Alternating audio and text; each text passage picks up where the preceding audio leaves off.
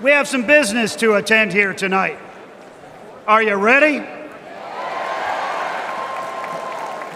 Are you ready to hear from the man who has the vision and strength to make America wealthy again? To make America safe again?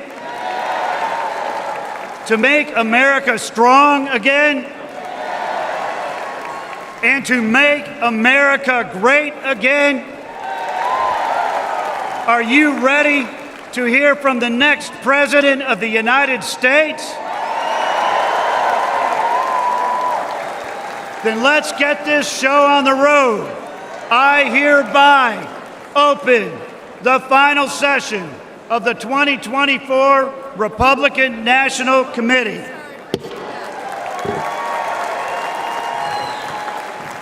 Offering today's invocation, please welcome B.J. James McLaughlin from Des Moines, Iowa, Delegate at Large for Iowa. Beautiful as always. Good evening. If you bungle raising your children, nothing much matters. Jackie Kennedy's words speak louder today than when she said them over 60 years ago. And this is why we gather on this historic occasion, isn't it? We as parents and grandparents would move heaven and earth to protect our children and the opportunities that a strong, free America offers them. Raising our children is the single most important job we have, which is why we dedicate endless hours organizing, volunteering, and advocating on behalf of President Trump. We owe it to our children to give them the kind of America we all remember growing up in, the proud, patriotic, and safe America that President Trump wants for all of us. Thank you.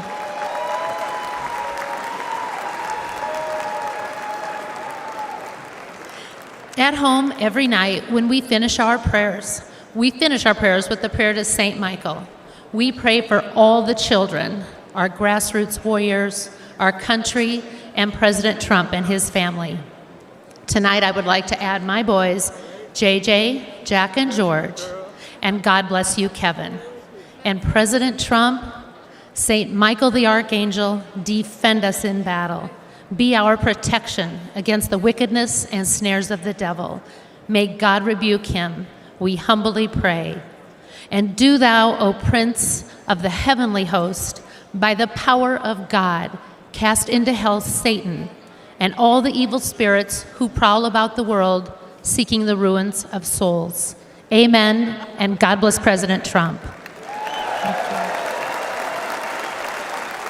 Please rise for the presentation of colors. The colors are presented by Veterans for the Flag Honor Guard. Let's give them a warm welcome. Pride, pride, pride, all left, pride, pride, pride, all left, pride, pride, color guard, mark time, mark, detail, halt, left, peace. Please remain standing for the Pledge of Allegiance and the National Anthem. Halt.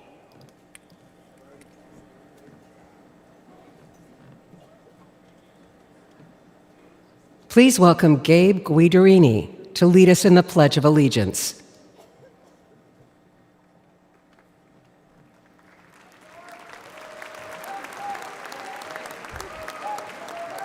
Ladies and gentlemen, please join me in the Pledge of Allegiance. I pledge allegiance to the flag of the United States of America and to the republic for which it stands, one nation, under God, indivisible, with liberty and justice for all.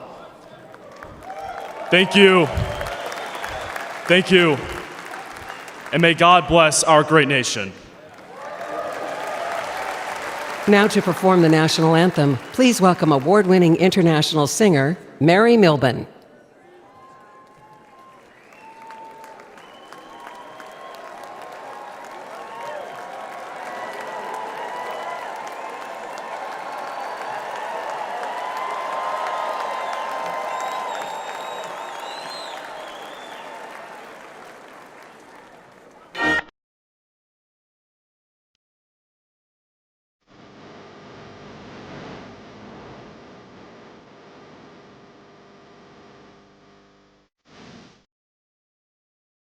Oh, say, can you see?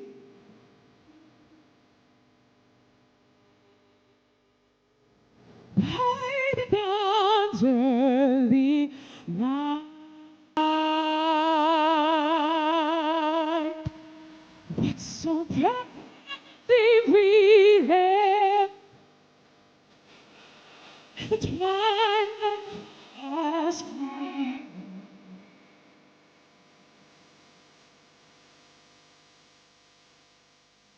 Those broad strips and bright light through the panorama fight.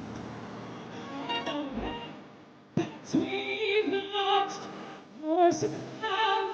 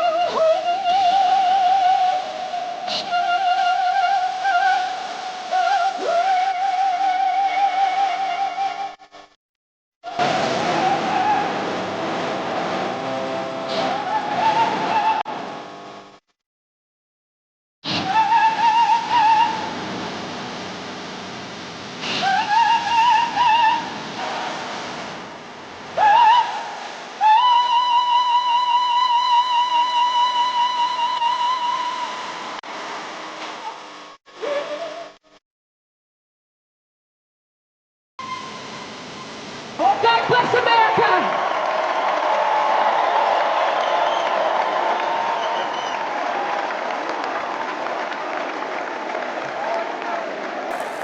Please remain standing while the colors are retired. Color guard, right, peace. Forward, hold. Hold left, hold left, hold left, right. Left, right. All left, hold left, right. left, left, right, left, right, all left, right, left. Ladies and gentlemen, please welcome Chairman of the National Republican Senatorial Committee, United States Senator Steve Daines of Montana.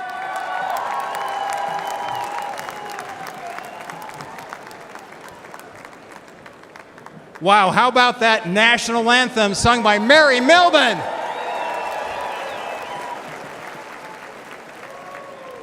I'm U.S. Senator Steve Daines, and I represent the great state of Montana, right over there. You know, when I was a kid growing up in Montana, my grandma taught me an important lesson, and that is to have a thankful heart, to count your blessings.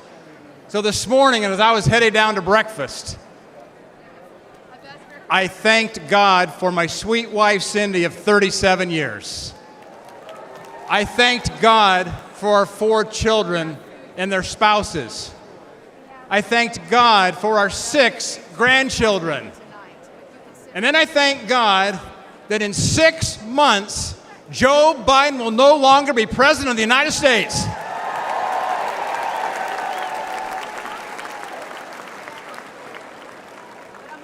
Now think about this moment we're in here this evening. It was just 5 days ago. We were a quarter-inch away from having a memorial service instead of a nominating convention. And we thank God here tonight for protecting President Trump. But we have important work to do, because going forward, we must fight, fight, fight. And I will tell you, as chairman of the National Republican Senatorial Committee, I'm working with President Trump to win the Senate majority and to fire Chuck Schumer.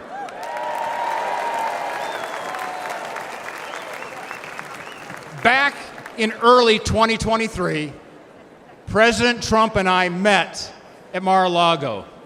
We agreed our highest priority is electing an America First Senate majority that has his back. Senators that will stand with President Trump. And tonight, I want to speak directly to the voters of West Virginia, of Montana, of Ohio, of Pennsylvania, of Nevada, of Michigan, Wisconsin, Arizona, Virginia, and New Mexico.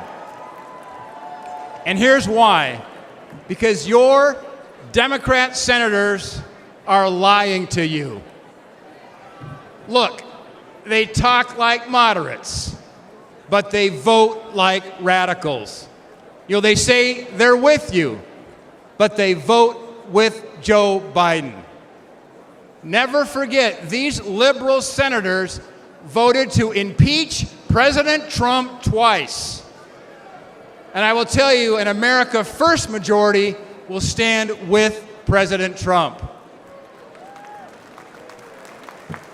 These liberal senators allowed millions of illegal immigrants into our country.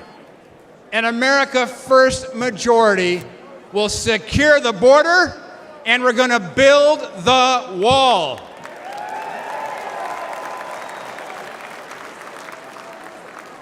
These liberal senators shut down the Keystone Pipeline.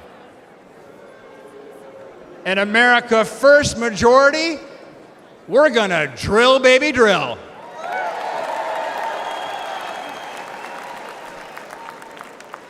These liberal senators want to take away your Second Amendment rights.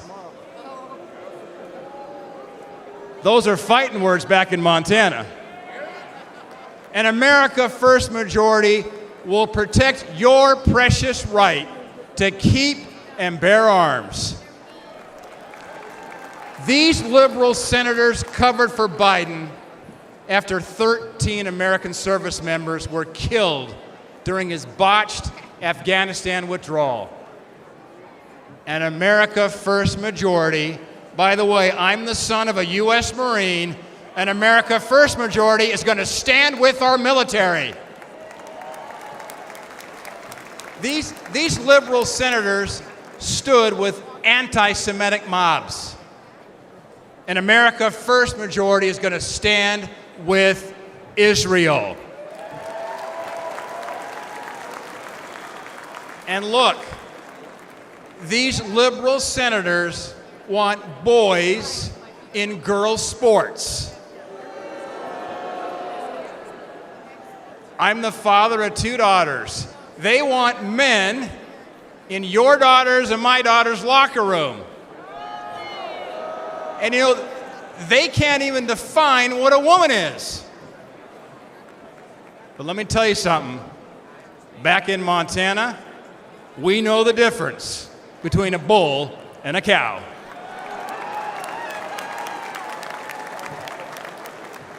We must replace these liberal senators with great Republican leaders like Jim Justice and Baby Dog in West Virginia, like Tim Sheehy in Montana, like Bernie Moreno in Ohio, like Dave McCormick in Pennsylvania, like Sam Brown in Nevada, Mike Rogers in Michigan,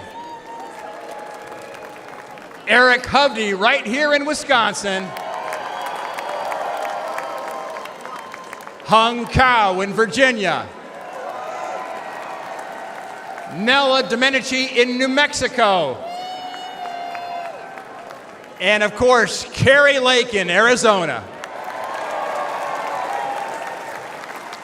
We must elect an America First Senate majority that will stand with President Donald J. Trump. But look, right now, the left-wing billionaires are massively outspending us. That's what's keeping me up at night. And we need your help. You can go to Senate24.com. Senate24.com today. Help us fight back. Because together, we're going to win back the Senate. We're going to grab that gavel out of Schumer's hands. We're going to deliver a historic victory for President Trump. And we're going to make America great again. God bless you.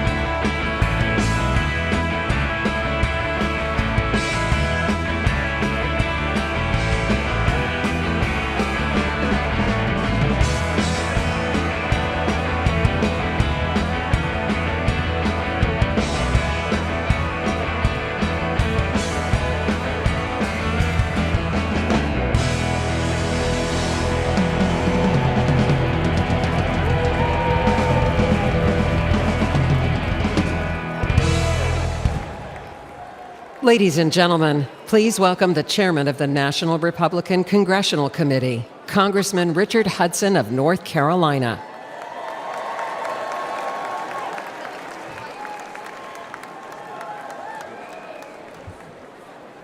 My name is Richard Hudson, and I'm a congressman from North Carolina. Great to see my North Carolina folks over here.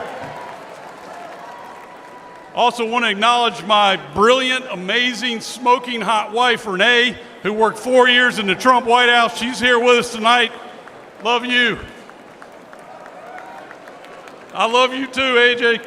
I also want to acknowledge my son, Lane, who's at home watching us on TV. And finally, I want to acknowledge God above, who redeemed this center and on Saturday saved President Donald Trump's life.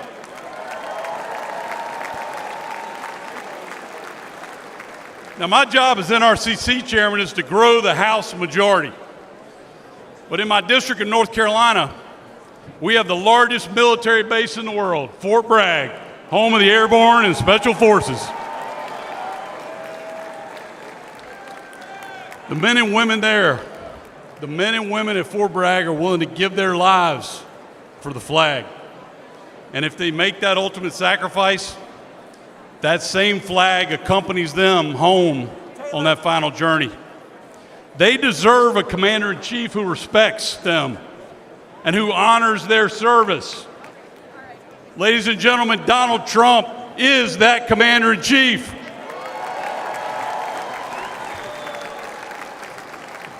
You see, Donald Trump loves America. He literally embraces the flag. But extreme Democrats, they'll burn it in the streets and on college campuses. Joe Biden and Kamala Harris, they stand with those flag burners because they want to rule over you. But House Republicans, we stand with President Trump. We stand for America, and we stand up for the flag. Because House Republicans understand we don't rule over you. We work for you. In just the last 2 years, House Republicans have passed an historic border security bill that would lock down Biden's open border. We passed legislation to unleash energy production and lower cost. We passed legislation to remove woke indoctrination from our military. We passed the Parents' Bill of Rights because we think parents ought to make decisions about how their children are educated. And we impeached Biden's failed border chief, Alejandro Mayorkas. But Joe Biden and Chuck Schumer killed those bills and blocked any progress for the American people. For the last 2 years, House Republicans have fought alone. Ladies and gentlemen, we need backup. To save America, we need to grow our majority. And we need President Donald Trump back in the White House.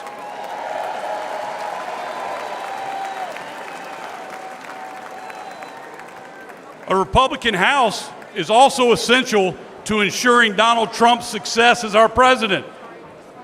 Can you imagine what Nancy Pelosi's protege, Hakeem Jeffries, would do if he was Speaker of the House to undermine Donald Trump?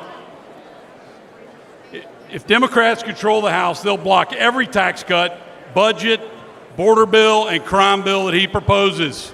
They'll hold sham investigations and hearings to bog down his agenda.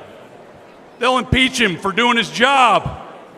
But we're not going to let that happen. Together, a Republican House and President Donald Trump will preserve the historic Trump tax cuts and eliminate taxes on tips. Together, a Republican House and President Donald Trump will fund the police. We will rebuild our military. We will stand up to communist China. And ladies and gentlemen, we will finish the wall.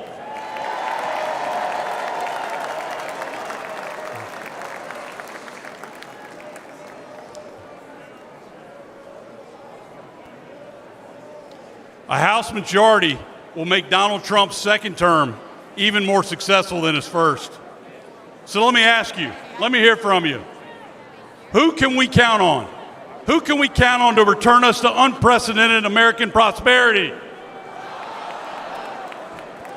Who can we count on to stand up to our enemies? Who can we count on for a secure border and safer neighborhoods? Absolutely right. We can count on President Donald Trump. So let's work together. Let's elect President Donald Trump. Let's grow our House Republican majority. Together we can make it happen. Thank you. God bless you. God bless Donald Trump. And God bless America. Thank you. Ladies and gentlemen, please welcome American businesswoman Diane Hendricks.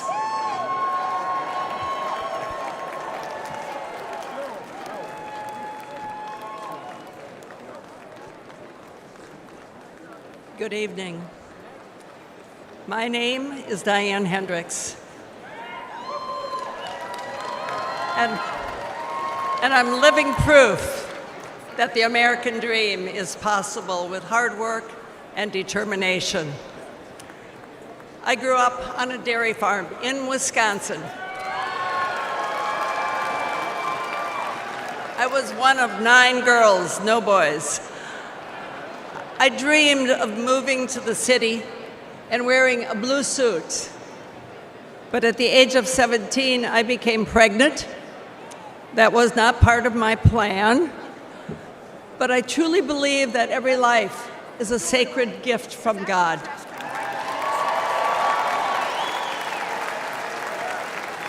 And I give thanks every day for my son. As a single mom, I worked 2 jobs to pay the bills. I found my passion in the field of real estate, which is still my passion. When I met my husband, Ken, he was a roofing contractor, and together we saw an opportunity and a need to develop a distribution chain. And we risked everything we had to start that company. Today, ABC Supply employs over 22,000 Americans. We are the largest roofing distributor in the country.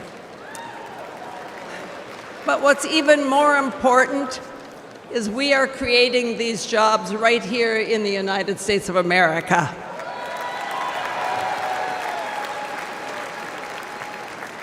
I lost my husband 16 years ago. It was the toughest time in my life.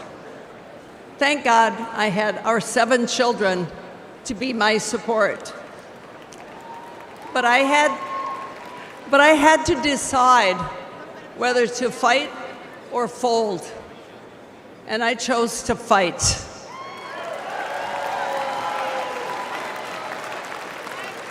Since then, I've quadrupled the size of our companies, and to my surprise, I was recently just recognized as the most successful self-made woman in American history.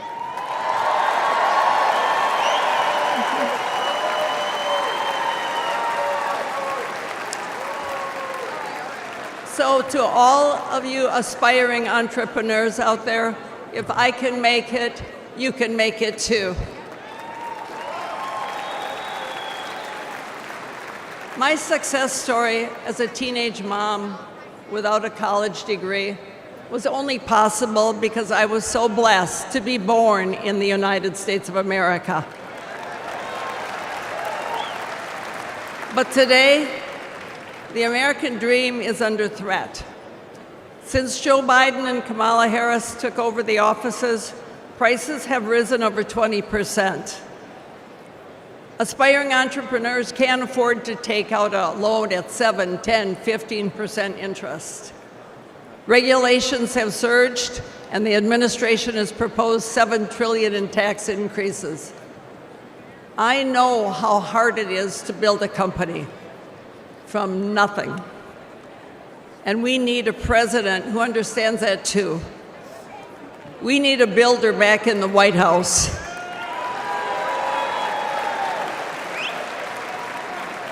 someone who will cut the job-killing regulations, lower taxes on working families, and give the power back to the American people.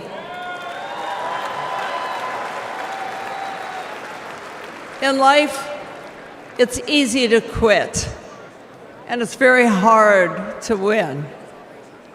President Trump is not a quitter.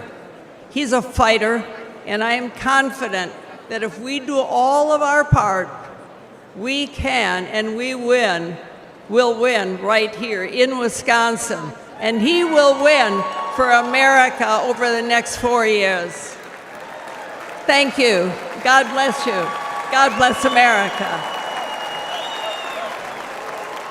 Ladies and gentlemen, please welcome Ms. Diane Evans, volunteer and Republican Executive Committee woman from Palm Beach, Florida.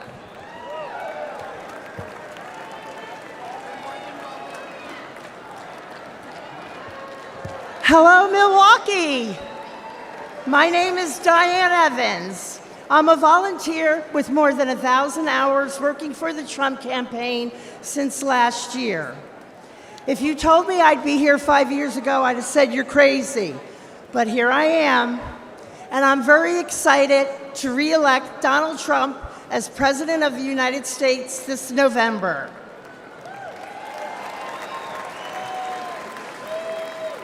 I've never spoken at a convention before. I've never used a teleprompter before. But I figure if Joe Biden can, I can manage all right.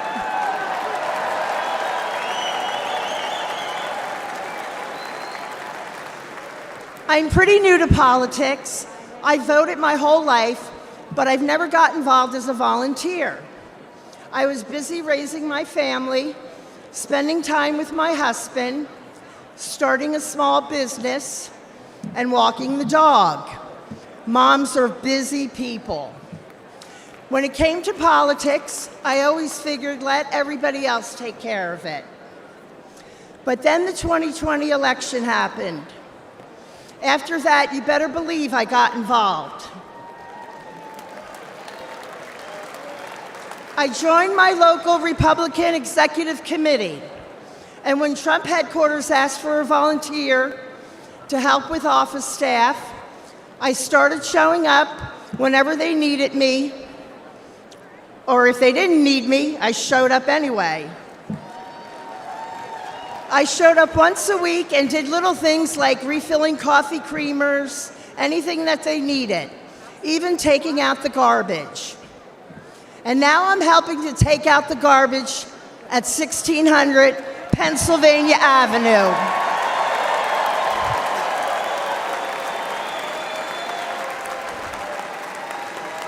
As long as I can remember, these politicians have said what they think we want to hear, then they do just what the hell they want. And Joe Biden has been the worst offender for the last 50 years. President Trump is different. I knew he would get things done for the American people, and he did. He isn't part of the swamp. He's going to drain the swamp.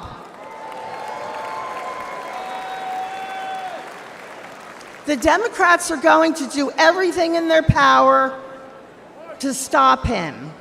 We can't rest for a minute. If you're not sure how to get involved, reach out to your local Republican Party. And most important, get out and vote Republican on November 5th. Tell 20 people to tell 20 people to vote. That's how we can get our landslide. And they can't cheat or rig their way out of a landslide. I know that together we can win. We can all take out the garbage in Washington, D.C. And we can make America great again. God bless President Trump, and God bless Team Trump, and thank you so much. I'll see you all out there.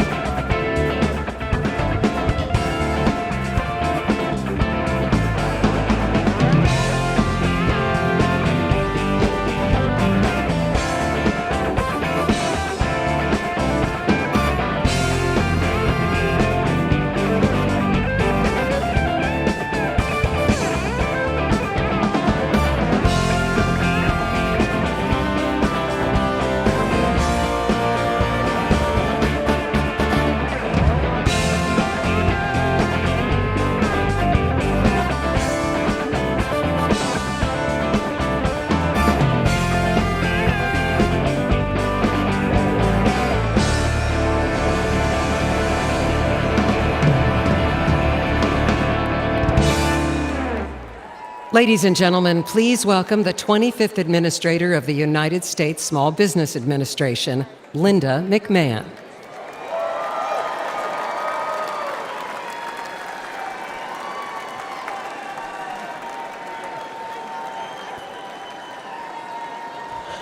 Thank you. Well, hello, Milwaukee, and good evening, America. Let me take 1 second to say hello to my fellow delegates from Connecticut.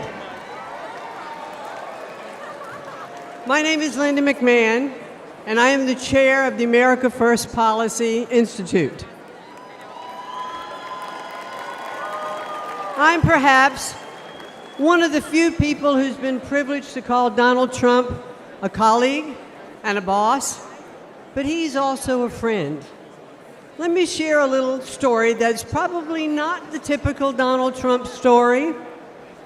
I had a meeting scheduled with him at Mar-a-Lago, and as he welcomed me, his little 4-year-old granddaughter ran up to him. He scooped her up with delight and asked her, "Who's the most beautiful girl in the world?" And she said, "Me." Then he asked, "And who do you love the most in the world?" And she said, "You, Grandpa." And he kissed her on both cheeks. Then she whisked off his hat and mussed his hair. And he smiled with the love that only a grandfather could have given. I first met Donald Trump when I was the CEO of World Wrestling Entertainment. For fun, he became part of some of the most compelling and highest rated storylines in the company's history. And when he became president, I was honored to serve in his cabinet running the Small Business Administration. I traveled the country talking to business owners and job creators. They knew they had a president who understood them and fought for them. He knew that small businesses are the engine of the American economy, and the Trump tax cuts proved to be like rocket fuel for them. Almost every business owner I spoke with was using their tax savings to grow their businesses. And ladies and gentlemen, the U.S. economy was flourishing. But at no moment during my time in the government was more poignant for me than one that happened in 2018.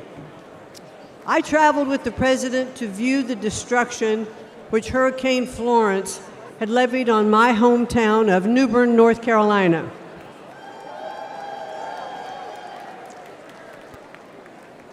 I stepped off of Air Force One and walked side by side with the President of the United States through the hangar where my father had been a shop foreman and my mom had been a budget analyst.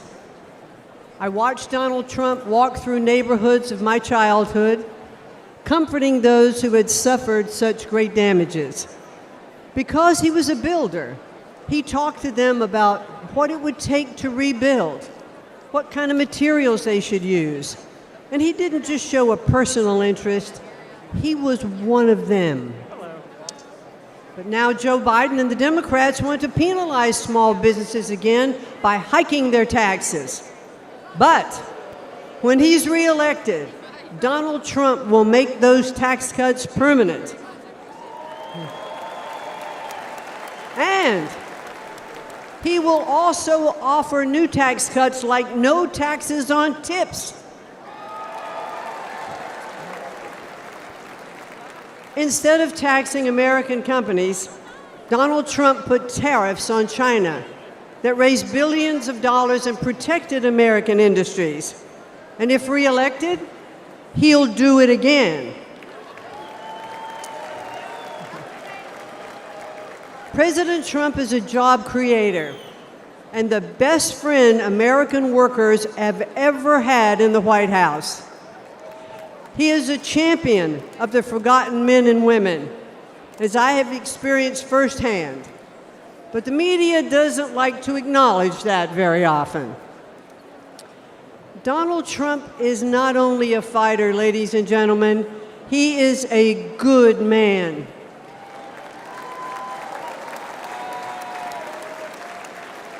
He has the heart of a lion and the soul of a warrior.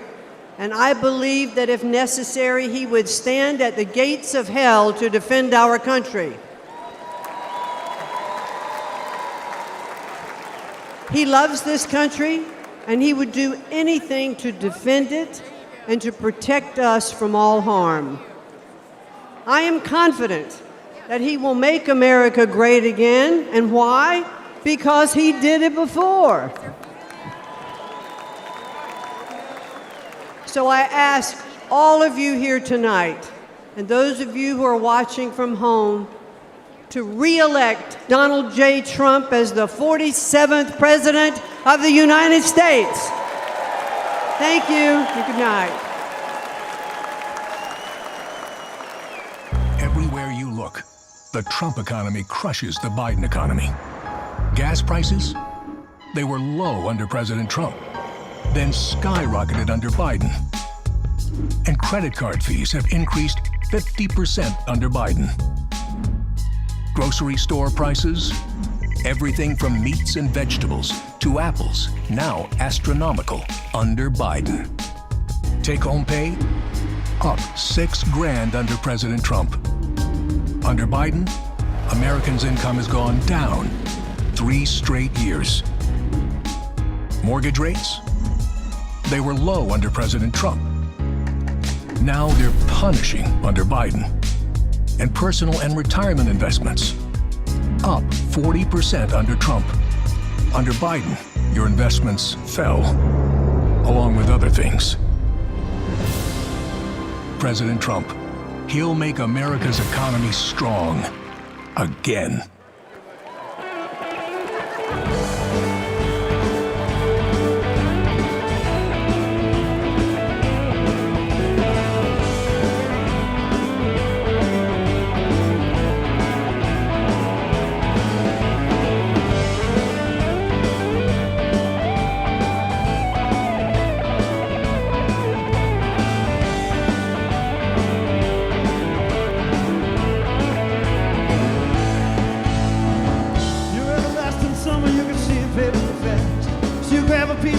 That you think is gonna last. Well, you wouldn't even do a diamond if you held it in your hand. The things you think are precious, I can't understand. Are you reeling in the years? Storing away the time? Are you gathering up the tears? Have you had enough of mine? Are you reeling in the years? Storing away the time?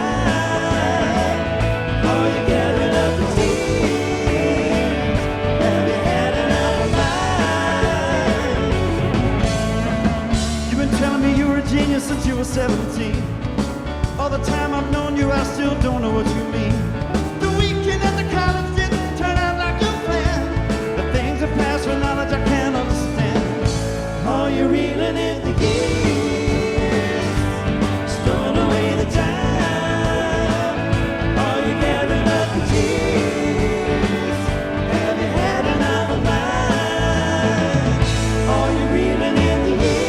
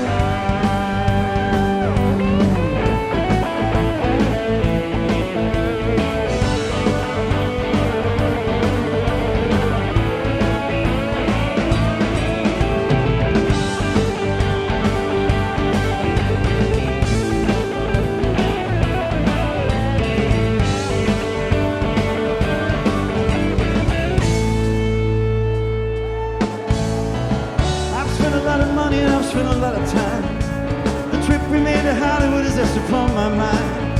After all the things we've done and seen, you find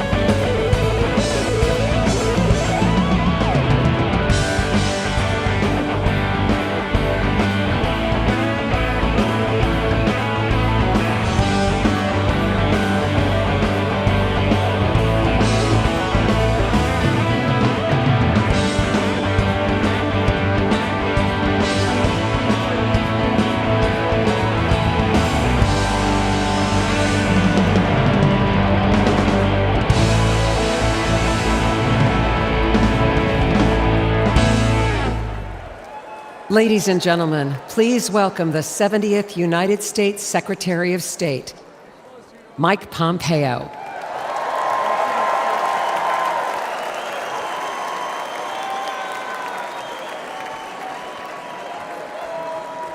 Good evening. Good evening, my fellow Americans. It's great to be with you. A special shout out to Kansas over there, my good friends from Kansas. You know, I had the incredible privilege to serve as President Trump's CIA Director and Secretary of State.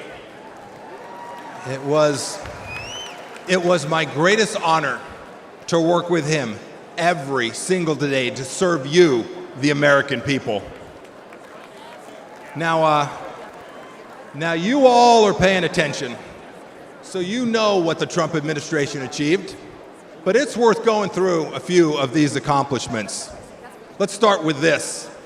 There were no new American wars.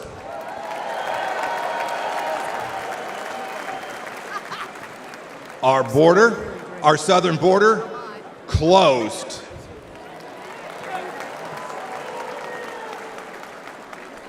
It may seem like a long time ago, but when we took office, there were people's heads being cut off at the beaches. We destroyed ISIS and its caliphate. And you know, here's another fun fact. We never lost our Secretary of Defense for 2 weeks either.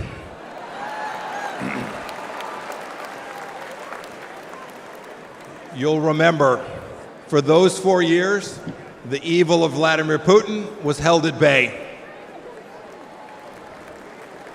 When we walked out, January of 2021, the Iranian regime was afraid, and the people of Israel were strong and secure, and we treated them like the friend and ally that they need to be.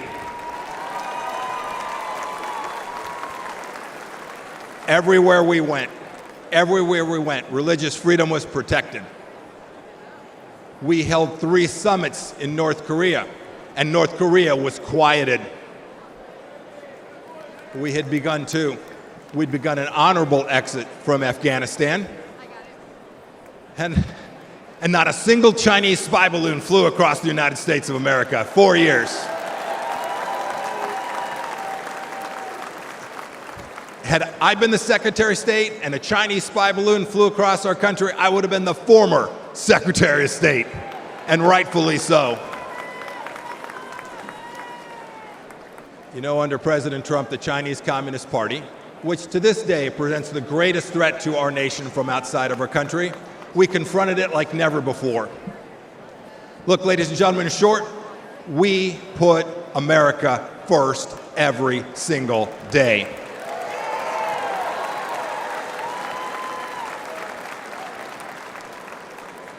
"42 months on, what has Joe Biden and Kamala Harris done? And their leftist handlers, what have they delivered to us for security and prosperity? Almost nothing. Let's start with this. You saw some of them last night. 13 new Gold Star families from Afghanistan. As an Army veteran, I want to speak to everybody who served in Afghanistan. I'm disgusted by the Biden administration's incompetent pullout from that country.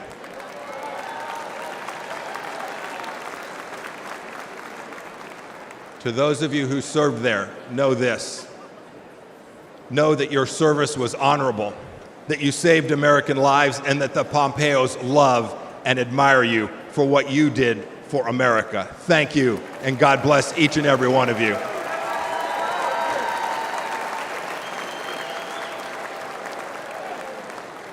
Every one of you has served in uniform, and the families of those, you deserve a president who will not check his watch while he is honoring our fallen brothers and sisters. It was indecent. And of course, it was that very weakness we saw in Afghanistan that prompted Putin's butchery in Ukraine. Last week, we saw what it meant. A children's hospital bombed, innocents killed. It did not have to be. And now, of course, a second war in Gaza. President Biden won't even talk about the fact that Americans are still being held there by the Iranian regime. Contrast that. Contrast that with what we did when Americans were wrongfully held. President Trump sent me to North Korea to bring home 3 American pastors. We brought them home. We brought them home along with dozens of others, dozens of other hostages, and we did so without paying 1 single penny to the terrorists.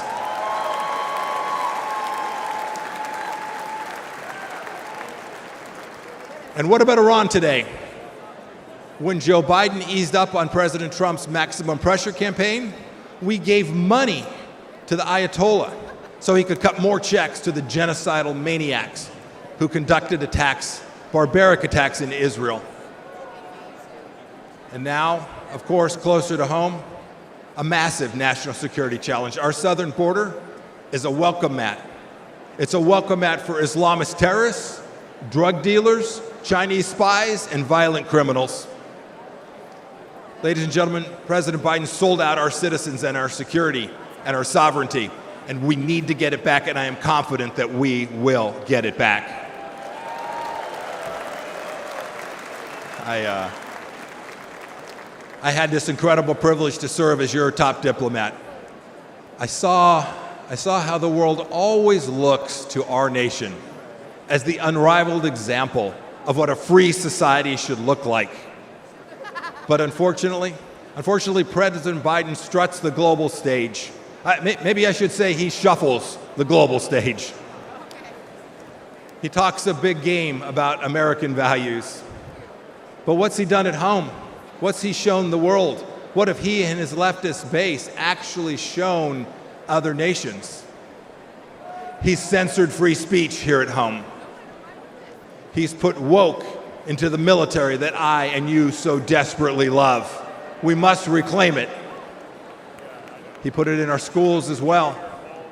He's weaponized the justice system against our political opponents. And even to this day, as we sit here today, he and Vice President Harris are providing appeasement to the pro-Hamas radicals on our streets here inside the United States. And even worse, today this administration treats illegals better than our own citizens. That is indecent. And the entire administration has failed to tell us the truth that we all know and is so dangerous to our nation. The truth that Joe Biden can't handle that 3 a.m. phone call. Indeed, he won't take a phone call after about 4 p.m. My call to you tonight is really straightforward. It's really simple. We can't trust the Biden administration, and that means we have work to do to uphold American values. It is up to those of us in the room tonight and those of you watching tonight. Donald Trump will every day, I saw it firsthand, he will put America first. So let's do what's right and what's important. Let's elect a president who isn't ashamed of our nation and will never apologize for our country. And when we do, we will put a strong America First leader back in the White House. We'll re-elect Donald J. Trump, and we will make America special, exceptional, and of course, great again. Thank you. God bless you. God bless our veterans and the United States of America. Thank you all. Thank you so much. Ladies and gentlemen, please welcome Pastor Lorenzo Sewell from Michigan.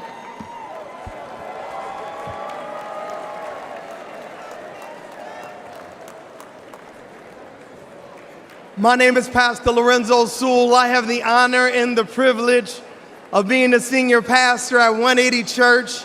And we were blessed last month to have President Donald Trump come to Detroit, Michigan.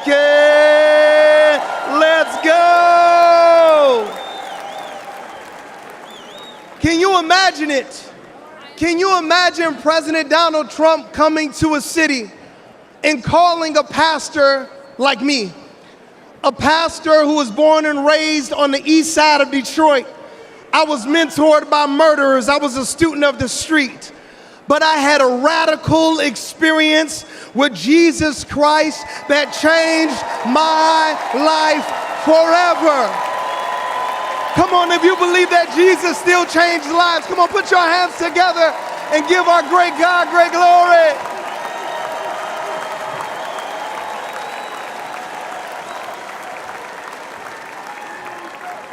President Trump came to a church that is in a Democratic stronghold. He came to a church to listen to average, everyday Americans like you and like me. He came to a church not to speak to us, but to listen to us.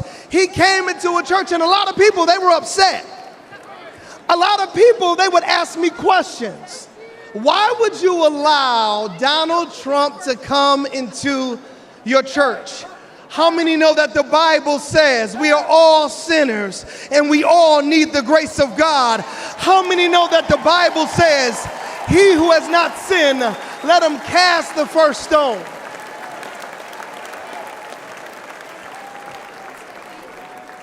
President Donald Trump, he came during his birthday weekend. Let me ask you a question. Grand old party, what would you do for your birthday if you were worth $6.7 billion? What would you do for your birthday? Would you come to Detroit? Would you come into the hood?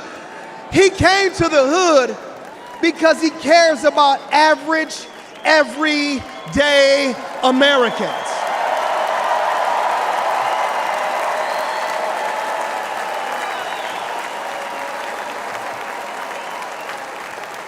Grand old party, I need to ask you a question. What would you ask for your birthday? If you could go to Mar-a-Lago or if you could go to New York, what would you ask for your birthday? He asked for prayer.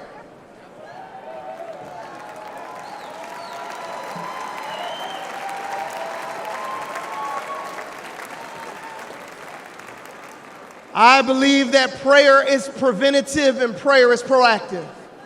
I believe that praying in the name of Jesus changes everything.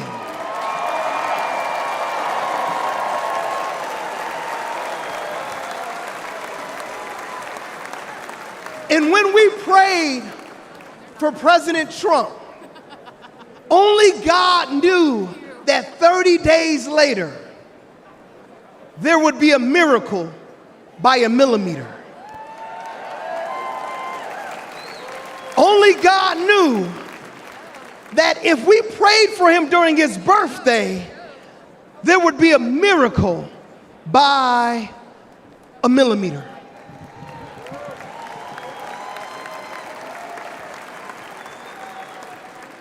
If President Trump had moved 1 millimeter, he wouldn't have been here on Monday to talk to us about how America was going to be made wealthy again. If President Donald Trump would have moved just a millimeter, he wouldn't have been here on Tuesday to talk about how he was going to make America secure again. If President Donald Trump would have moved just a millimeter, he wouldn't have been here on Wednesday to tell us how he was going to make America strong again. And if President Trump would have moved just a millimeter, we would not be hearing tonight how he was going to make America great again.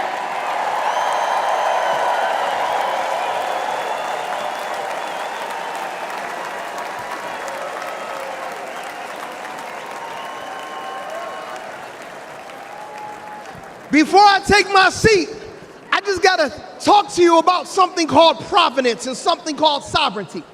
God's sovereignty is his ability to be able to do what he wants when he wants because he's God. And God's providence, it's when he does what he wants, when he wants for all of you.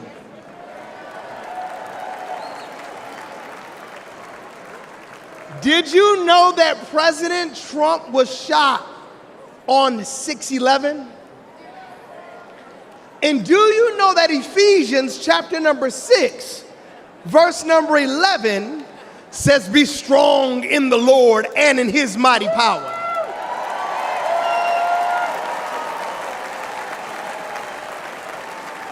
So all my Democrat friends, I want to ask you one question. Do you know anybody that was the 45th president? He was convicted of 34 accounts. He raised $53 million in 24 hours and could be the 47th president of the United States in America. And he was shot one time. Do you know anybody like that?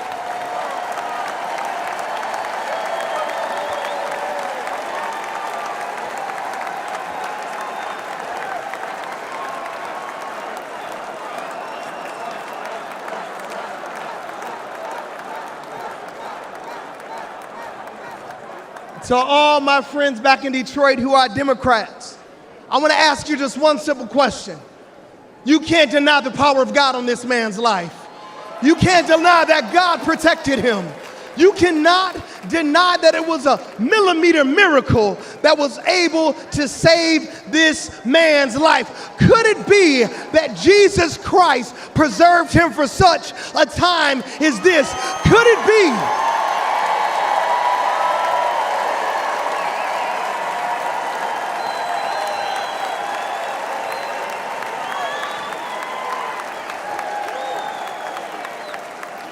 Could it be that when we prayed for him when he came to the round table in Detroit, that Jesus asked and he received, that we sought him and then he found protection? Could it be that the King of glory, the Lord God strong and mighty, the God who is mighty in battle, protected Donald Trump because he wants to use him for such a time as this? If you believe that, come on, put your hands together and give our great God great glory.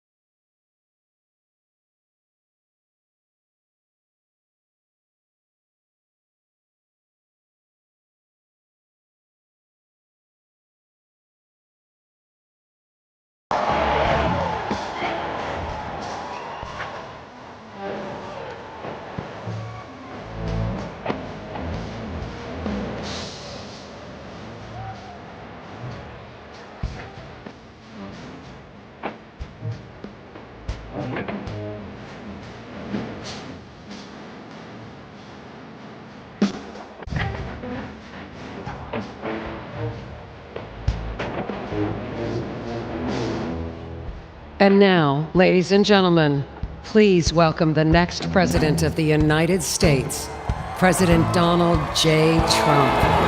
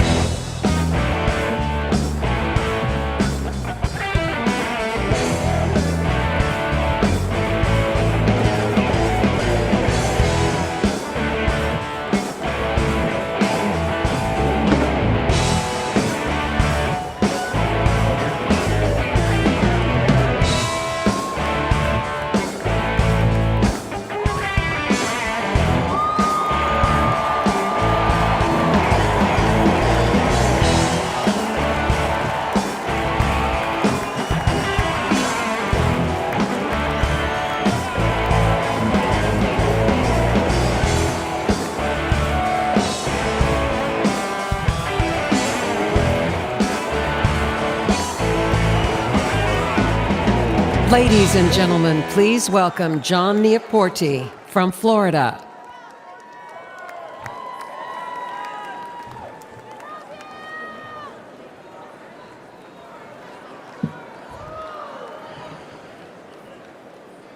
It's an honor to be here this evening. I'm the PGA head golf professional at Trump International Golf Club in Palm Beach, Florida.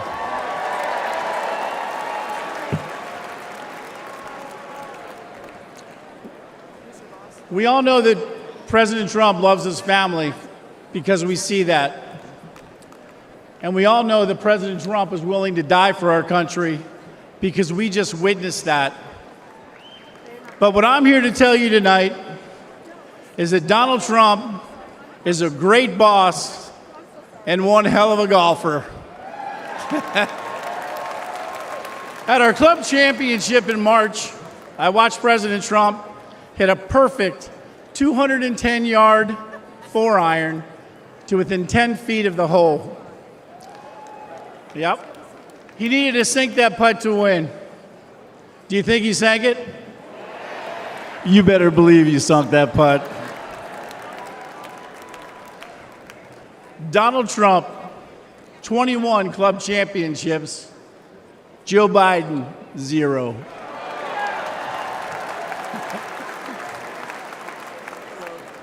For non-golfers out there, that's a pretty good record. That's real good. That's not good, that's great.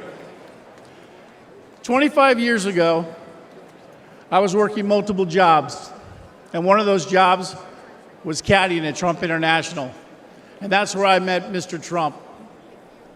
My caddy job eventually would turn into a full-time job.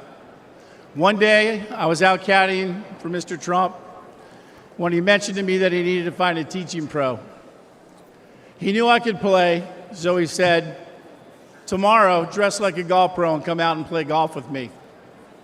So in true Mr. Trump fashion, on the first tee the next day, he tees up his ball, whacks it right down the middle of the fairway.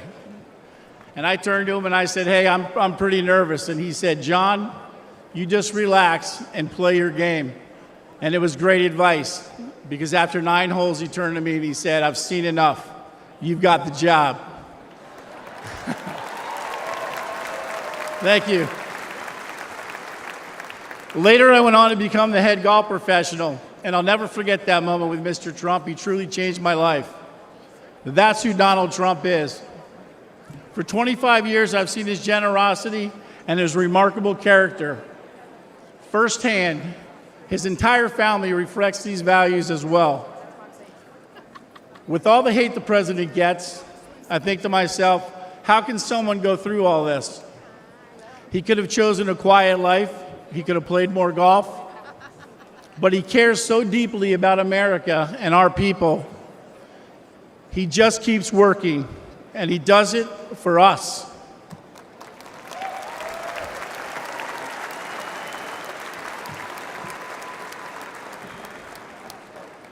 Now it's our turn to support him.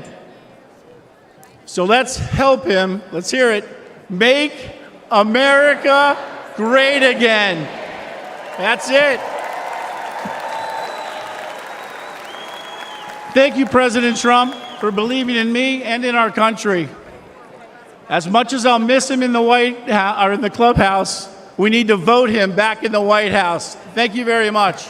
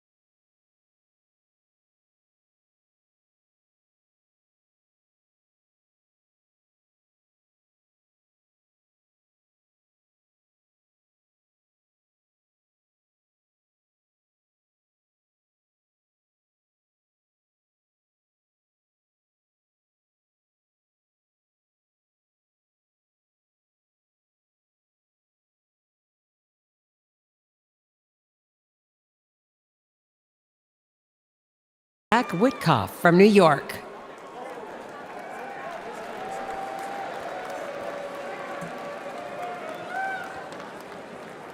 Good evening, Milwaukee. I'm Zach Witkoff. I am deeply honored to stand before you tonight and introduce my father. This moment holds special significance as I'm about to become a father myself. Thank you. The nation my son is born into in December will be shaped by the choice we make this November. I saw my father's remarkable journey from relying on a small loan to becoming one of the country's most successful developers. He showed me that success comes from hard work, not handouts. When I joined his business, I started at the bottom, literally, handling plumbing jobs and repairing sewage lines late at night in New York City. That's how he started too. I vividly recall him spending New Year's Eve fixing a broken sewage tank with a bear of a man named Shecky. You see, they couldn't afford to call in a crew. They were the crew. Years later, Shecky was still by my dad's side, and he became my first boss. He once told me he would run through a wall for my dad because my dad never asked him to do anything that he wouldn't do himself. And that's exactly how my family feels about our dear friend, President Donald J. Trump. We have seen him stand shoulder to shoulder with the American people, time and again, even when it wasn't easy, even when he could be doing something else. Even after getting hit by live sniper fire, he stood with us, my fellow Americans, and that is why we stand with him. And you know what? He makes it fun, too. President Trump and the First Lady were the guests of honor at my wedding at the beautiful Mar-a-Lago Club. The president tore up the dance floor until 3 in the morning with his signature moves. You guys know those moves.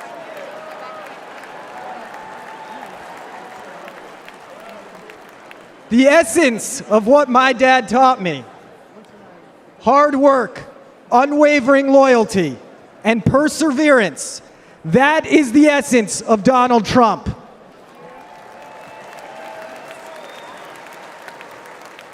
As long as we stand united with President Trump, it will remain the essence of the nation that my son and all of our children grow up in. God bless America. God bless Donald Trump, and God bless the greatest nation on earth, the United States of America. Ladies and gentlemen, I am proud to present my father, Stephen Witkoff.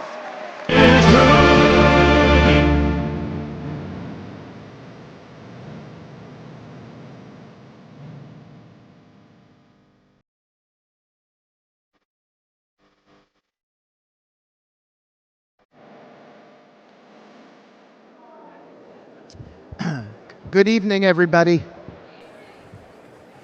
That song that you just heard was American Trilogy by Elvis. It was playing for a reason. A lot of people don't know this about my dear friend, President Trump, but he's a big music guy. And he's got a playlist, and he's the DJ wherever he goes. See, I stand before you tonight not just as a speaker, not just as someone who came up as a builder with the president in the world of real estate, but as someone who has had the profound privilege of calling President Donald J. Trump a true and dear friend for many, many years, in good times and bad times. And of all the songs he has shared with me over the years, that is the song that best captures him, especially those words, "His truth is marching on."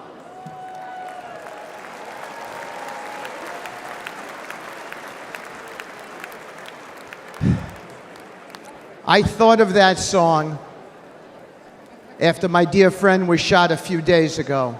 I gave him a call.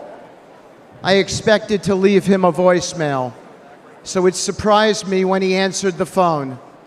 His first words surprised me as well. He'd just come within an inch of his own life ending, but he picked up the phone and said, "Hi, Steve. I'm really glad you called. How are you? How are your kids?" It surprised me, but it shouldn't have.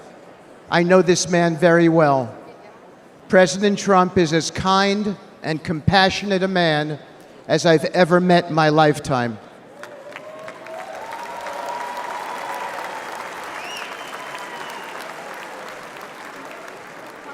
I've seen the truth of President Trump, and it marches on with me tonight. I know that many here and watching at home have felt that kind of a connection with the president. It's real. I have never seen him refuse a question from somebody, decline a photo, or ignore someone's story or concerns. Everyone he meets gets a family member's embrace from him. I have felt that warmth so many times over the years. Just last week, I told the president about a moment I had with his 3 sons and how impressed I was with them. He looked at me with a wistful smile, blowing a kiss, and it was a special moment between us as fathers. When my dad fell gravely ill, President Trump didn't just send a note. He didn't just offer words of comfort. He showed up as he always does. He was there, treating my parents with kindness and respect.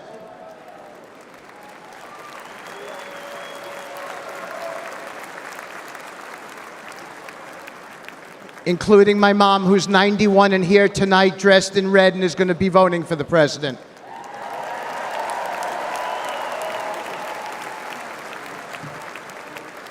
Many Americans have only witnessed his leadership on TV, but I have seen his humanity in the quiet moments, away from the spotlight, in hospital rooms he didn't have to be in, where his presence brought real solace in a dark hour for my family and many other families.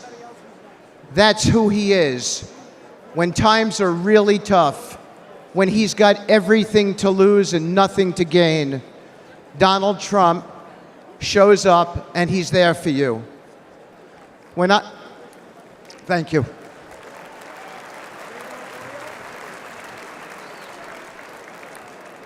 When I lost my boy Andrew to an opioid overdose, the pain was unbearable.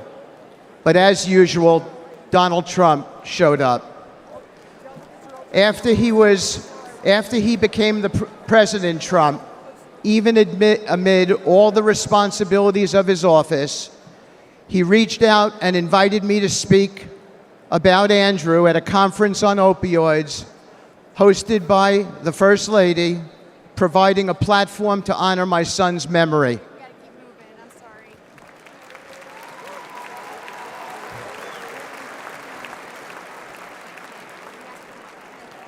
And when the day of the conference came, he went out of his way that day to come and put his hand on my shoulder and say, "Steve," as he led me up to the lectern, "tell the world about your boy." My boy was the best of us.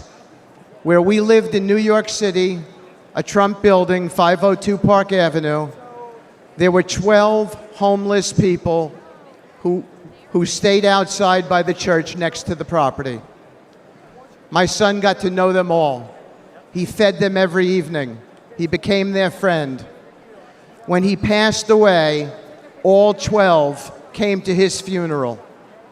He and President Trump shared something in common. My boy stood up for people, no matter which side of the train tracks they came from, exactly as the president does for everybody.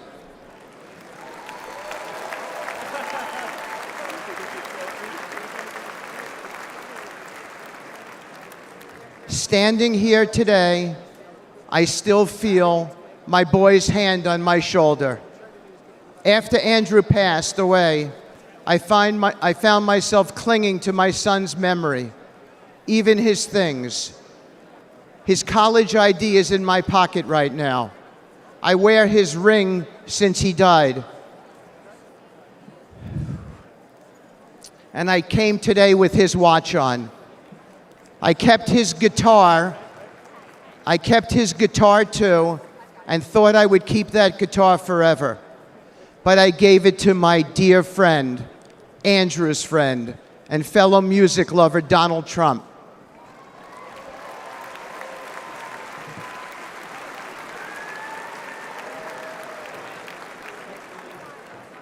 I wanted President Trump to have something with which to remember my son.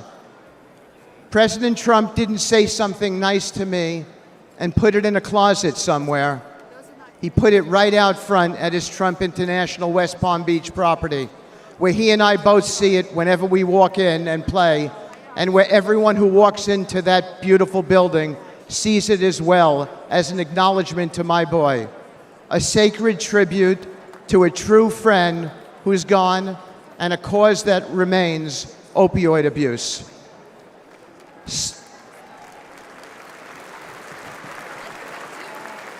Thank you. Standing here today with my boy's hand on my shoulder, I know I'll never hear his music again. His mom and I can only hear the chords of memory now, and we will always hear them. But I know my dear friend, President Trump, hears them too. You don't see this man's reverence, his steady loyalty, his true empathy in the TV coverage. But this is the truth about President Trump, the man I have come to know and admire and love, a man whose truth is marching on. It is a dark hour for America, but there's nobody I trust more in this moment than this man. A man who in the darkest hours shows up, listens, cares, and always acts. The kind of man we need now to be the 47th President of the United States.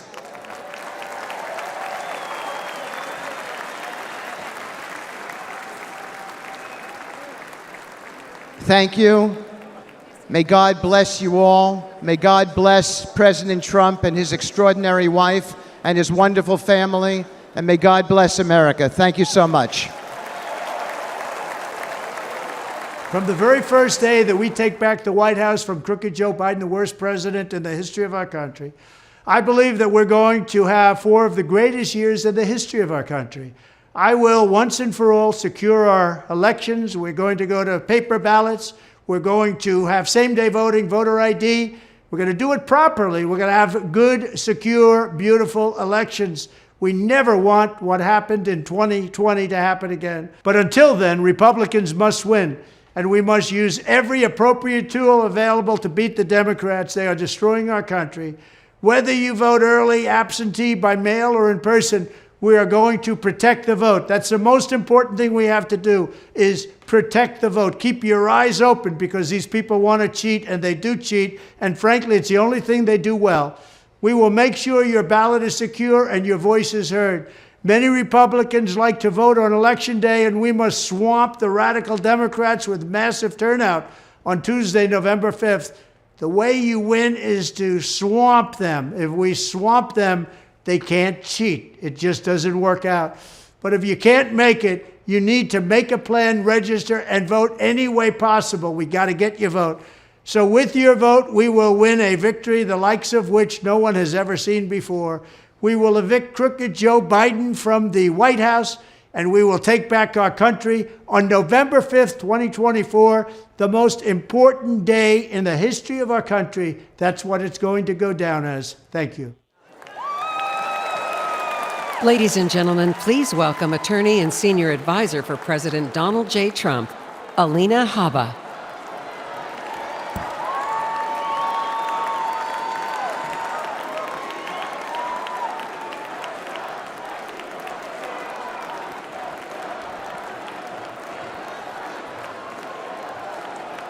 Good evening, America.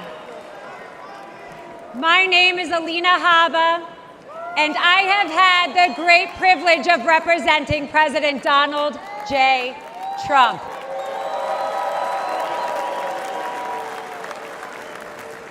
Now, I know you're all used to hearing me shouting outside a courthouse, but tonight, I want to take you behind the law and behind the headlines and share with you a side of President Trump that reveals his character, his kindness, and his commitment to saving this great country.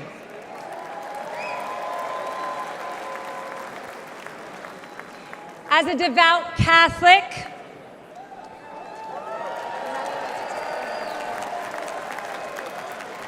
a proud first-generation Arab-American woman, and a feisty Jersey girl who is fed up with far-left corruption in Washington. President Trump championed my journey, empowering me to be who I became today. His unwavering support not only shaped my career, but has inspired other young women with big dreams. President Trump loves this country. He does. And he lifts up those around him. To my children, Luke, Chloe, and Parker, he's the man with one heck of a golf swing that lets them ride in a golf cart with some of the world's most famous golfers so they feel included in mom's job. And by the way, he can kick some of those guys' butts. Ken. To my husband, whose family members have survived the Holocaust, he is a champion of the Jewish faith. To my Iraqi parents, he is a mentor to their daughter. But to me, he is my friend.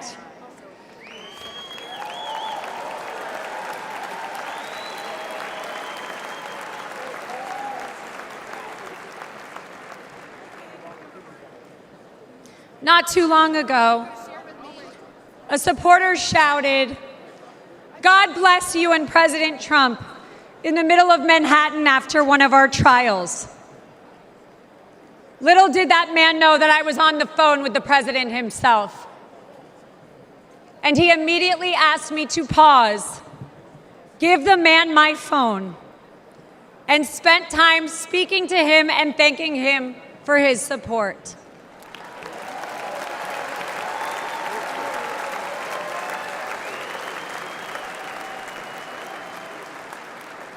Despite the lawfare and the politics, President Trump loves the American people and he loves this country.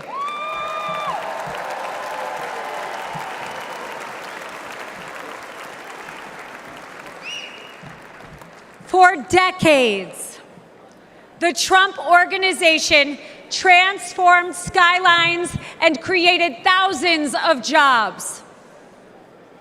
His buildings and businesses are a testament to his commitment to excellence and his drive to turn dreams into reality. But his greatest construction project was yet to come.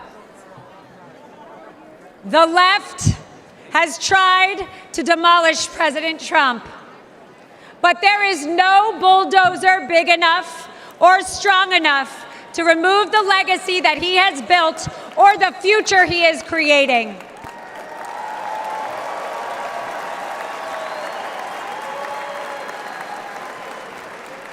As the 45th President of the United States, Donald Trump built a legacy of putting America first And as the 47th president, he will build America stronger than ever for we, the people.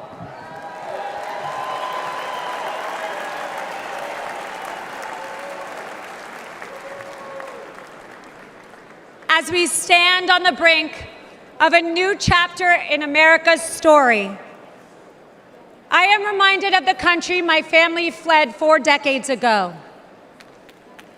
A place marked by religious persecution, oppression, and a lack of freedom. They came here because America is a beacon of liberty and opportunity.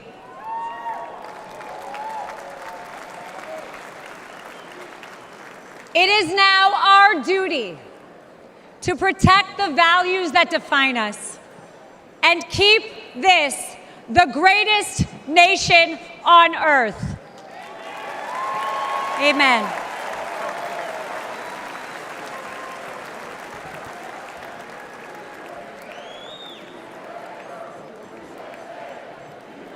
That's right.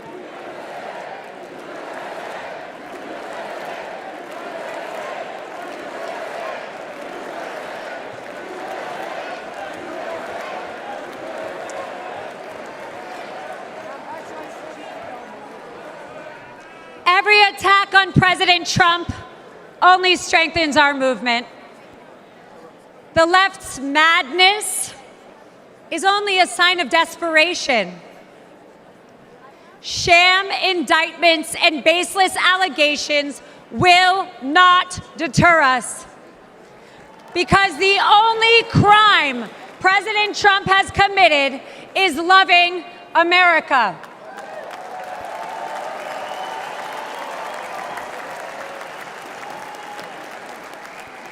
And America, we are winning.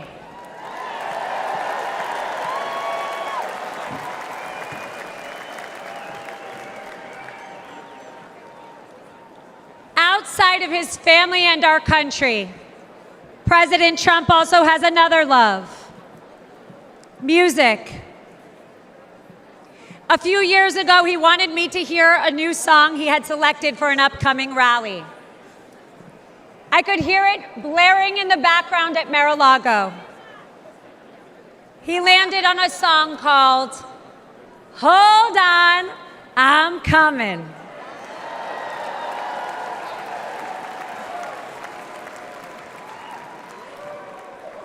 America, we no longer have to hold on. We just have to show up.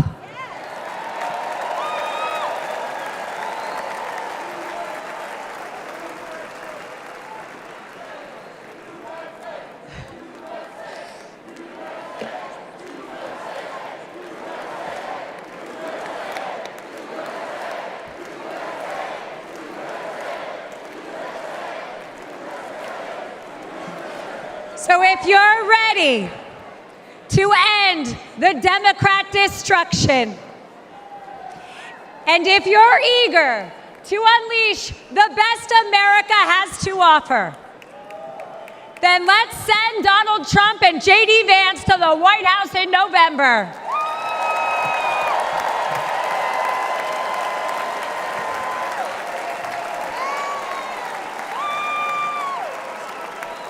The future of America and the world is bright, and it begins with the unwavering spirit of each and every one of us. Because of the resilience and the leadership of my friend, President Donald J. Trump.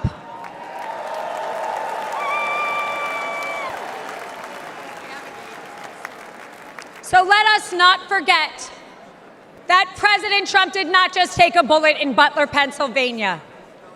He has and will continue to take them for each and every one of us. God bless President Trump. God bless you all. And God bless the United States of America.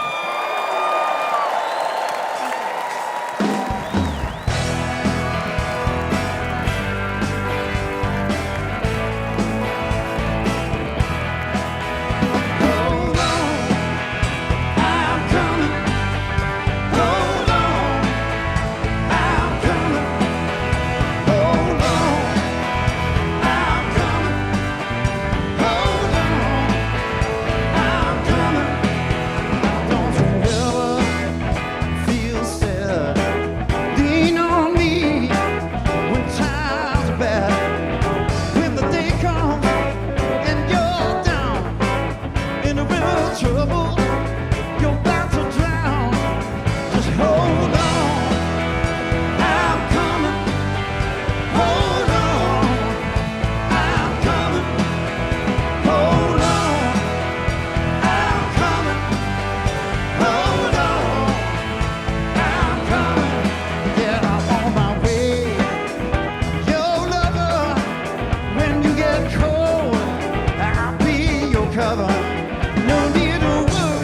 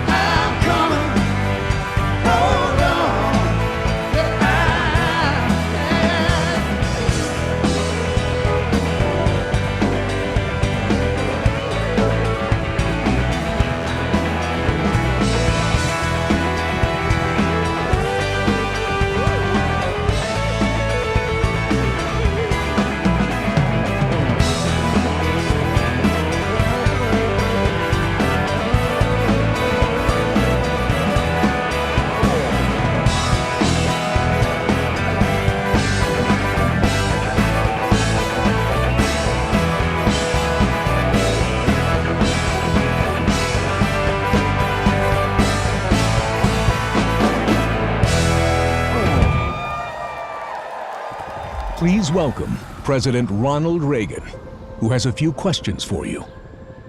All of you will go to the polls, who stand there in the polling place and make a decision. I think when you make that decision, it might be well if you would ask yourself, are you better off than you were 4 years ago? Is it easier for you to go and buy things in the stores than it was 4 years ago? Is there more or less unemployment in the country than there was 4 years ago? Is America as respected throughout the world as it was? Do you feel that our security is as safe, that we're as strong as we were 4 years ago?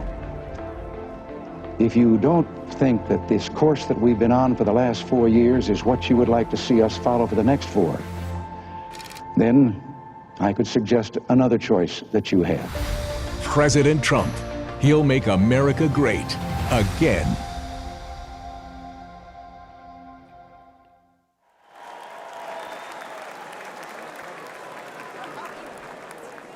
Ladies and gentlemen, please welcome journalist, author, and American citizen, Tucker Carlson. So fun! Thank you!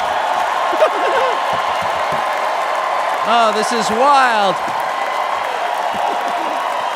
Thank you! I've been... Good to see you. Thank you.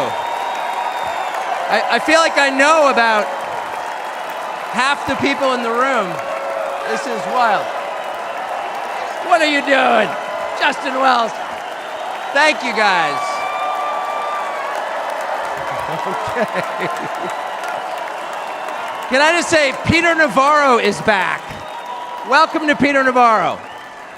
Suffering the fate that has happened to so many who are friends with Donald Trump. Thank you for having me. I have been to many conventions. I have never been to a more fun convention or a convention with better vibes. They literally let Navarro out of prison. First of all, thank you. This feels a lot different from what I thought it was going to feel like. I can't hear you, but I know it's something good. So, I watched the video of what happened in Butler, Pennsylvania about 50 times. I think I was one of about 8 billion people around the world who watched it. And the more I watched it, the more it struck me that everything was different after that moment. Everything. And this convention is different. The nation is different. The world is different. Donald Trump is different. When he stood up after being shot in the face, bloodied, and put his hand up, I thought at that moment, that was a transformation. This was no longer a man. Well, I think it was divine intervention. But the effect that it had on Donald Trump, he was no longer just a political party's nominee or a former president or a future president. This was the leader of a nation. And I think there's a difference. I've spent most of my life in Washington where the president is at the top of the pyramid, everyone wants to be the president. But if you think about it, the presidency comes with great power, obviously. But if you think about it, that is a title that is bestowed by a process of some sort that can be subverted. And in the end, it does not confer by itself, as no title does, legitimacy. Just because you call yourself the president doesn't mean that much inherently. I can call my dog the CEO of Hewlett-Packard. It doesn't mean she is. It's true. And you hate to say it, but it is also true, as a fact, that you could take, a mannequin, a dead person, and make him president. You could. I'm just saying theoretically possible. With enough cheating, that could happen. But being a leader is very different. It's not a title. It's organic. You can't name someone a leader. A leader is the bravest man. That's who the leader is. That is true in all human organizations. This is a law of nature. And in that moment, Donald Trump, months before the presidential election, became the leader of this nation. That was the most obvious to me.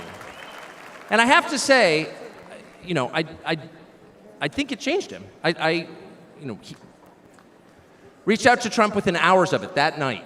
And what he said to me that night, having just been shot in the face, he said not a single word about himself.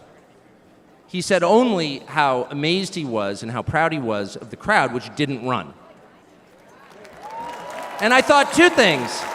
The first thing I thought was, well, of course they didn't run. His courage gave them heart. A leader's courage gives courage to his people. And the second thing I thought was, this is the selfish guy I've been hearing about for 9 years, really? Not a word about himself? About his people, period. And the second thing I noticed, which I don't think anyone has remarked upon in public, but I'm just going to since I don't have a script, like why not, is that he turned down the most obvious opportunity in politics to inflame the nation after being shot. To inflame the nation, which is an opportunity that almost every other politician I've ever met, and certainly his opponents, would have taken instantly. And they would have said, well, what is this? How did he get shot? Like, how did this happen? And those are real questions that we have to get to the bottom of. But in the moments, the days, the week after the shooting, he did not say that. He did his best to bring the country together. And I thought, this is the divisive figure? This is the irresponsible person? No. This is the most responsible, unifying behavior of a leader I think I've ever seen. So the question is, where is he leading us? And I could go on for hours, but let me just sum it up. I do think the entire point from the famous escalator ride 9 years ago until today of Donald Trump's public life has been to remind us of one fact, which is a leader's duty is to his people, to his country, and to no other. That's the point. That's the only point. And another word for this is democracy. Democracy, in case you're a little sick of being beaten in the face with democracy on television, actual democracy is the proposition that the citizens of a country own that country. They're not renters, they're not serfs, they're not slaves, they are the owners of the country. And for that to be true, their leaders have to represent them, which is another way of saying they have to do what the people want them to do, or a close approximation thereof. But if they completely ignore what people want, not just 1 year, but generationally, say for 50 years, then it may be, I don't know what, it's not a democracy. And so I think the entire Trump project, paradoxically, is attacked as an enemy of democracy, is to return democracy to the United States. Hey, let's pay attention to what people actually want. And the lack of interest in that question in Washington is something that ultimately drove me out of the city after 35 years. Lawmakers stepping over the prostrate bodies of their fellow citizens ODing on drugs to go cast votes to send money to some foreign country. Yeah, actually, we've lost more Americans from drugs in the past 4 years than we lost in World War II. Yeah. Our bloodiest war, more than we lost in World War II. Does anybody care? It is pathetic. It is pathetic. And do you hear a single word from Washington about doing anything about it? We know where the drugs are coming from. We know the supply routes. The U.S. military spent billions bombing the Ho Chi Minh Trail. You don't see our commander-in-chief suggesting that we use our military to protect our country or the lives of its citizens. No. That's for Ukraine. And it's too much, actually. It's too insulting. It's too insulting. It's a middle finger in the face of every American. It's a very clear statement, which is unmistakable. And that is, we don't care about you. And Donald Trump, whatever you say about him, and I think he's a wonderful person. I know him well. By the way, the funniest person I've ever met in my life, actually. You can't be funny without perspective. Or without empathy, which is true. But everything else about Trump aside, he actually cares. Because he's interested in the people who live here, because that's his job. A father's job, his duty is to his family. An officer's duty is to his men. A president's duty is to his citizens. And he seems to be the only one who thinks that. And in his choice for vice president, J.D. Vance, he's made that really clear. J.D. Vance, I'll say this about him, is a thoroughly decent man, and I'll just admit it, a friend of mine, one of the very few politicians in Washington who actually is very close to his own wife, which is wonderful to see. And she's wonderful, actually. But J.D. Vance has views that are closer to Trump's voters than anyone else in Washington in office. Therefore, he's the vice president. That's called democracy. So I will stop on just one point, and that is what's happened over the past month since the debate, and particularly on Saturday in Butler. I think a lot of people are wondering, what is this? This doesn't look like politics. Something bigger is going on here. I think even people who don't believe in God are beginning to think, well, maybe there's something to this, actually. And I'm starting to think it's going to be okay, actually. I do think that. In the day after the midterm elections in 2018, Antifa came to my house. The Democratic Party's militia, okay? I was at work. It was obvious when I was at work because it was public. My wife was home alone. They tried to come in through the front door. They terrorized her. She hid in our pantry. It was on television. It was horrible, actually. It was, I mean, I'm not whining about it. It wasn't getting shot in the face, but it wrecked our day. And the next morning, we're lying in bed, and the phone rings for my wife, and it's Donald Trump, who's not like a regular text buddy of Donald Trump's. She picks it up. Hello? Susie, it's Donald Trump. And it's coming through. I could hear it. You know, I'm lying in bed. Whoa. And the first thing he says is, I'm going to stand guard outside your house. And she goes, oh, it's so nice. And he says, I'll never forget this as long as I live. He says, you know, there's a lot of hate out there. And she said, you know, there is, Mr. President. And then he says, but there's a lot of love. There's a lot of love. And we are seeing that love. I don't think it's human love. And I'll just stop with this. I'm not always convinced that I'm on the right side. I've been on the wrong side many times. You'll never hear me say, I'm on God's side, or God's with me, or even I'm with God. I want to be, not sure I am. But I will say this unequivocally and conclusively. God is among us right now. And I think that's enough. God bless you. Ladies and gentlemen, please welcome Golf General Manager, Trump National Doral, Carrie Ruiz.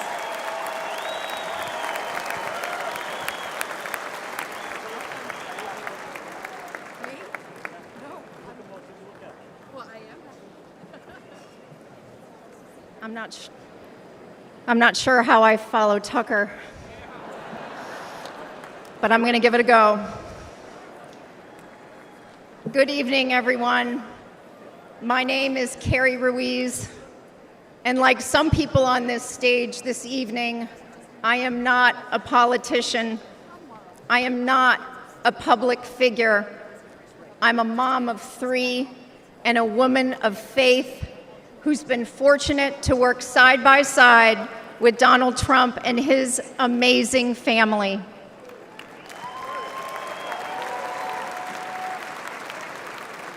"12 years ago, the Trump Organization purchased the iconic Doral Golf Resort after so many companies tried and failed to create a world-class golf experience, all while turning a profit. With his keen eye for business and uncanny ability to make things better, Donald Trump got to work. He poured hundreds of millions of dollars and his own sweat and tears into the property. He had a hand in virtually everything, and no detail was too small. He didn't just change the carpet or apply a fresh coat of paint. He stripped this legendary resort to its core and rebuilt it the right way.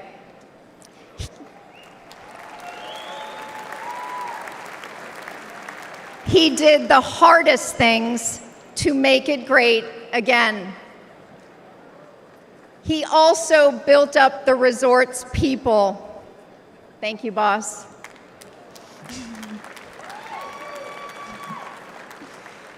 He empowered us.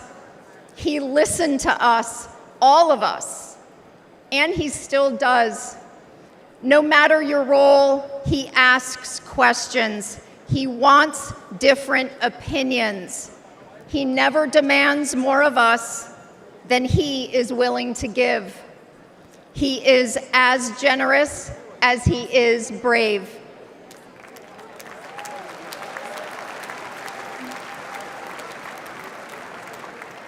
And to those who work for him, he provides unwavering support. When he promoted me to the resort's golf general manager position, it was an out-of-the-box choice in a historically male-dominated industry. I am not a golf professional. I cannot break 90 yet. But none of that mattered to President Trump. He looks at things differently. He welcomes the unconventional. And I am proud to be among the countless women he's promoted to leadership positions.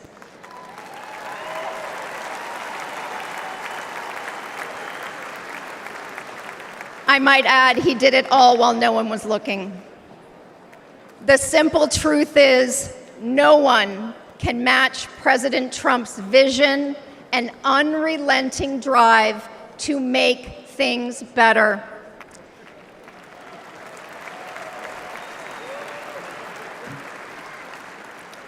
He did it at Doral.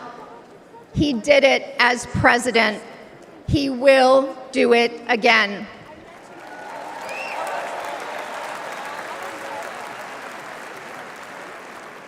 May God continue to bless President Trump, and may God bless the United States of America.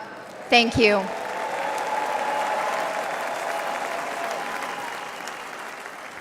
This is the final battle.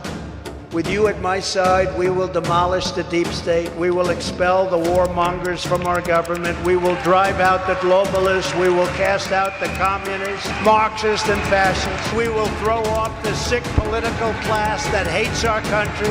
We will rout the fake news media, and we will liberate America from these villains once and for all.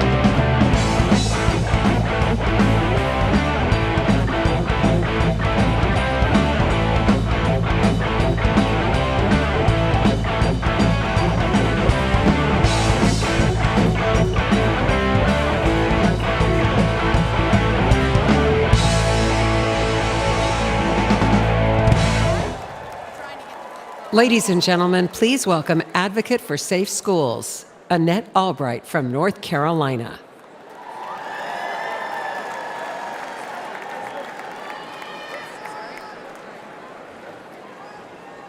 Thank you. Thank you so much. Good evening. My name is Annette Albright. I grew up in the small town of Mount Airy, North Carolina. North Carolina! Like my parents and my grandparents, I was a lifelong member of the Democrat Party. Don't worry, the story gets better from here.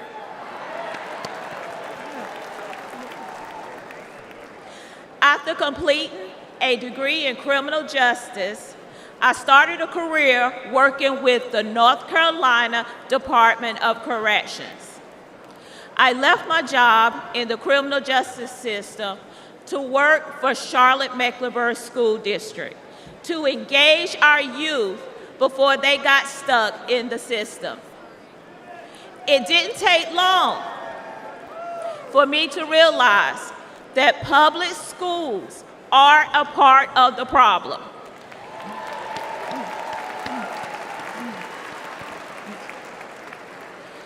Sadly, too many of our schools are more like prisons than places of learning. That must change.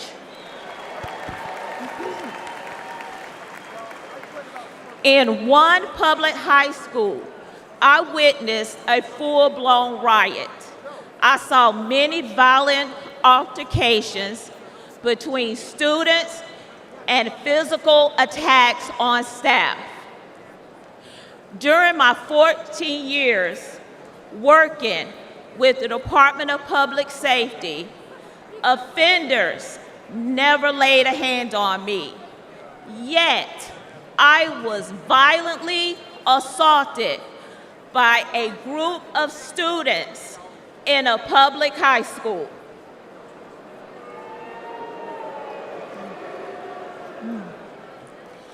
The uptick in school violence was related to an Obama-Biden policy that directed schools to reduce suspension rates and keep dangerous students in the classroom.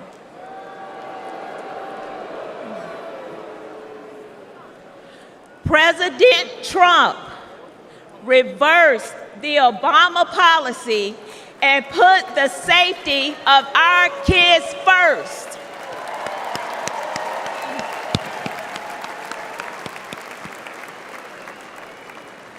Violence on public school campuses should not be a Democrat issue. It should not be a Republican issue. It is an American people issue.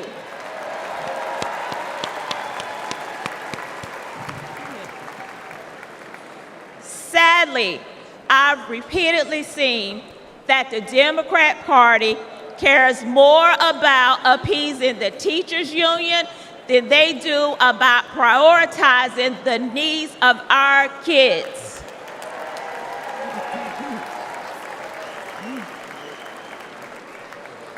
They champion safe spaces instead of safe schools. This is completely wrong.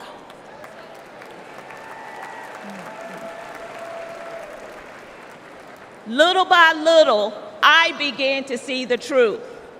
While Democrats spend more money on a broken system, Republicans are empowering parents and fighting for school choice.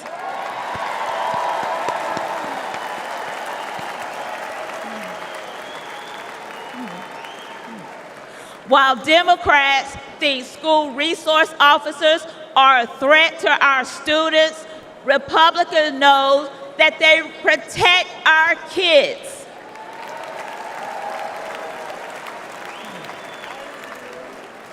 While Democrats won't admit that our schools are failing, Republicans will fix the system and make our schools safe.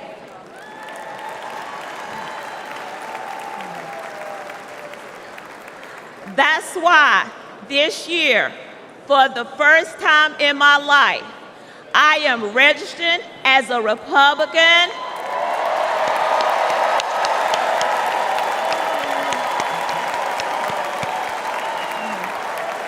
Thank you. Thank you. And in November, I will proudly cast my vote for Donald J. Trump.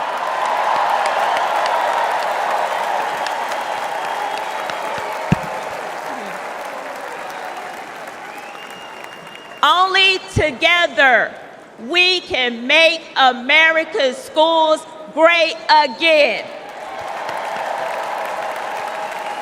Thank you, and God bless America.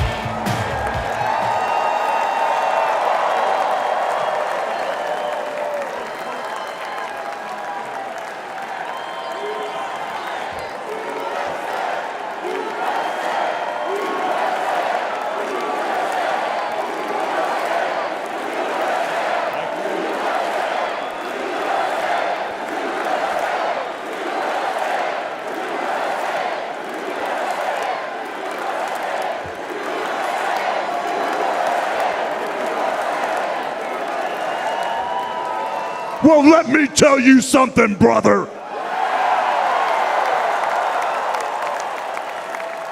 You know something? When I came here tonight, there was so much energy in this room. I felt maybe I was in Madison Square Garden getting ready to win another world title. Or maybe I thought the vibe was so intense, the energy was so crazy, it felt like maybe I was gonna press that no-good stinky giant over my head and slam him through the mat, brother. But what I found out was I was in a room full of real Americans, brother. And at the end of the day, with our leader up there, my hero, that gladiator, we're gonna bring America back together. One real American at a time, brother.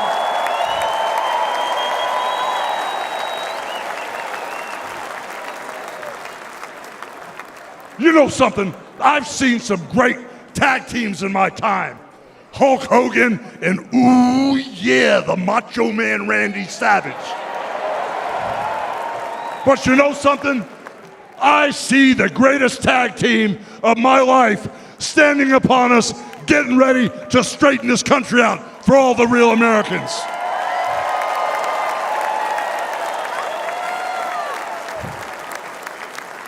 You know, even though you guys are real Americans, you better get ready. Because when Donald J. Trump becomes the President of the United States, all the real Americans are gonna be nicknamed Trumpites. Because all the Trumpites are gonna be running wild for 4 years. So with the power of Donald J. Trump and all the Trumpites running wild, America is gonna get back on track, and like Donald J. Trump said, America is gonna be great again.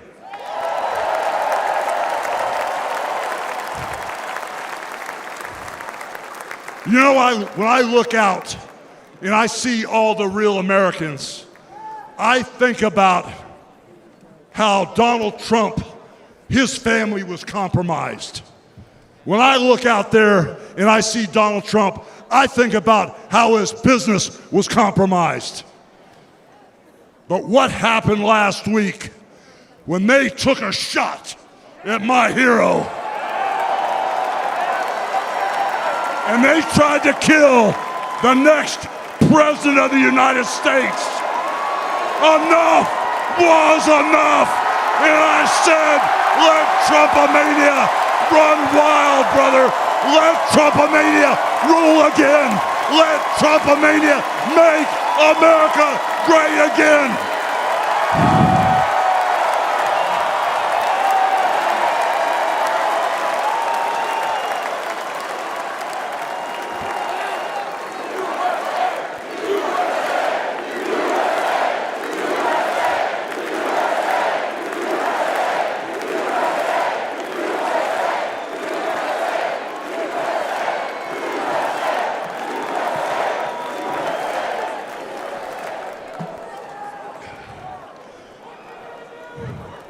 You know something, Trumpites?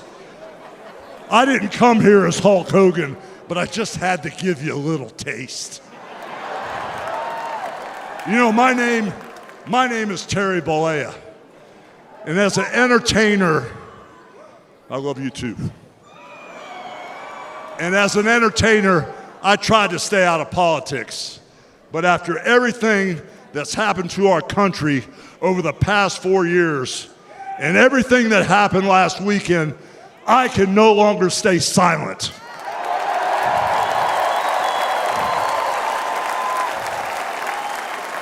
I'm here tonight because I want the world to know that Donald Trump is a real American hero. And I'm proud to support my hero as the next President of this United States.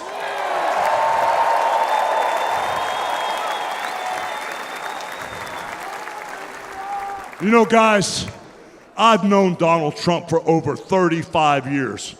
You know, hold on a second, hold on. I just had a flashback.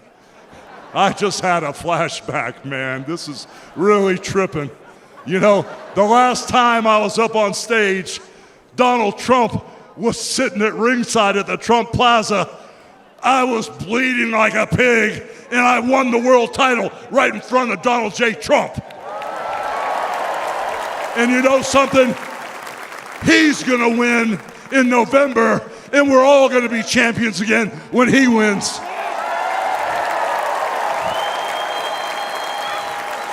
And like I said, I've known that man for over 35 years, and he's always been the biggest patriot, and he still is. He's always told you exactly what he thought, and he still does, brother. And no matter the odds, he always finds a way to win. And when he's back in our White House, America is gonna start winning again.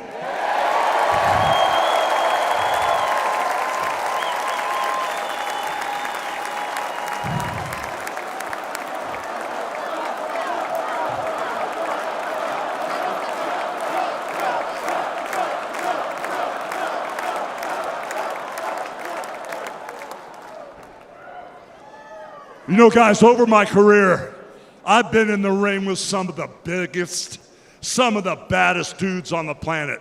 And I've squared off against warriors, ooh yeah, savages. And I've even, like I said, body slammed giants in the middle of the ring. And I know tough guys. But let me tell you something, brother. Donald Trump is the toughest of them all.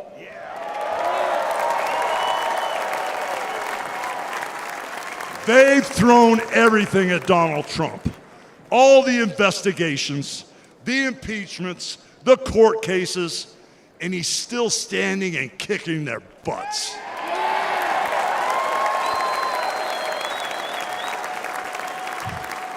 You know, we never had it better than the Trump years. Back then, we had a thriving economy. We had strong borders. We had safe streets. We had peace and respect around the world.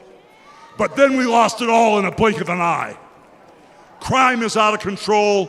The border is out of control. The price of food and gas and housing is out of control. And the only person who can clean this up is Donald Trump.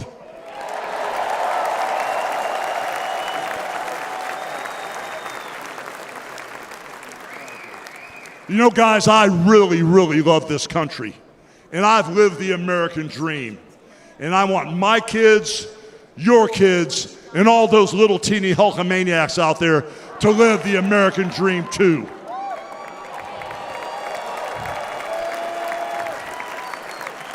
This November, guys, we can save the American dream for everyone. And Donald Trump is the president who will get the job done.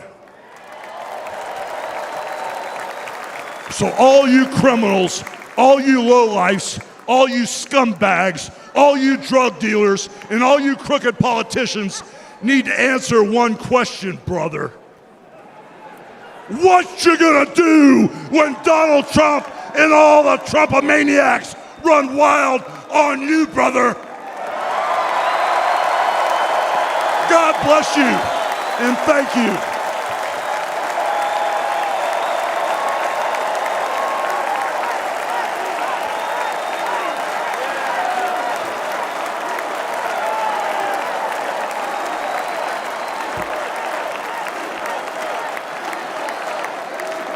Ladies and gentlemen, please welcome the President and CEO of the Billy Graham Evangelistic Association and President of Samaritan's Purse, the Reverend Franklin Graham.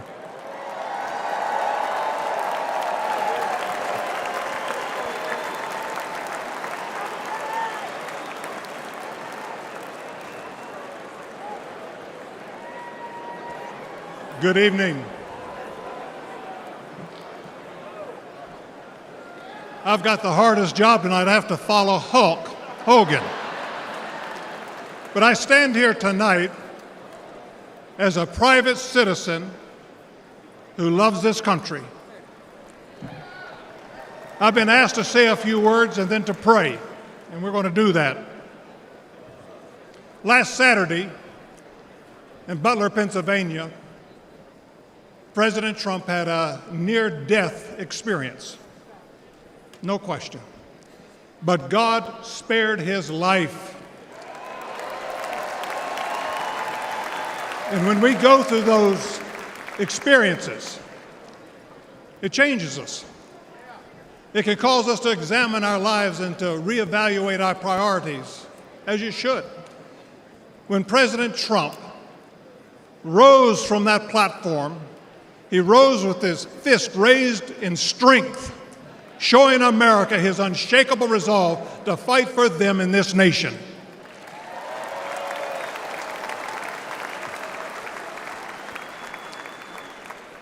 I cannot explain why God would save one life and allow another one to be taken. I don't have the answer for that. But one thing I do know is that God loves us, and he wants us to be with him in heaven one day.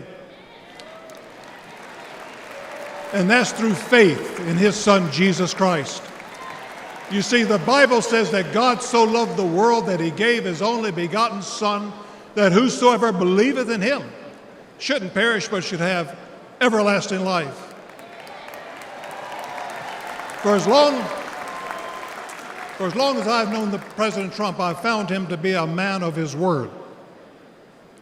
Things that he said he'll do, he did. When he told me and our country in 2016 that he was going to appoint conservative justices, guess what? He did. In 2016, he said he would defend religious liberty, and guess what? He did. In 2019, I was with him at the United Nations when the first president of history of this country stood there to advocate for religious liberty worldwide.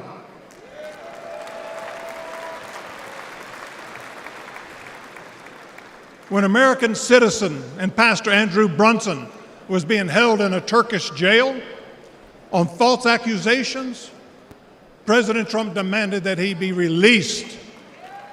And he applied economic pressure and sanctions until they did that.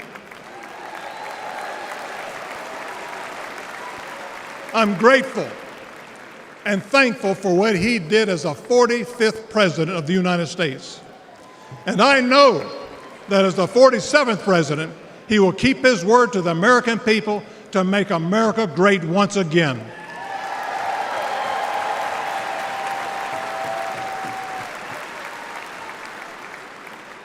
It's an honor for me to be asked to pray for Donald Trump this evening. And so what I'd like to do, I'd like us to pray, but I'd like us all to stand as we call upon the name of the God of heaven.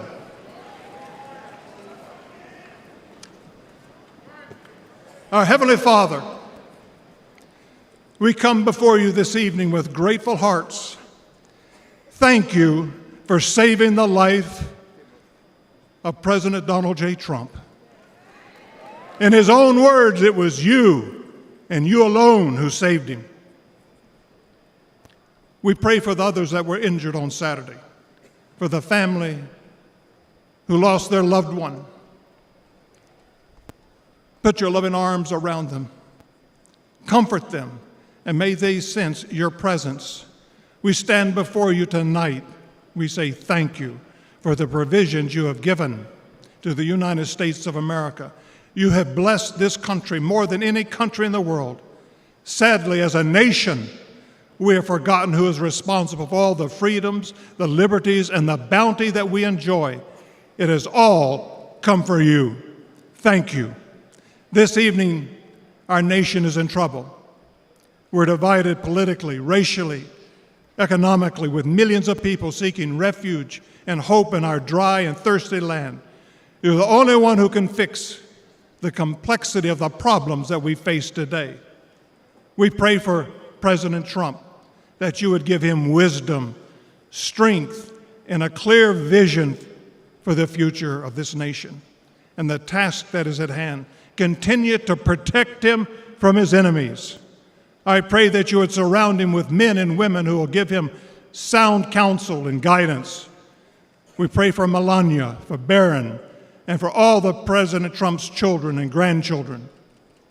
We pray for Senator J.D. Vance, his wife Usa, along with their young family. We're thankful for his strong stand for defending life. As your word instructs, we also pray for the leaders of our nation, whether they're Republican, Democrat, or Independent. We know that all authority comes from you. You are a great God, and we ask that if it be thy will that you will make America great once again. And we ask that you'll unite our hearts, bring us together, one nation under God, indivisible, with liberty and justice for all. And we pray this in the mighty name of my Lord and Savior, Jesus Christ, the King of Kings and the Lord of Lords. Amen.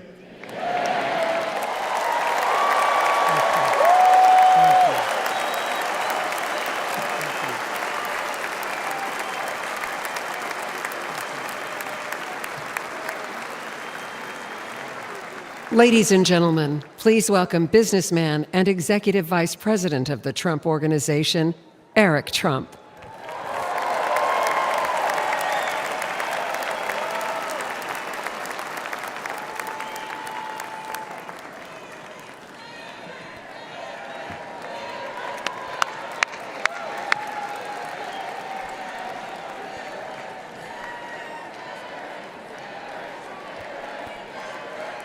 Good evening, America.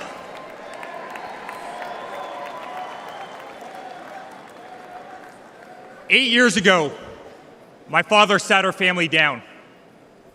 He spoke of a nation in decline, of dreams slipping away, of a future endangered by failed leadership and broken promises. It was in that moment I knew my father had made a decision that would forever change our lives. We realized he had chosen to step into the arena, to fight for the soul of America. He had decided to leave behind the comforts of an unbelievable business empire, to leave behind everything he had ever built, to answer the call to serve our nation. Unlike his predecessor, it was not a decision born out of necessity. Unlike the current president, it was not a decision that would enrich his family. Rather, it was a decision made out of love for this country and a deep concern for America's future.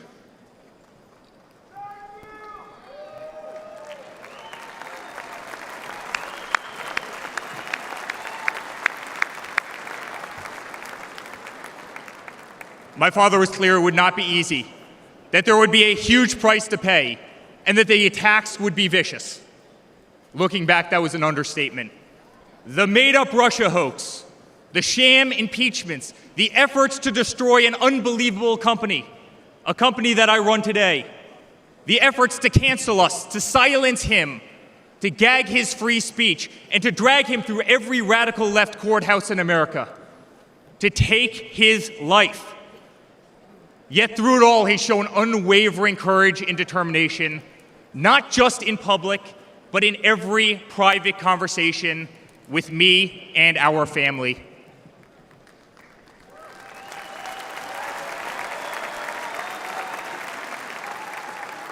He stood tall, fueled not by personal ambition, but by a profound love for this country and a love for all of you, the American people. That man is my father.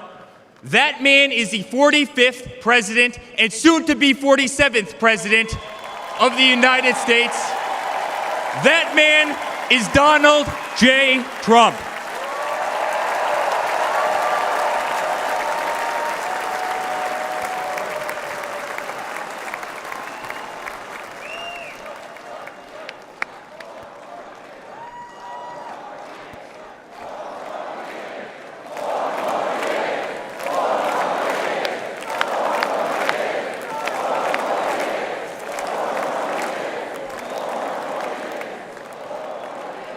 Each time I've stood on this stage, America has been at a dire crossroads. In 2016, many people began to doubt the promise of America. Our economy was struggling, jobs were scarce, our standing on the world stage was weak at best. Veterans were forgotten. Our military was in shambles. Our educational system was broken, ranked 30th in the world. He could no longer tolerate an inept administration that handed $150 billion to Iran, a country that chants death to America, or witness the continued attacks on our Constitution and our religious liberty, or see the disrespect shown to our unbelievable law enforcement officers who are being disarmed, defunded, and persecuted each and every day. He could no longer stand to see words like Christmas stripped from public use or the Pledge of Allegiance removed from our schools. But my father saw potential where others saw despair. Donald Trump built the New York City skyline. He did so during a time when businesses were turning away from the city he loved. Crime was rampant. The streets were dirty. But he had the Midas touch, and he turned those streets and neighborhoods into gold. He faced every challenge with tremendous vision and grit. As he did during the 2016 election, he rolled up his sleeves. He remained unapologetic. He did not care to be politically correct.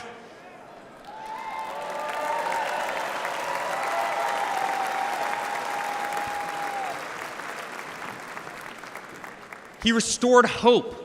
He restored a voice to millions of Americans who had been ignored. He restored the American dream. Under my father's leadership, the economy climbed to record heights. Jobs were created at an unthinkable pace. Unemployment reached historic lows across all demographics. Wage growth soared. He cut taxes for hardworking families and businesses. He slashed regulations. We saw the greatest 401k increase in American history.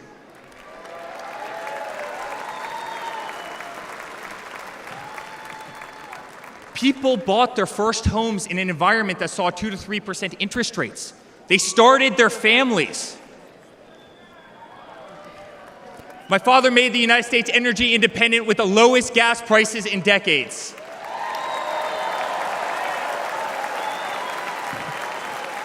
My father made the United States safe. Our borders were closed. There was peace in the Middle East. Soleimani, al-Baghdadi, the terrorists were dead.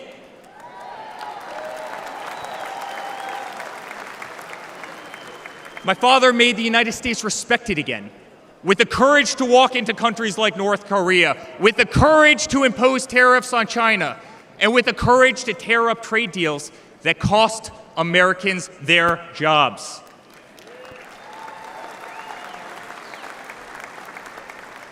He brought manufacturing back to America. Small businesses flourished. He did what he promised. He put America first. We were winning. Donald Trump made America great again.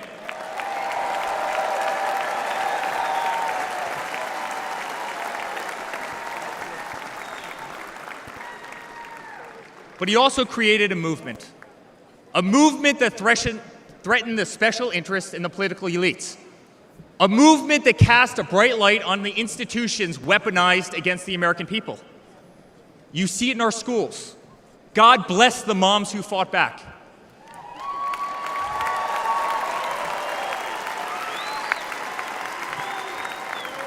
You see it in your workplace. You see it on every news station, in every newspaper. You see it in the military. The most iconic military installations on planet Earth are stripped of their identity and renamed. Fort Bragg, Benning, Fort Hood.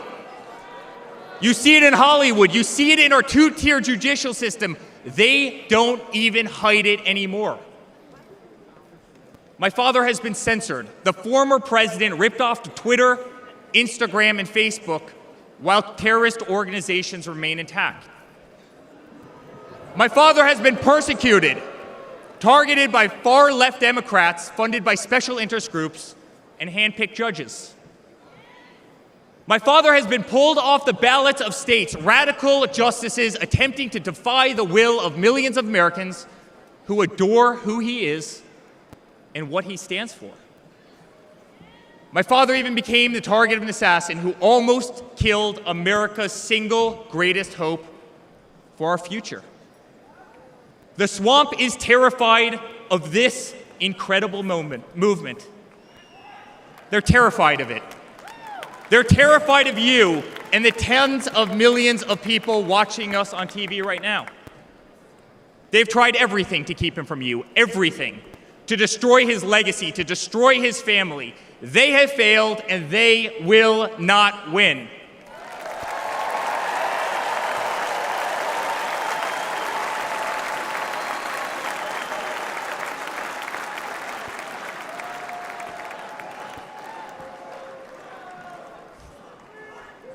I love my Florida delegation right here.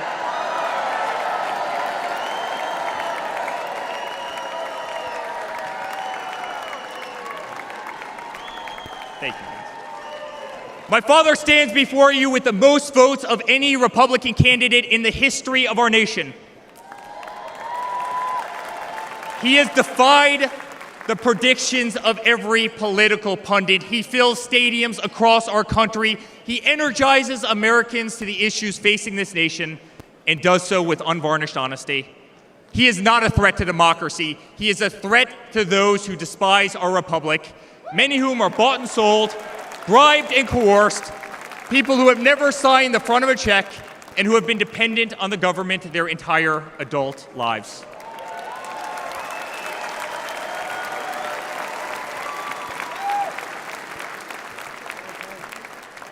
Today, as it was in 2016, America's at that crossroads again. Energy prices are soaring. Interest rates are crippling. Everything is unaffordable.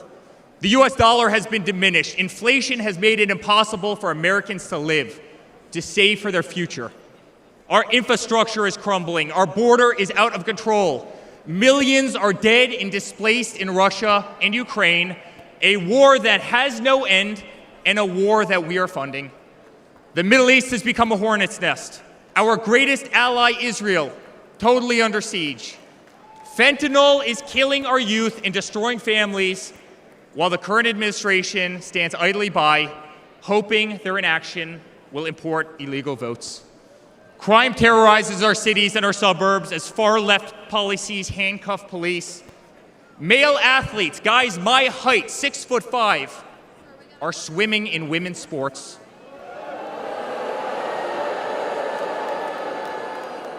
Destroying the dreams of young girls who have trained every minute of their lives. We no longer trust our elections. We no longer trust our judicial system, and we no longer believe that our government is working in our best interest.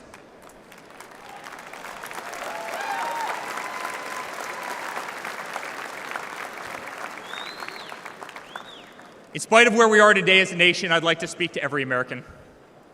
To the homeless veteran sleeping under a bridge as illegal immigrants are housed in the most expensive hotels in New York. I'm sorry. We know it's wrong, and we will fix it.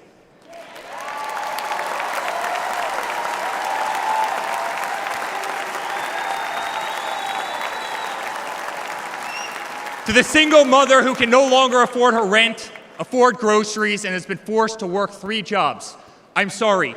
It does not have to be this way. To the parents who lost a son or daughter to fentanyl, including the incredible woman that spoke the other night, while an administration does absolutely nothing, I'm sorry. Your government can do so much better, and it will.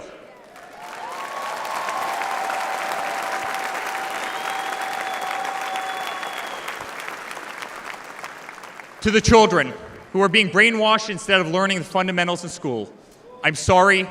There are teachers who care, and my father will empower them.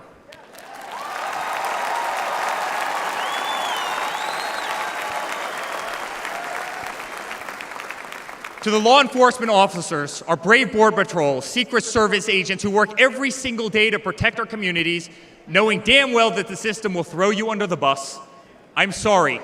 We will stand behind you.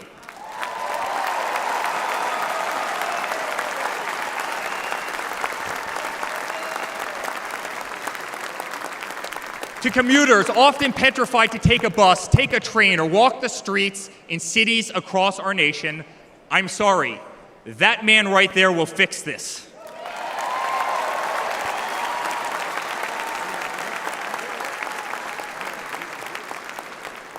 To the construction workers, to the middle-class families, to the families with children with disabilities, families who can no longer afford medical benefits or to take a vacation, I'm sorry.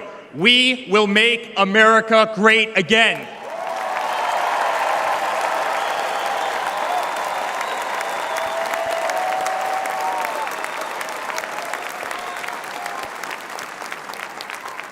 And to my father, who has been ruthlessly silenced, slandered, and attacked by a corrupt administration, I'm sorry.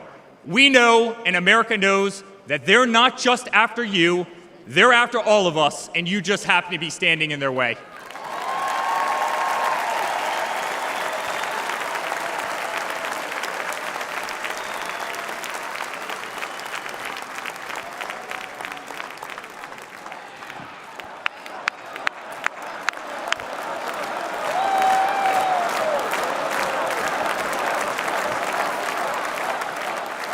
To all Americans watching tonight, the greatest retribution will be our success.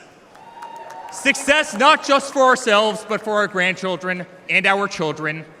Under President Donald J. Trump, the swamp will be drained. America will be respected. Our cities will be safe. Our streets will be clean. And our border will once again be secure.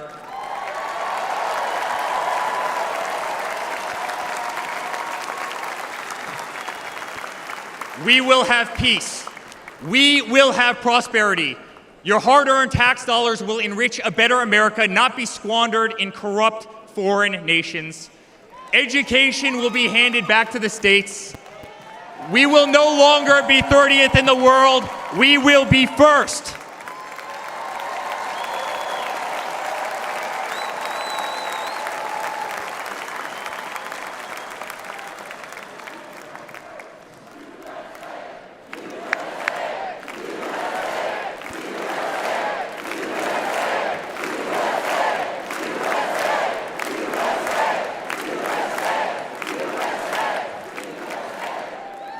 Our children will understand family, our children will have values, and our children will love God.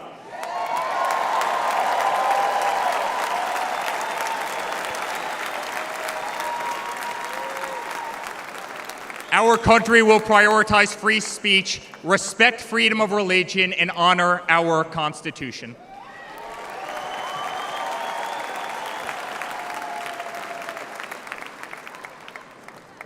As his son, I've never been more proud of a person in my life. A man who has defied all odds more than once. A man who believed in the promise of America when others turned away. A man who saw a nation in need of a champion and answered that call with unwavering determination and courage.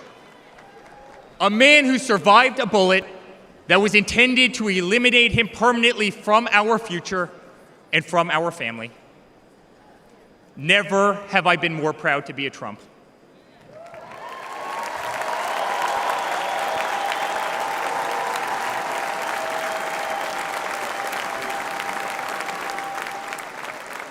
Never have I been more proud to stand by my father's side. I remain incredibly honored to be part of this journey, a journey with all of you, a journey to save the greatest country on earth, a journey with the most incredible people I have ever met. Dad, 5 days ago, Laura, Luke, Carolina, and I held our breath as we saw blood pour across your face. By the grace of God, divine intervention, and your guardian angels above, you survived.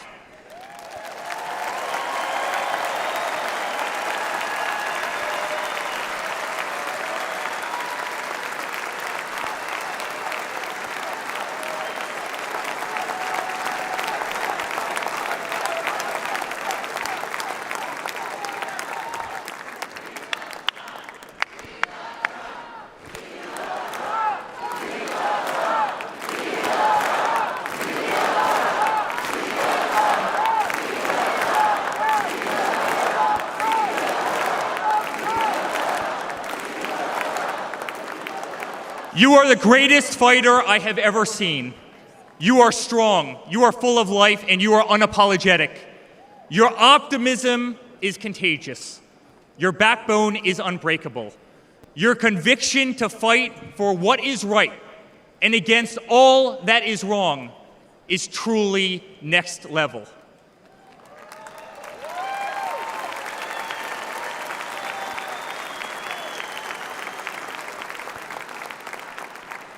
The whole world saw your strength as you stood up. You wiped the blood off your face, and you put your fist in the air in a moment that will be remembered as one of the most courageous acts in the history of American politics. You shouted, "Fight! Fight! Fight!"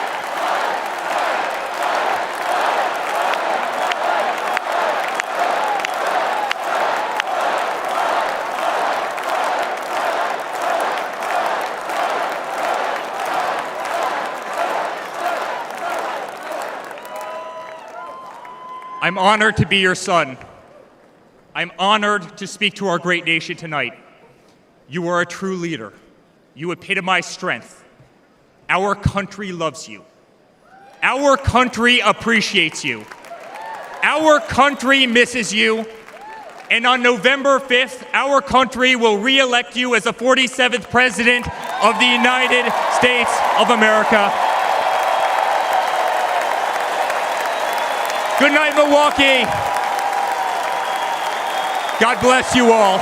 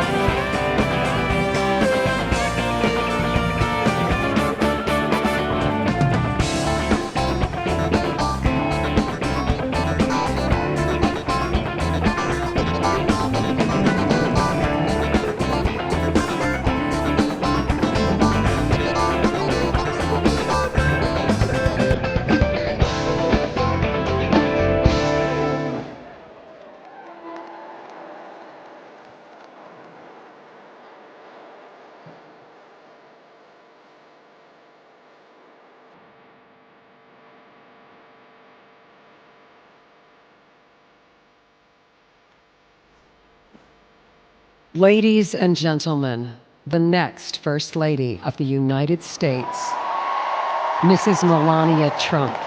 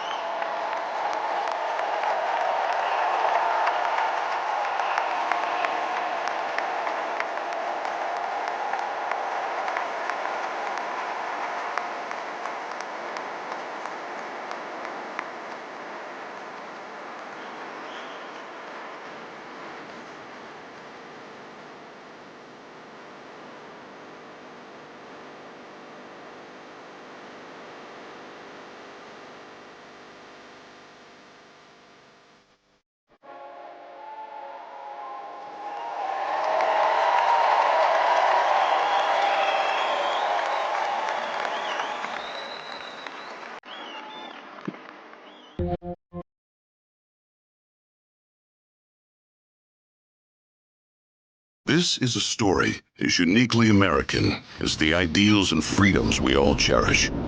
A story of a life dedicated to dreaming big. A story about giving back to the people in his beloved city. But most of all, this is a story about putting his country first. And it's a story best told in pictures. Young and confident, Donald Trump wasn't afraid to think big and build even bigger. And he left his mark on the New York skyline that greeted visitors from around the world. But he wasn't just an American entrepreneur. He became a folk hero. Celebrities and sports stars wanted to be seen with him. Politicians sought his approval. And New Yorkers just loved him. And he loved them back. And he gave back. Just one example, saving the Woolman skating rink. The Woolman skating rink in Central Park is open again. The city spent nearly 6 years and $12 million trying to fix it, and then to the rescue, developer Donald Trump. As Tracy Egan tells us now, he accomplished in 3.5 months what the city couldn't do in 6 years. Donald, you performed a great public service. There was no denying that Donald Trump was the toast of the town, but he was also something even more important, a patriotic American. And like many others, he was becoming increasingly troubled by the direction of our country. Because I really am tired of seeing what's happening with this country, how we're really making other people live like kings and we're not. You've said, though, that if you did run for president, you believe you'd win. Well, I don't know. I think I'd win. I tell you what, I wouldn't go in to lose. I've never gone in to lose in my life. And if I did decide to do it, I think I'd be inclined, I would say that I would have a hell of a chance of winning. Because I think people, I don't know how your audience feels, but I think people are tired of seeing the United States ripped off. But who would ever run for president and leave such a glamorous life? Appearances in movies, best-selling books, a widely popular TV show. But for Donald J. Trump, the calling to save his country was even stronger. The mission, more important. The number of Americans being left behind, too large. And so, in Donald Trump fashion, he announced he was running for president, in it to win. And he did.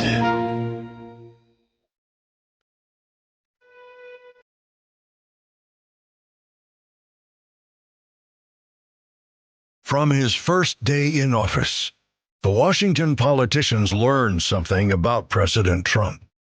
He's not afraid to fight for what he believes in. They call that having the courage of your convictions. First up, the Trump tax cuts, largest in America's history, and it led to higher take-home pay for working families. Unfortunately, today, taxes are up and incomes down. The politicians just never learn. Next for President Trump, secure our border. Check. Miles and miles of wall built. ISIS and other terrorists deterred.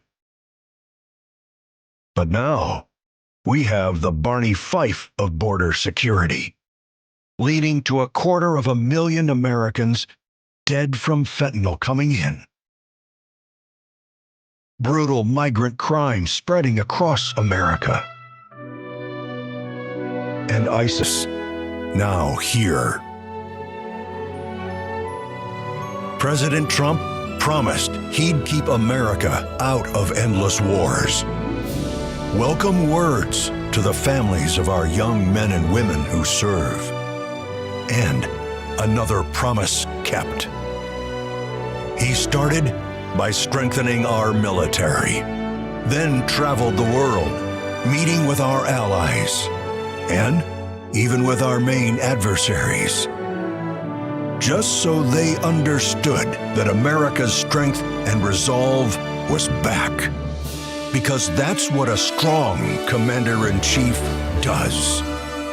And it led to a stable world at peace and our troops safe.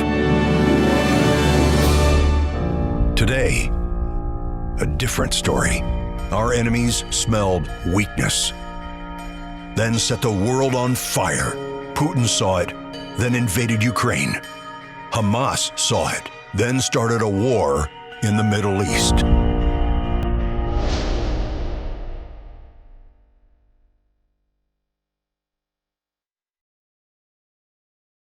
There's one more thing we've learned about President Trump. He believes so strongly in America, so optimistic for our possibilities, and so committed to fighting to once again make our country great, that there is nothing that is going to stop him.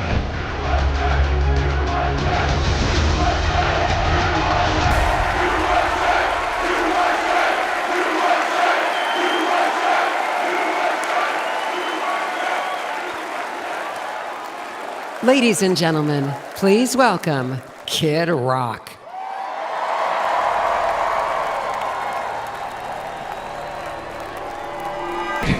God bless America!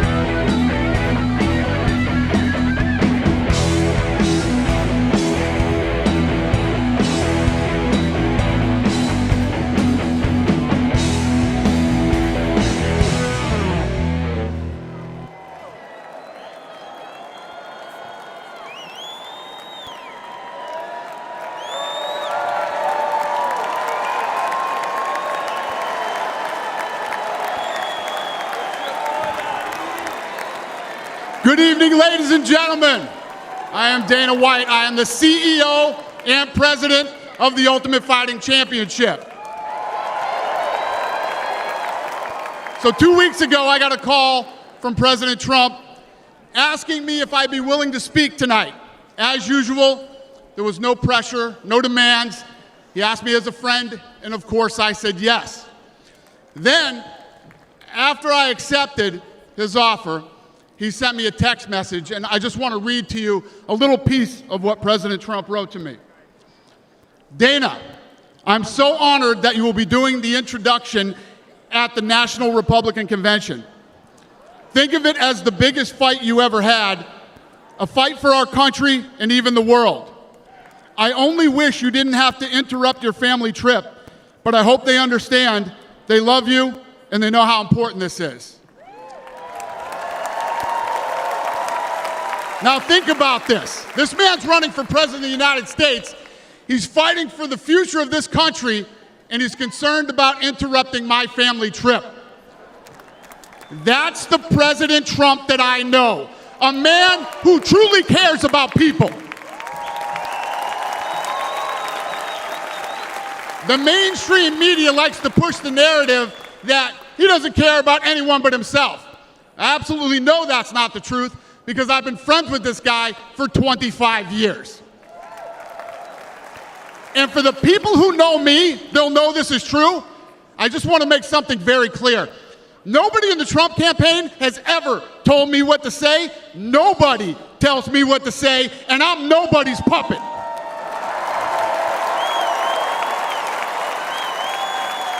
And I'm not telling you what to think. I'm telling you what I know. And I know President Trump. I know President Trump is a fighter. I've been saying this since 2015. Now look at what's happened over the last 10 years. We have all seen it with our own eyes. I'm in the tough guy business, and this man is the toughest, most resilient human being that I've ever met in my life. The higher the stakes, the harder he fights, and this guy never, ever gives up. So what's at stake here? The answer is in President Trump's text, and I quote, "A fight for our country."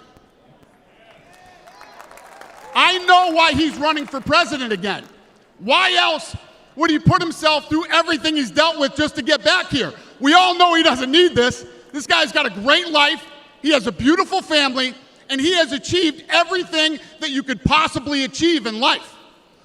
I know President Trump is literally putting his life on the line for something bigger than himself, and he's willing to risk it all because he loves this country.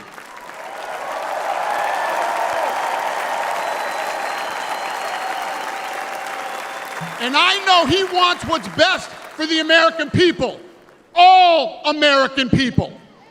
I know he's running for president to save our American dream. I'm living the American dream, and I know the American dream is very real. Whether you were born in this country or came here from someplace else, this is the last real land of opportunity. President Reagan once said, "Government's first duty is to protect the people, not run their lives." And if you're buried in government red tape, how will you ever start your own business? If you're struggling to pay your bills, how can you ever afford to start a family? And if you don't feel safe in your own town, why would you ever buy a house? I know that President Trump is fighting to save the American dream, and that's what's at stake in this election. We are choosing who we want to lead us in this fight. I know President Trump is a proven leader, a fearless leader, and this country was in a much better place when he was in the Oval Office. In my mind, the choice is clear. But this election, we all get to choose. I know I'm going to choose strength and security.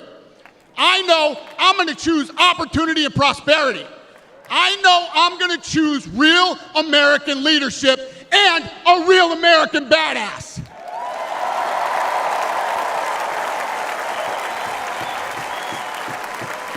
And I'm not telling you what choice to make, and I'm not telling you what to think. I'm telling you what I know. I know America needs a strong leader, and the world needs a strong America. I know Donald J. Trump is the best choice for President of the United States. My fellow Americans, it is my honor to introduce the 45th and soon-to-be 47th President of the United States, Donald J. Trump.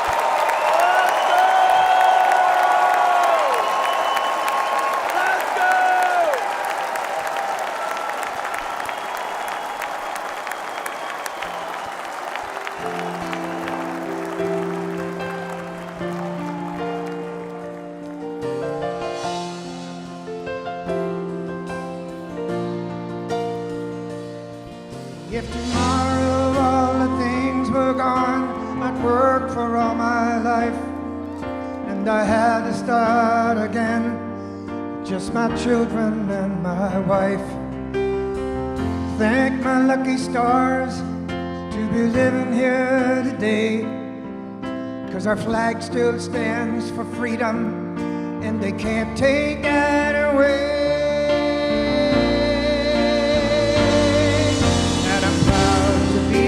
American, where at least I know I'm free, and I won't forget the men who died, who gave that right to me, and I gladly stand up next to you and defend her still today, 'cause there ain't no doubt I love this land. Sing it.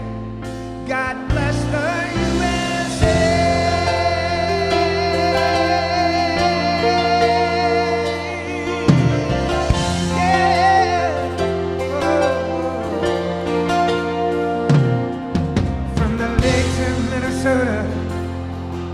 To the hills of Tennessee, across the plains of Texas, from sea to shining sea, from Detroit to Houston, and New York to LA. There's pride in every American heart, and it's time we stand and say that I'm proud to be an American, where at least I know I'm free, and I won't forget the men who died, who gave that right to me, and I gladly stand up next to you and defend her still today, 'cause there ain't no doubt I love this land. God bless the USA.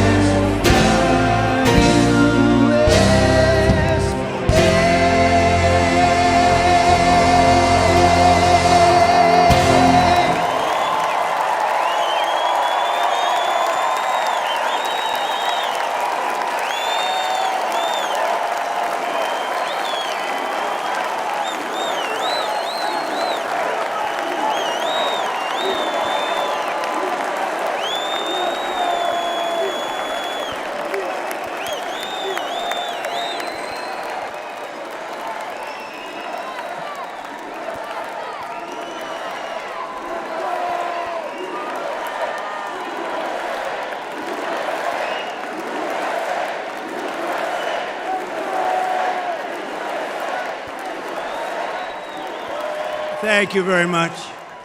Thank you very, very much. Wow. And thank you, Dana. Thank you, Kid Rock, sometimes referred to as Bob.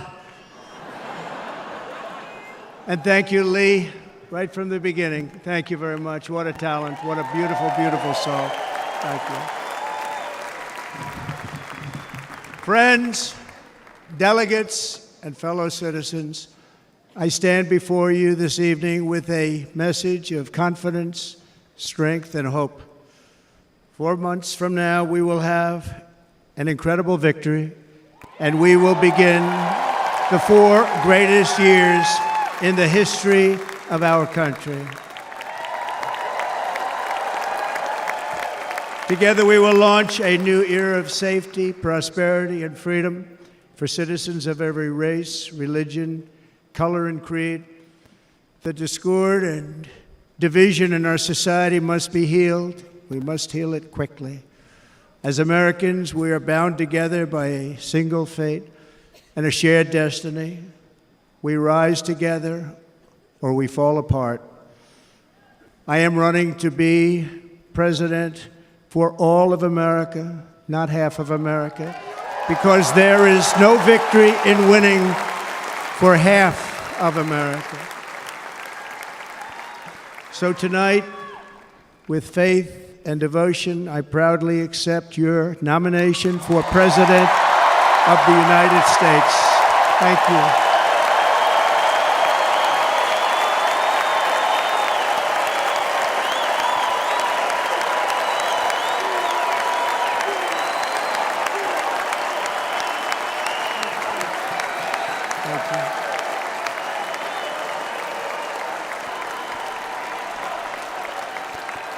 Thank you very much.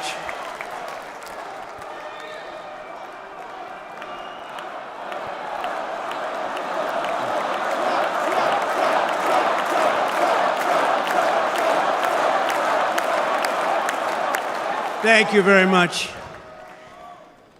And we will do it right. Going to do it right. Let me begin this evening by expressing my gratitude to the American people for your outpouring of love and support following the assassination attempt at my rally on Saturday.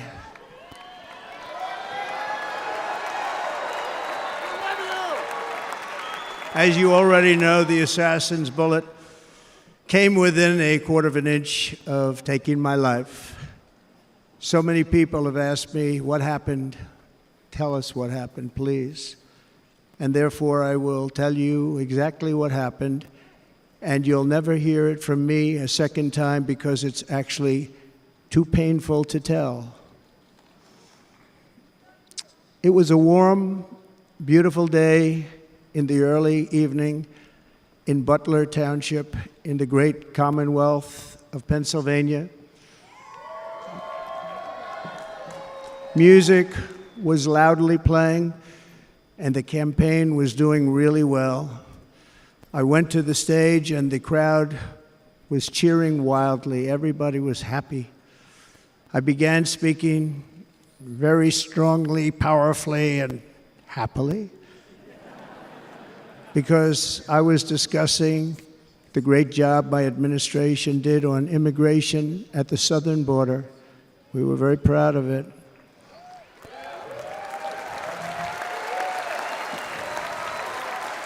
Behind me and to the right was a large screen that was displaying a chart of border crossings under my leadership. The numbers were absolutely amazing. In order to see the chart, I started to, like this, turn to my right and was ready to begin a little bit further turn, which I'm very lucky I didn't do, when I heard a loud whizzing sound and felt something hit me really, really hard on my right ear. I said to myself, wow, what was that? It can only be a bullet. And moved my right hand to my ear, brought it down. My hand was covered with blood, just absolutely blood all over the place. I immediately knew it was very serious, that we were under attack, and in one movement proceeded to drop to the ground. Bullets were continuing to fly. as very brave Secret Service agents rushed to the stage, and they really did. They rushed to the stage.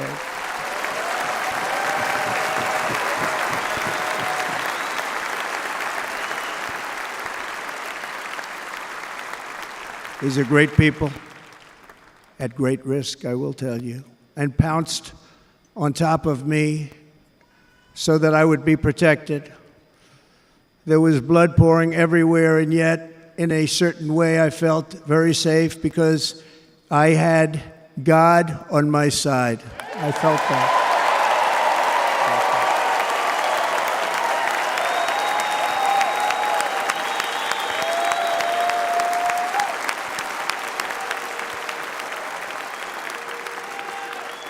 The amazing thing is that prior to the shot, if I had not moved my head at that very last instant, the assassin's bullet would have perfectly hit its mark, and I would not be here tonight. We would not be together. The most incredible aspect of what took place on that terrible evening in the fading sun was actually seen later. In almost all cases, as you probably know, and when even a single bullet is fired, just a single bullet, and we had many bullets that were being fired, crowds run for the exits or stampede, but not in this case. It's very unusual.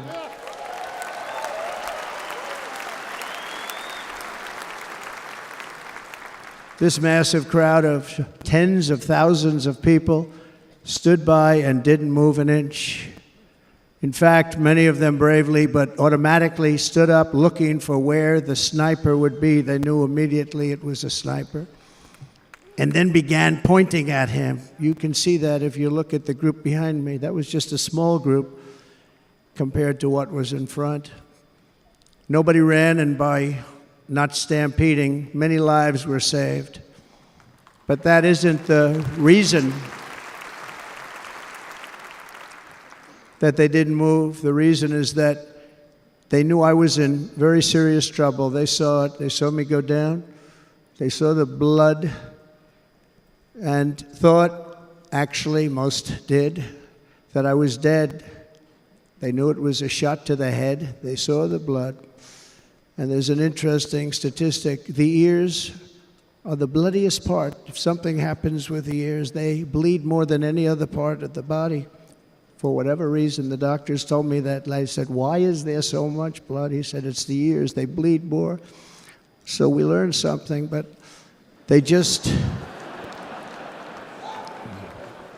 this beautiful crowd, they didn't want to leave me. They knew I was in trouble. They didn't want to leave me. And you can see that love written all over their faces.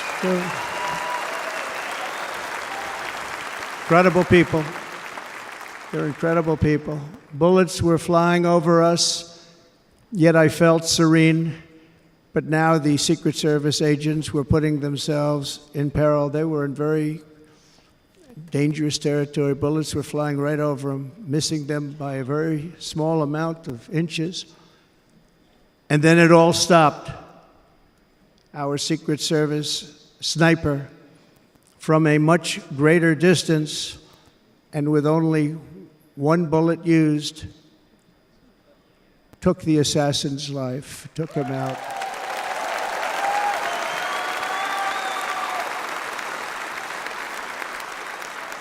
I'm not supposed to be here tonight. Not supposed to be here. Yeah.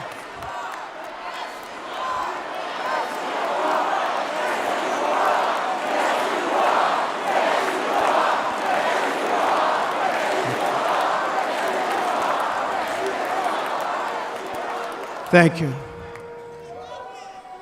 But I'm not. And I'll tell you, I stand before you in this arena only by the grace of Almighty God.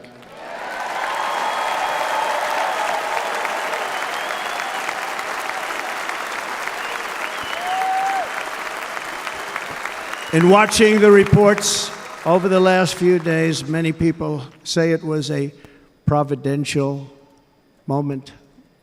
Probably was. When I rose, surrounded by Secret Service, the crowd was confused because they thought I was dead, and there was great, great sorrow. I could see that on their faces as I looked out. They didn't know I was looking out. They thought it was over. But I could see it, and I wanted to do something to let them know I was okay. I raised my right arm, looked at the thousands and thousands of people that were breathlessly waiting, and started shouting, "Fight, fight, fight."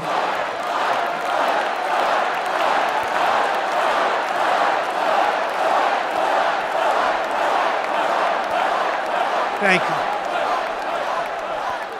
you. Once my clenched fist went up, and it was high into the air. You've all seen that. The crowd realized I was okay and roared with pride for our country like no crowd I have ever heard before. Never heard anything like it.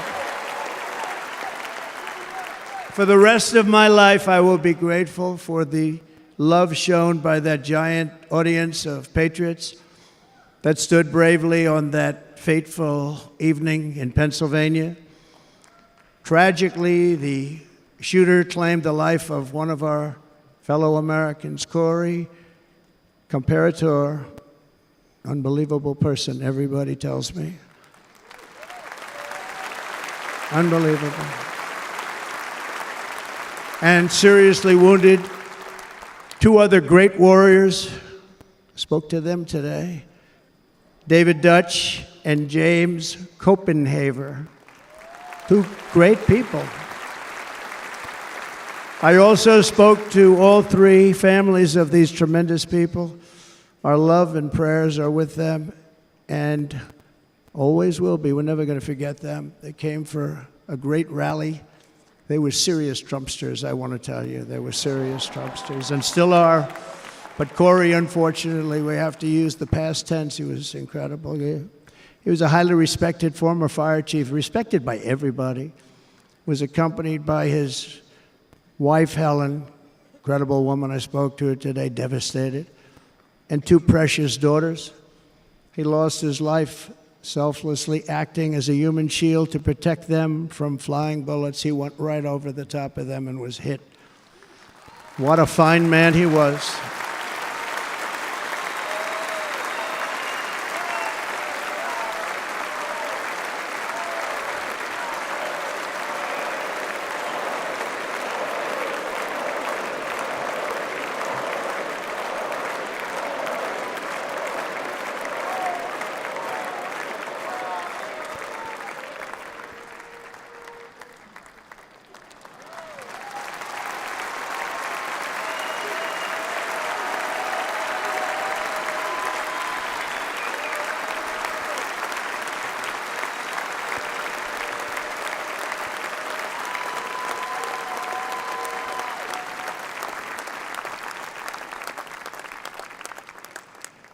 I want to thank the fire department and the family for sending his helmet, his outfit, and it was just something, and they're going to do something very special when they get it, but we did something which cannot match what happened, not even close. But I am very proud to say that over the past few days, we've raised $6.3 million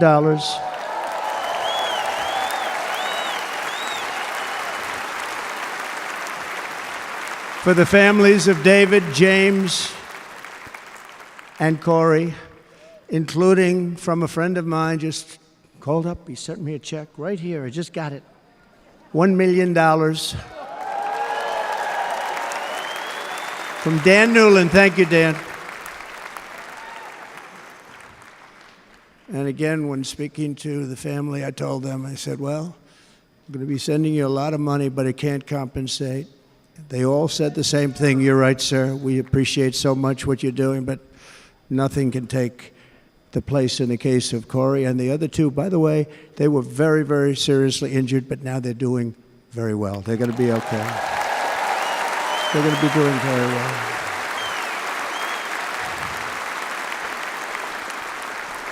They're warriors. So now I ask that we observe a moment of silence in honor of our friend Corey.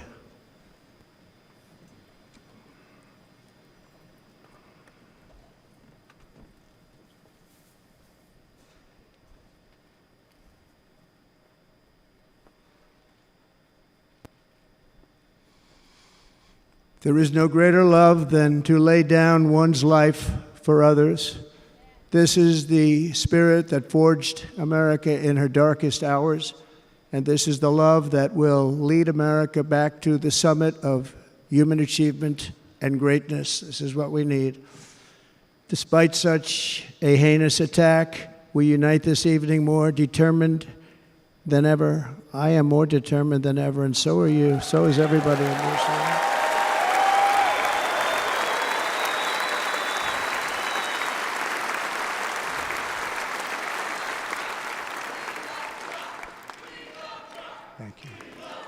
Thank you very much.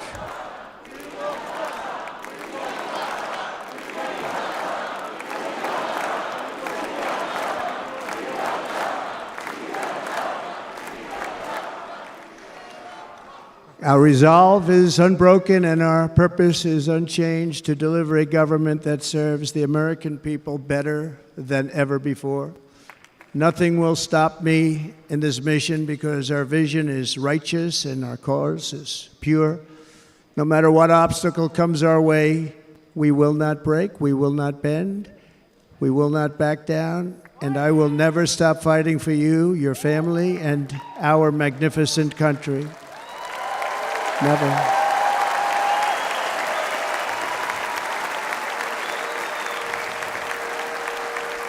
And everything I have to give with all of the energy and fight in my heart and soul, I pledge to our nation tonight. Thank you very much. I pledge that to our nation.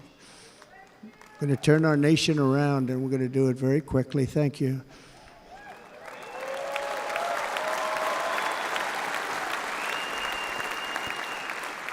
This election should be about the issues facing our country and how to make America successful, safe, free, and great again.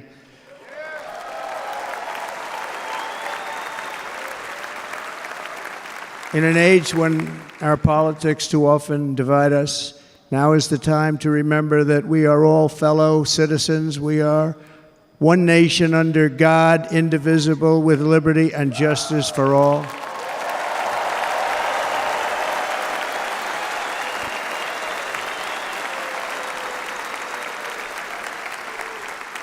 And we must not criminalize dissent or demonize political disagreement, which is what's been happening in our country lately at a level that nobody has ever seen before. In that spirit, the Democrat Party should immediately stop weaponizing the justice system and labeling their political opponent as an enemy of democracy. Especially since that is not true. In fact, I am the one saving democracy for the people of our country.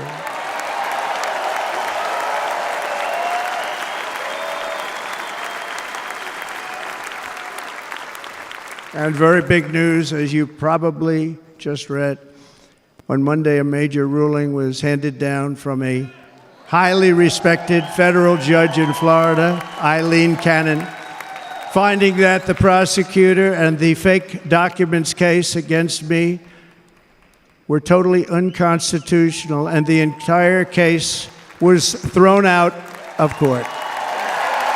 With all of that publicity, thrown out of court. If Democrats want to unify our country, they should drop these partisan witch hunts, which I have been going through for approximately 8 years. And they should do that without delay and allow an election to proceed that is worthy of our people. We're going to win it anyway, but worthy of our people. On this journey, I am deeply honored to be joined by my amazing wife, Melania.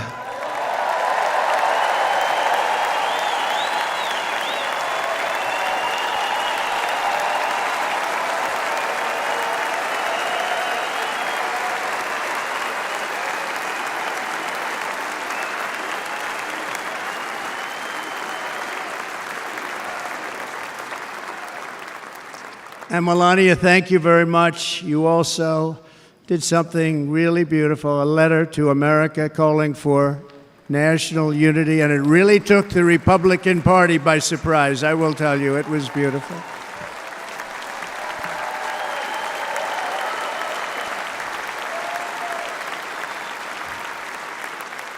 In fact, some very serious people said that we should take that letter and put it as part of the Republican platform. That would be an honor, wouldn't it? Right, Mr. Congressman? But it captivated so many, so I also want to thank my entire family for being here. Don, Kimberly, Ivanka and Jared, Eric and Lara, Tiffany and Michael, Barron. We love our Barron.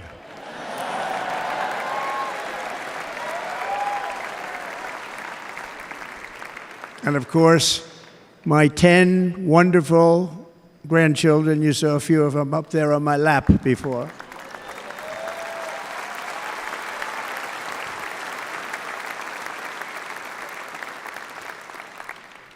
And how good was Dana? Was Dana good? I mean, was he good? He was on probably the only vacation he's had in about, maybe ever, because he works, but about 10 years with his wife, very far away. I won't tell you where, but very, very far away, beautiful place. And my people called, and he said, I won't be able to do it. This is many, many years. I promised my wife I can't do it. And they came in, they said, Dana won't be able to do it, because he was my first, second, and third choice. I said, well, that's too bad, but I understand he's away, and it's good. It's good for him. And that was it. About 30 minutes later, she came back in, sir, Dana just called, he's going to do it. And his wife, she said, you can't turn him down, you just can't do it, you have to go. That's a good wife.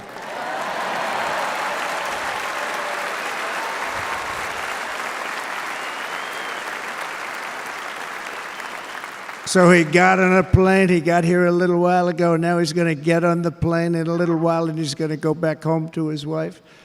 But they're great, and I just want to thank her and him and their whole family, because that's not easy. And Kid Rock, same thing. Called, he said, I want to be a part of it. I want to be a part, because, Kid does his great song, Big, Big Monster song. I had no idea. He became a friend of mine over the last 10 years. And he's amazing. Everyone loves him. I didn't even know how big he was. He has rallies, 35, 40,000 people he gets every time he goes out. I think he's making so much money, he doesn't know what the hell to do with it. You want to know? And then we have my other friend, and I've known him so long, and we took that song, and it was a big success, but we made that. I saw a chart of great songs to America. That was #1 on the chart recently, #1. So that's Lee Greenwood, a very special, beautiful person. He's a beautiful man. But they all wanted to be here. They called. And how about the Hulkster? How good was he? Is he up? Where is he? Boy, oh boy.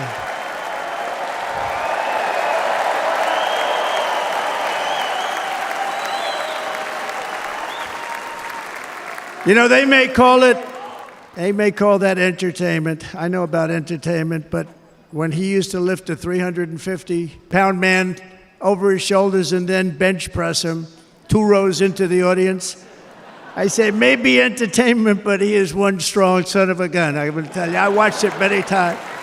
There aren't a lot of entertainers that can do that, right? You were fantastic. Thank you very much. Followed by Eric. What was that all about? Boy, that was good. I didn't want to really come up here.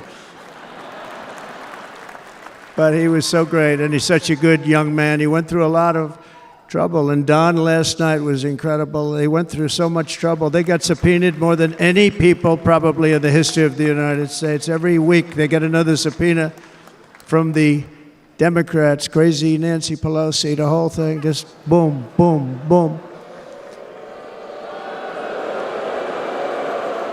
They've got to stop that, because they're destroying our country. We have to work on making America great again, not on beating people. And we won. We beat them in all. We beat them on the impeachments. We beat them on indictments. We beat them. But the time that you have to spend, if they would devote that genius to helping our country, we'd have a much stronger and better country.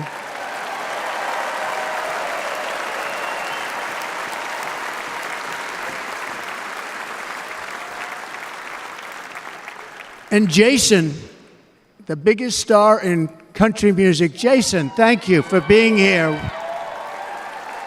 Jason, thank you very much. Jason Aldean, he's good. I like his wife even better, by the way. She's here. Thank you, Jason. But I'm thrilled to have a new friend and partner fighting by my side. The next Vice President of the United States, the current Senator from Ohio, J.D. Vance, and his incredible wife, Usha.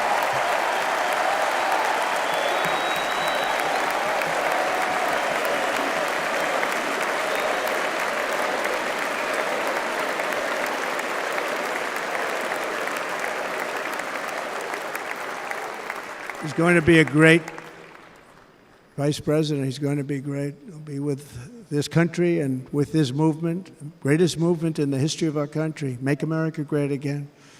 When they criticize it, they say, we're going to try and stop MAGA. I said, MAGA is Make America Great Again. What are you going to stop? There's nothing to stop. Then they say, oh, that's right. It's very tough to fight it. And all of the people that did try and fight it have failed. But he's going to be with us for a long time, and it was an honor to select him. Great student at Yale. His wife was a great student at Yale. They met at Yale. These are two smart people. So, J.D., you're going to be doing this for a long time. Enjoy the ride.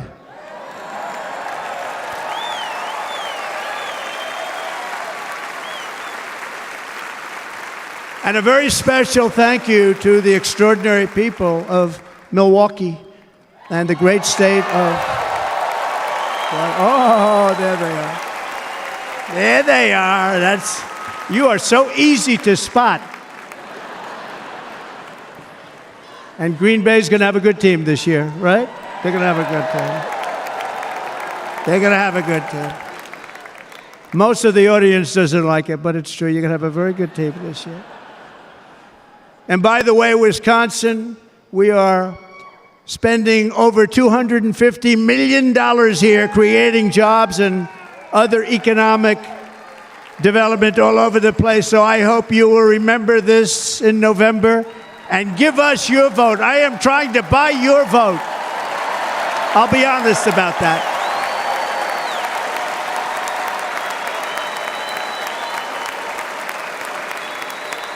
And I promise we will make Wisconsin great again. We're going to make it. Thank you, Mr. Governor. Thank you very much. Thank you. I'm here tonight to lay out a vision for the whole nation, to every citizen, whether you're a young or old man or woman, Democrat, Republican, or independent, black or white, Asian or Hispanic. I extend to you a hand of loyalty and of friendship. Together we will lead America to new heights of greatness like the world has never seen before. We were right there in the first term. We got hit with COVID. We did a great job. Nobody knew what it was, but nobody's ever seen an economy pre-COVID. And then we handed over a stock market that was substantially higher than just prior to COVID. Coming in, did a great job. Never got credit for that. We got credit for the war and defeating ISIS and so many things, the great economy, the biggest tax cuts ever, the biggest regulation cuts ever, the creation of Space Force, the rebuilding of our military. We did so much. We did so much. Right to try. Right to try is a big deal. We got right to try. They were trying to get that for 52 years. Somebody's terminally ill. And hopefully there's nobody in this audience, but it does happen a lot. They're terminally ill and they can't use our new space-age drugs and other things that we are way ahead. We have the greatest doctors in the world, the greatest laboratories in the world, and you can't do it. They've been trying to get that approved for 52 years. Wasn't that easy? The insurance companies didn't want to do it. They didn't want the risk. The labs didn't want to do it because if it didn't work, people are pretty far down the line toward death. They didn't want to do it. The doctors didn't want to have it on their records, so I got everybody into an office. 52 years they tried. Sounds simple, but it's not. And I got them to agree that somebody that needs it will, instead of going to Asia, Europe, or someplace, or if you have no money, going home and dying, just die. We got them to sign an agreement, agree to it, where they're not going to sue anybody. They're going to get all of this stuff. They're going to get it really fast. And what's happened is we're saving thousands and thousands of lives. It's incredible. Right to try. It's a great feeling. Under our leadership, the United States will be respected again. No nation will question our power. No enemy will doubt our might. Our borders will be totally secure. Our economy will soar. We will return law and order to our streets, patriotism to our schools, and importantly, we will restore peace, stability, and harmony all throughout the world. But to achieve this future, we must first rescue our nation from failed and even incompetent leadership. We have totally incompetent leadership. This will be the most important election in the history of our country. Under the current administration, we are indeed a nation in decline. We have an inflation crisis that is making life unaffordable, ravaging the incomes of working and low-income families, and crushing, just simply crushing our people like never before. They've never seen anything like it. We also have an illegal immigration crisis, and it's taking place right now as we sit here in this beautiful arena. It's a massive invasion at our southern border that has spread misery, crime, poverty, disease, and destruction to communities all across our land. Nobody's ever seen anything like it.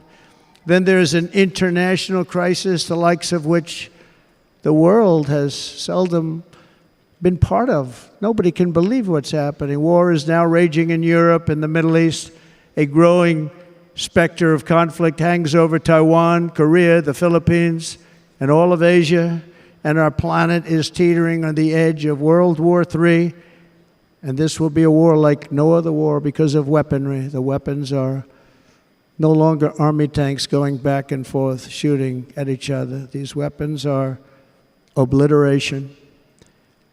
It's time for a change. This administration can't come close to solving the problems. We're dealing with very tough, very fierce people. They're fierce people. And we don't have fierce people. We have people that are a lot less than fierce, except when it comes to cheating on elections and a couple of other things. Then they're fierce. Then they're fierce. So tonight, I make this pledge to the great people of America. I will end the devastating inflation crisis immediately, bring down interest rates, and lower the cost of energy. We will drill, baby, drill.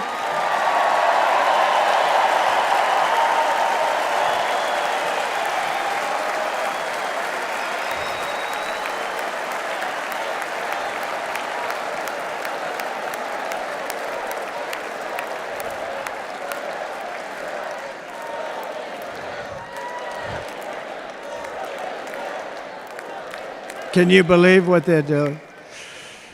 But by doing that, we will lead a large-scale decline in prices. Prices will start to come down. Energy raised it. They took our energy policies and destroyed them. Then they immediately went back to them, but by that time, so much was lost.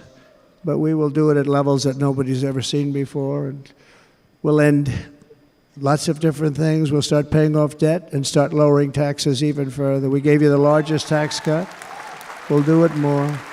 You know, people don't realize I brought taxes way down, way down, and yet we took in more revenues the following year than we did when the tax rate was much higher. Most people said, how did you do that? Because it was incentive. Everybody was coming to the country. They were bringing back billions and billions of dollars into our country. The companies made it impossible to bring it back. The tax rate was too high, and the legal complications were far too great.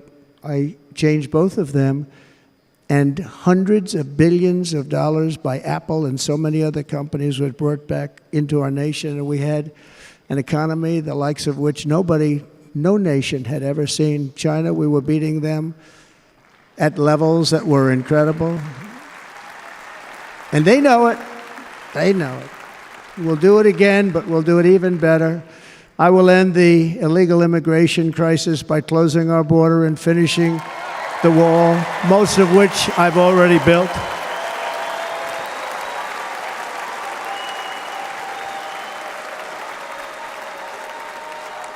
On the wall, we were dealing with a very difficult Congress, and I said, oh, that's okay, we won't go to Congress. I call it an invasion.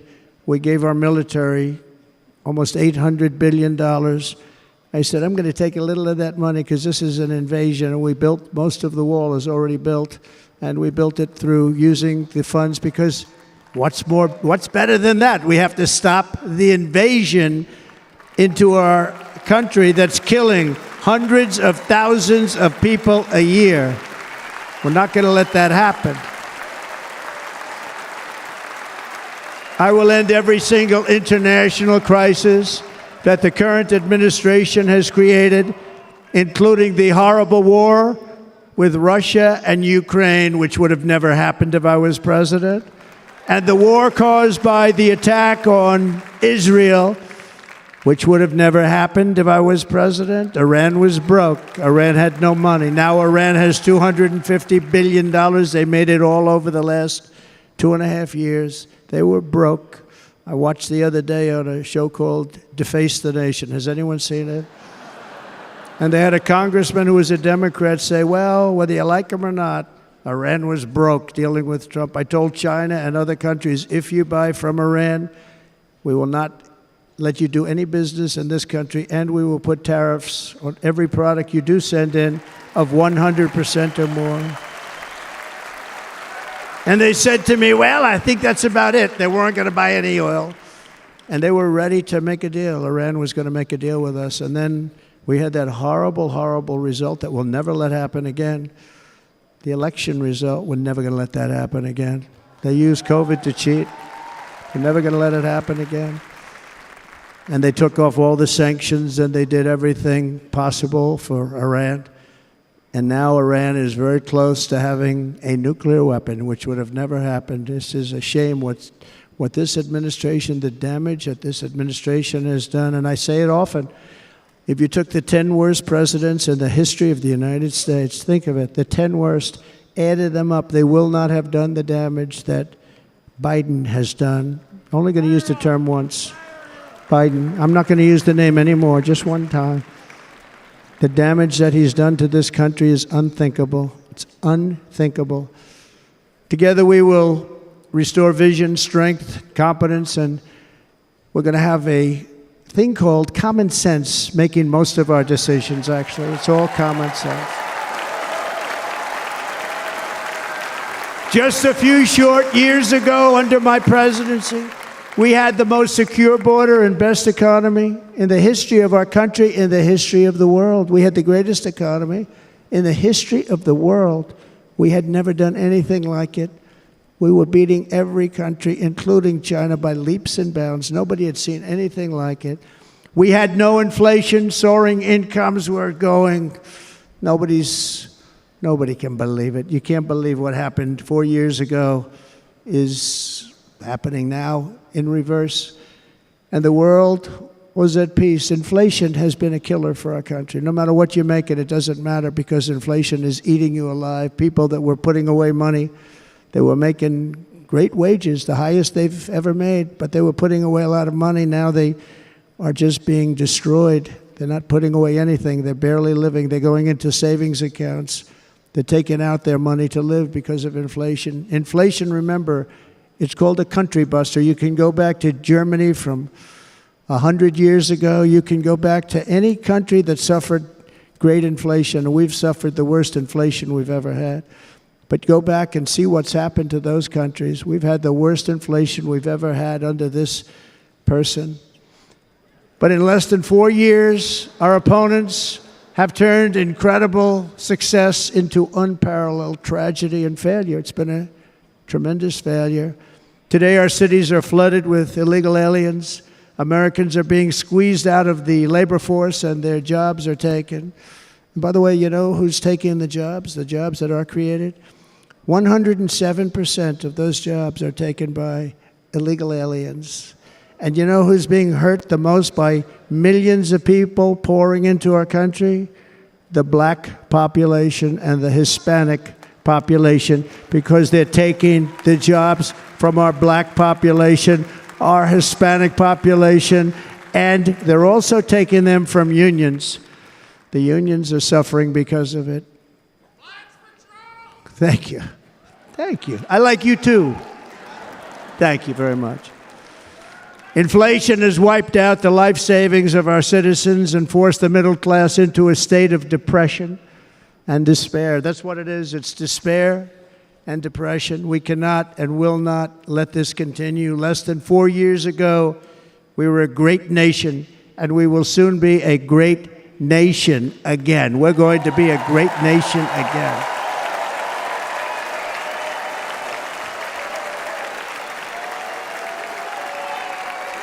Thank you. With proper leadership, every disaster we are now enduring will be fixed, and it will be fixed very, very quickly. So tonight, whether you've supported me in the past or not, I hope you will support me in the future, because I will bring back the American dream. That's what we're going to do. You don't even hear about the American dream anymore. With great humility, I am asking you to be excited about the future of our country. Be excited. Be excited.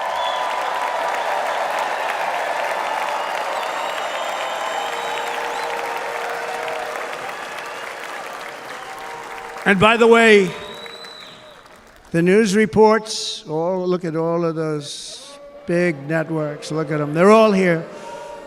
But every one of them has said this could be the most organized, best run, and most enthusiastic convention of either party that they've ever seen. Every single one.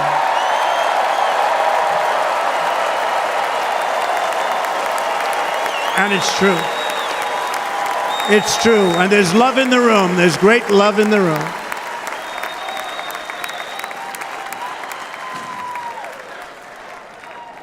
So I better finish strong. Otherwise, we'll blow it, and we can't let that happen. Now, this was great. All of the great people that spoke, and everybody hit a home run. I mean, there's not one that I can think of where I said, oh, gee, that wasn't great. Every single person. I refuse to be the only one. Don't do that to me. They're already getting ready. See, I gave them an idea. Now, this was a great convention. This was, I think we're actually going to go home and miss it. You know, usually with a first of all, look at these crowds. You'd never have this at a convention. Look at these crowds.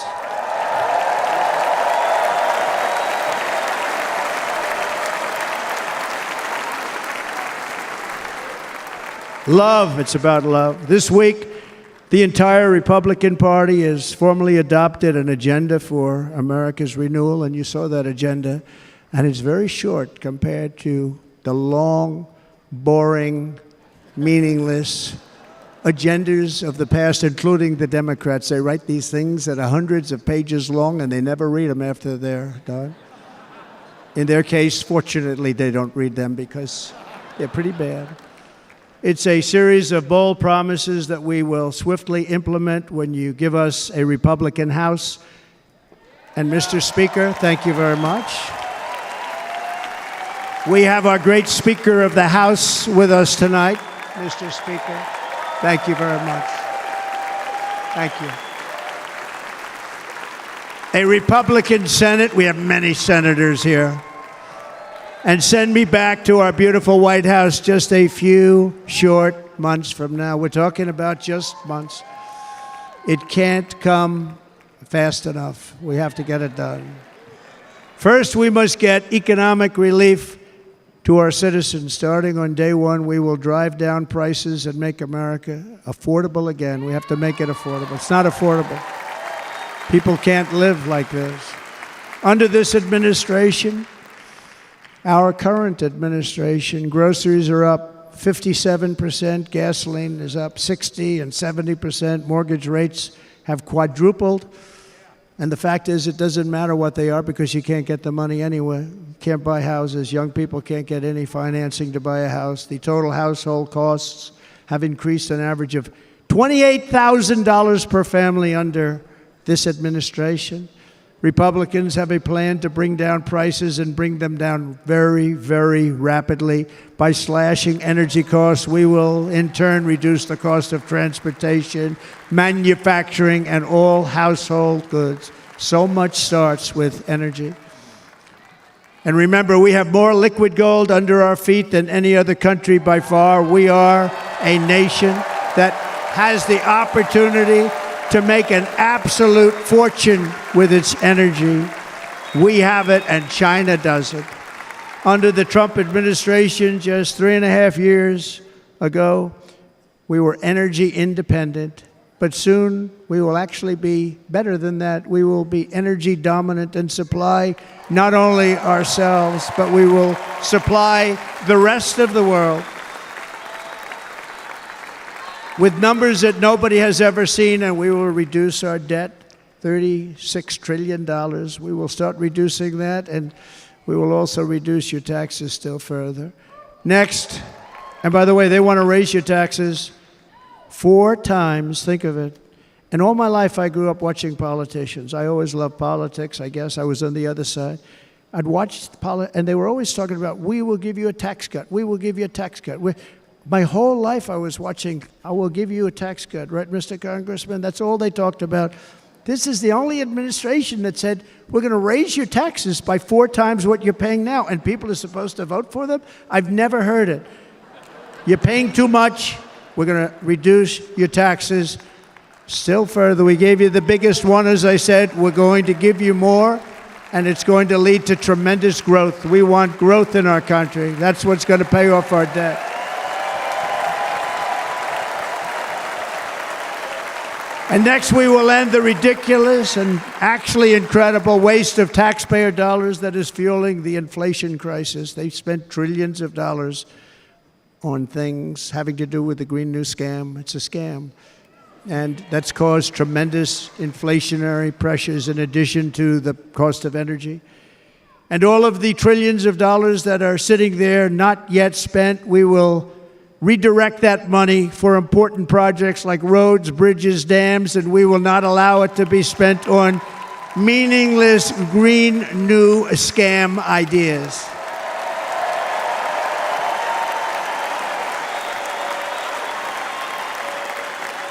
And I will end the electric vehicle mandate on day 1.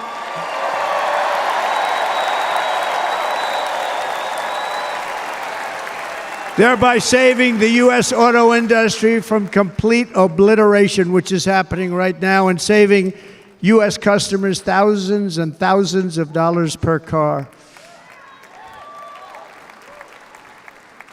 And right now, as we speak, large factories just started are being built across the border in Mexico. So with all the other things happening on our border, and they're being built by China to make cars and to sell them into our country. No tax, no anything. The United Auto Workers ought to be ashamed for allowing this to happen. And the leader of the United Auto Workers should be fired immediately. And every single auto worker, union and non-union, should be voting for Donald Trump, because we're going to bring back car manufacturing, and we're going to bring it back fast.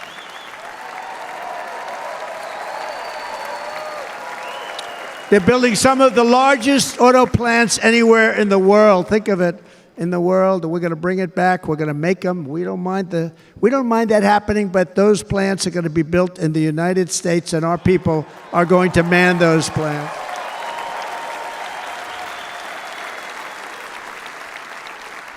And if they don't agree with us, we'll put a tariff of approximately 100 to 200% on each car, and they will be unsellable in the United States. We have long been taken advantage of by other countries. And think of it, oftentimes these other countries are considered so-called allies. They've taken advantage of us for years. We lose jobs, we lose revenue, and they gain everything and wipe out our businesses, wipe out our people. I stopped it for 4 years, I stopped it, and we're really ready to make changes like nobody had seen before. And remember, USMCA, I got rid of NAFTA, the worst trade deal ever made, and replaced it with USMCA, which is, they say, the best trade deal ever made. Actually, probably the best trade deal was the deal I made with China, where they buy $50 billion worth of our product. They were buying nothing. They buy $50 billion worth. They had to. But I don't even talk about it because of COVID. I don't even mention it, frankly, because of what happened with the China virus.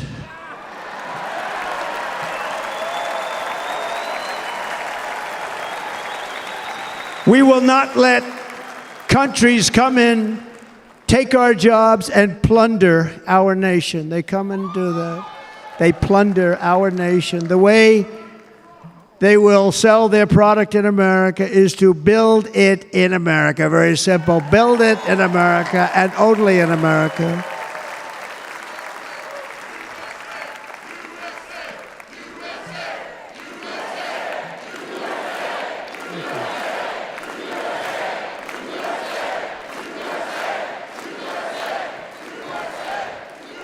And this very simple formula, and Congress has to go along with us, and they will. This very simple formula will create massive numbers of jobs. We will take over the auto industry again, and many, many, hundreds of thousands of jobs. We lost so many jobs over the years. If you go back 20, 25 years, they've stolen, going to China and Mexico, about 68% of our auto industry manufacturing jobs. We're going to get them all back. We're going to get them all back, every one of them. At the center of our plan for economic relief are massive tax cuts for workers that include something else that's turned out to be very popular, actually. Here it's very popular, in this building and all those hotels that I saw that are so nice. I'm staying in a nice one. It's called no tax on tips.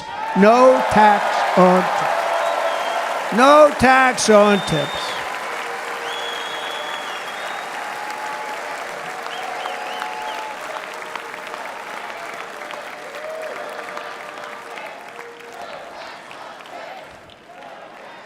I got that by having dinner recently in Nevada, where we're leading by about 14 points. Hello. I'll see you there very soon, everybody. And we're having dinner at a beautiful restaurant in the Trump building on the Strip, and it's a great building, and the waitress comes over. How's everything going? A really nice person. How's everything? Oh, sir, it's so tough. The government's after me all the time on tips, tips, tips. I said, well, they give you cash. Would they be able to find him? She said, actually, and I didn't know this, she said, very little cash is given. It's all put right on the check. And they come in and they take so much of our money, it's just ridiculous. And they don't believe anything we say. And they've just hired, as you know, 88,000 agents to go after them even more. And I said, this shows the level of my, most people go out, they hire consultants, they pay them millions of dollars. But I said to her, let me just ask you a question. Would you be happy if you had no tax on tips? She said, what a great idea. I got my information from a very smart waitress. That's better than spending millions of dollars. And everybody loves it. Waitresses and caddies and drivers and everybody. It's a large group of people that are being really hurt badly. They make money, let them keep their money. I'm going to protect Social Security and Medicare. Democrats are going to destroy Social Security and Medicare because all of these people, by the millions they're coming in, they're going to be on Social Security and Medicare and other things, and you're not able to afford it. They are destroying your Social Security and your Medicare. Under my plan, incomes will skyrocket, inflation will vanish completely, jobs will come roaring back, and the middle class will prosper like never, ever before, and we're going to do it very rapidly.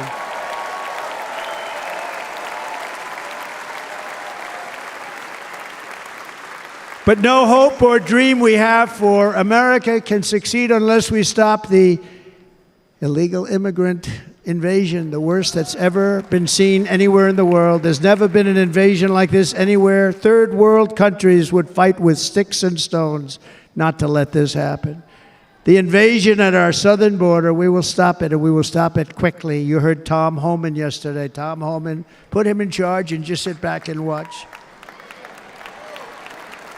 Brandon Judd of Border Patrol, he's incredible. These guys, you know, they really, their job is a lot easier if they don't have to do anything, but they want to. They're patriots. Brandon Judd, Border Patrol, ICE. ICE goes out. You have to see what ICE does with MS-13. You have these are probably the worst gang, and ICE goes in there. And I know a lot of people in these rows here, and they're very tough people, but they don't want to do this job. They'll go into a pack of MS-13 killers. They're the worst, probably the worst gangs in the world. And we have thousands of them. I moved thousands and thousands out in my 4 years. We moved them out, and it was a pleasure. But ICE would go right into a pack of these killers, and you see fists flying, you see everything flying, and then they take them. They put them in a paddy wagon. They take them back, and they get them out of our country. And the other countries weren't accepting them back, and I called up and I said, tell them that we're not giving them economic aid anymore. And the next day I got calls from all of these countries that were terminated. Billions of dollars we spend on economic aid to countries that does us, frankly, no good. And the next day I was called by everybody. I couldn't take all the calls. Sir, what's the problem? I said, you won't take your killers back that you sent in caravans into America. You won't take them back. Well, sir, if you'd like us to, we would give very serious consideration to doing that. And within 24 hours, they were being taken back. For years and years, when I first came in, they said President Obama tried to get him to go back, and they wouldn't accept him. They'd put planes on the runway so you couldn't leave the plane. They'd close the road so you couldn't take the buses. They'd all have to turn back. As soon as I said no more economic aid of any kind to any country that does that, they called back and they said, sir, it would be our great honor to take MS-13. We love them very much. We love them very much, sir. We'll take them back. At the heart of the Republican platform is our pledge to end this border nightmare and fully restore the sacred and sovereign borders of the United States of America, and we're going to do that on day one.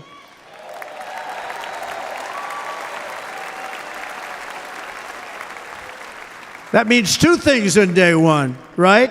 Drill, baby, drill, and close our borders.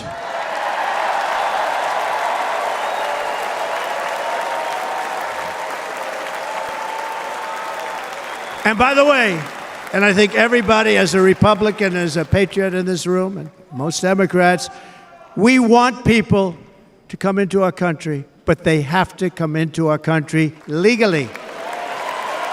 Legally. Less than 4 years ago, I handed this administration the strongest border in American history. But you can see on the chart that saved my life, that was the chart that saved my life. I said, look it, I'm so proud of it. I think it's one of the greatest, it was done by the Border Patrol, one of the greatest charts I've ever seen. It showed everything just like that. You know the chart. Oh, there it is. That's pretty good. Wow. Last time I put up that chart, I never really got to look at it. But without that chart, I would not be here today.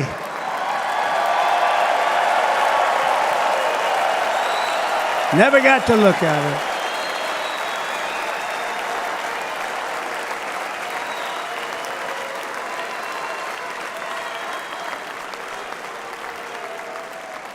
I said, you got to see this chart. I was so proud of it, and by the time I got to there, I never got to see it that day. But I'm seeing it now, and I was very proud. If you look at the arrow on the bottom, that's the lowest level, the one on the bottom, heavy red arrow. That's the lowest level of illegal immigrants ever to come into our country in recorded history, right there. Right there. And that was my last week in office. And then you see what happened after I left. Look at the rest. And if you go out a little bit further, it's getting to be a little bit old, but I love it anyway, right? but you can go much higher with those numbers. Look what happened right after that. The invasion began. We had the opposite. We stopped the invasion, but the invasion that we stopped was peanuts by comparison to what happened after I left. Look at what happened after I left. They took over our country. We ended all catch and release. We shut down asylum fraud. We stopped human trafficking and forged historic agreements to keep illegal aliens on foreign soil. We want them to stay on their soil. Under the Trump administration, if you came in illegally, you were apprehended immediately and you were deported. You went right back. The current administration terminated every single one of those great Trump policies that I put in place to seal the border. I wanted a sealed border. Again, come in, but come in legally. You know how unfair it is? So many people, hundreds of thousands of people, have been working for years to come into our country. And now they see these people pour into our country at levels that are unprecedented. It's so unfair.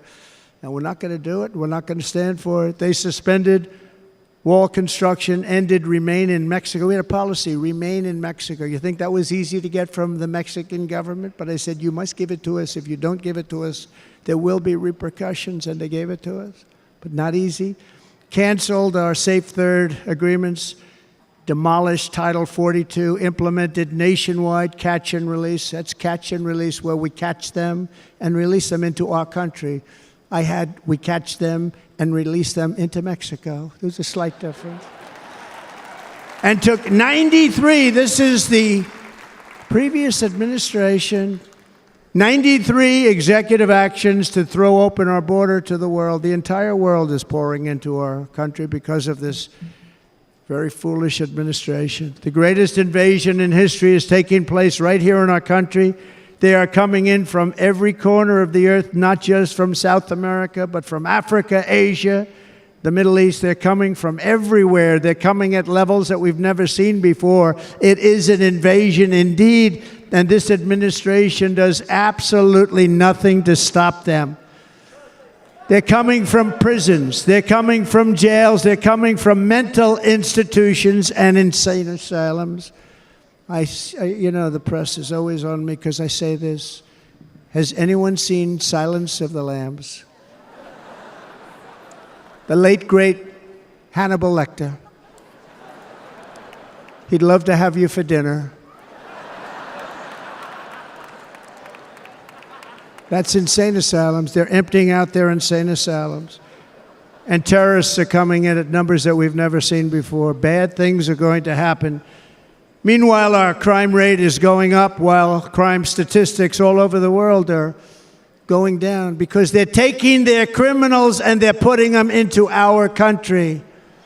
A certain country, and I happen to like the president of that country very much, but he's been getting great publicity because he's a wonderful shepherd of the country. He says how well the country's doing because their crime rate is down. And he said he's training all of these rough people. They're rough.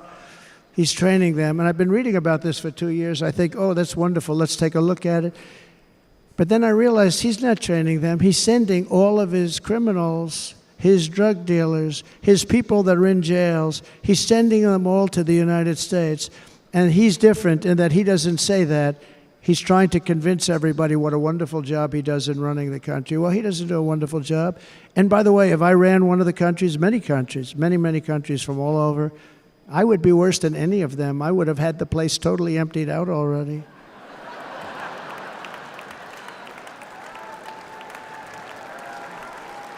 But we become a dumping ground for the rest of the world, which is laughing at us. They think we're stupid.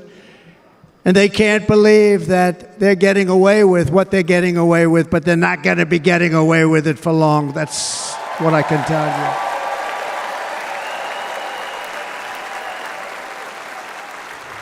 In Venezuela, Caracas, high crime.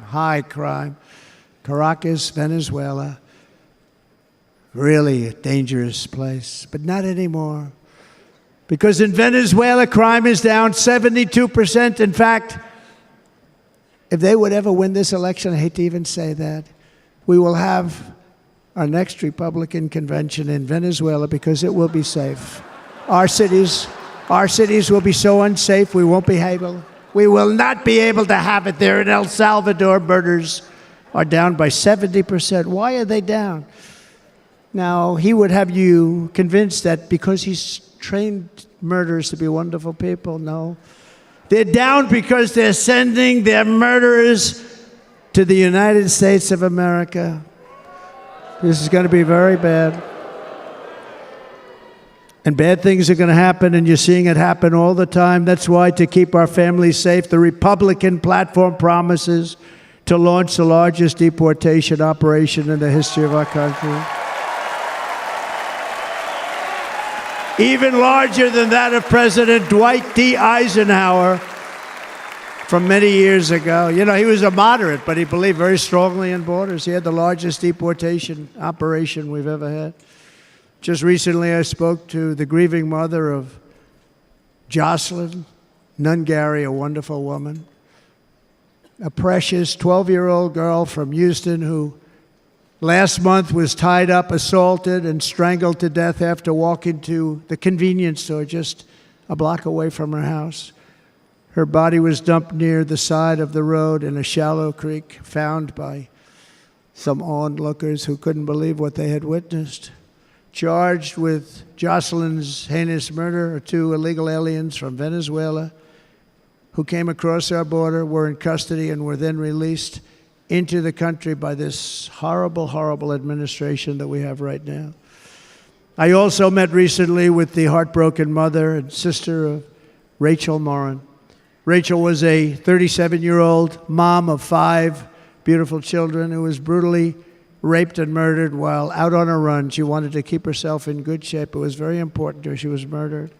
The monster responsible first killed another woman in El Salvador before he was led into America by the White House. This White House let them in. He then attacked a 9-year-old girl and her mother in a home invasion in Los Angeles before murdering Rachel in Maryland. Traveled all throughout the country, doing tremendous damage. Rachel's mother will never be the same. I spent time with her. She will never be the same. I've also met with the wonderful family of Laken Riley, the brilliant 22-year-old nursing student. She was so proud of being first in her class, who was out for a jog on the campus of the University of Georgia when she was assaulted, beaten, and horrifically killed. Yet another American life was stolen by a criminal alien set free by this administration. And these were incredible people we're talking about. These were incredible people who died. Tonight, America, this is my vow. I will not let these killers and criminals into our country.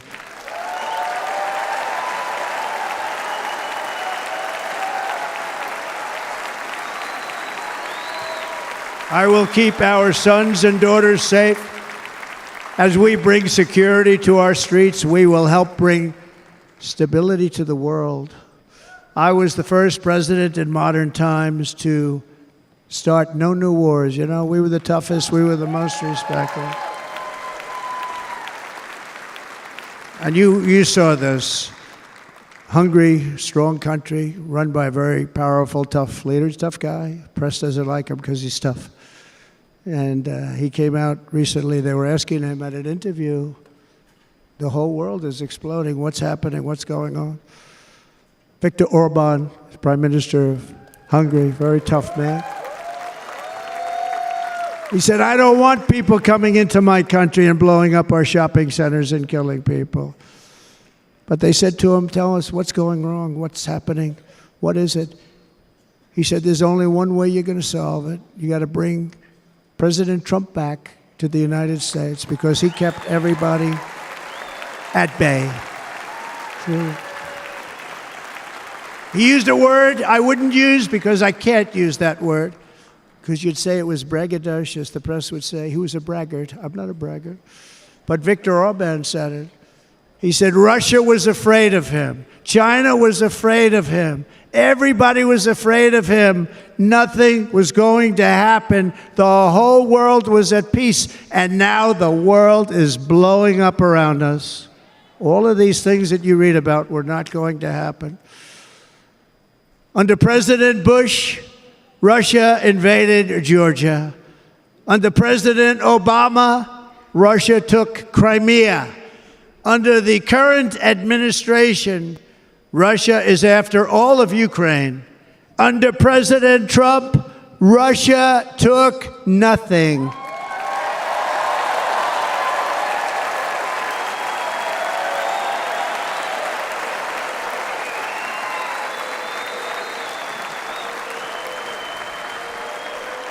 We defeated 100% of ISIS in Syria and Iraq, something that was said to take 5 years, sir. It'll take 5 years, sir. We did it in a matter of a couple of months. We have a great military. Our military is not woke. It's just some of the fools on top that are woke.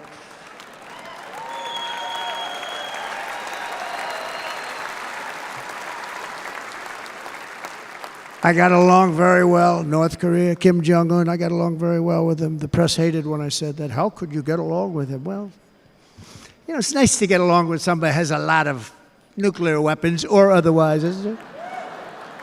See, in the old days, they'd say, that's a wonderful thing. Now they say, how could you possibly do that? But no, I got along with him, and we stopped the missile launches from North Korea. Now North Korea is acting up again, but when we get back, I get along with him. He'd like to see me back, too. I think he misses me, if you want to know the truth. Our opponents inherited a world at peace and turned it into a planet of war. We're in a planet of war. Look at that attack on Israel. Look at what's happening with Ukraine. The cities are just bombed out. How can people live like that where buildings, massive buildings, are falling to the ground? It began to unravel with the disastrous withdrawal from Afghanistan, the worst humiliation in the history of our country. We have never had a humiliation like that. 13 heroic U.S. service members were tragically and needlessly killed. 45 others were horrifically wounded. Nobody ever talks about them. No arms, no legs, face explosions, horrifically wounded. And by the way, we have a man in this room who's running for the U.S. Senate from a great state, Nevada, named Sam Brown, who paid the ultimate price. Thank you, Sam. Thank you, Sam. Thank you. He paid the biggest price probably ever paid by anybody that is running for office, and I think he's going to do great. He's running against a person that is not good, not respected, a total lightweight. But Sam, I think, paid, really, we were talking about it with some of the senators that are working so hard for Sam, but he paid the biggest price of any senator ever to run for the Senate. I don't think anybody's ever what he did. He was a real hero, a really great person. And he's running, and I hope that everybody gets out and votes for Sam Brown.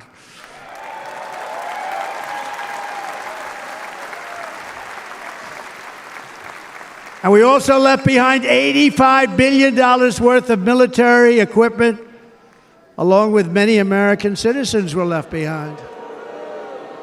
Many American citizens, emboldened by that disaster. Russia invaded Ukraine. They saw this group of people that were incompetent.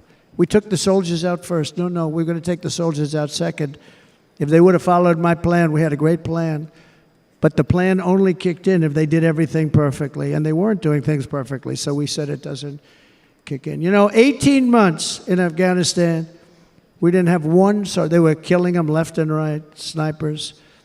And I spoke to the head of the Taliban. You've heard this story. Abdul, still there, still the head of the Taliban. The press got on me, why would you speak to him? I said, because that's where the killing is. I don't have to speak to somebody that has nothing to do with it. And I told him, don't ever do that. Don't ever do that again. Don't ever do that again. You've got to stop. Because during the Obama administration, many great people and soldiers, but a lot of soldiers were being killed from long distance. I said, if you keep doing that, you're going to be hit harder than anybody's ever been hit by a country before.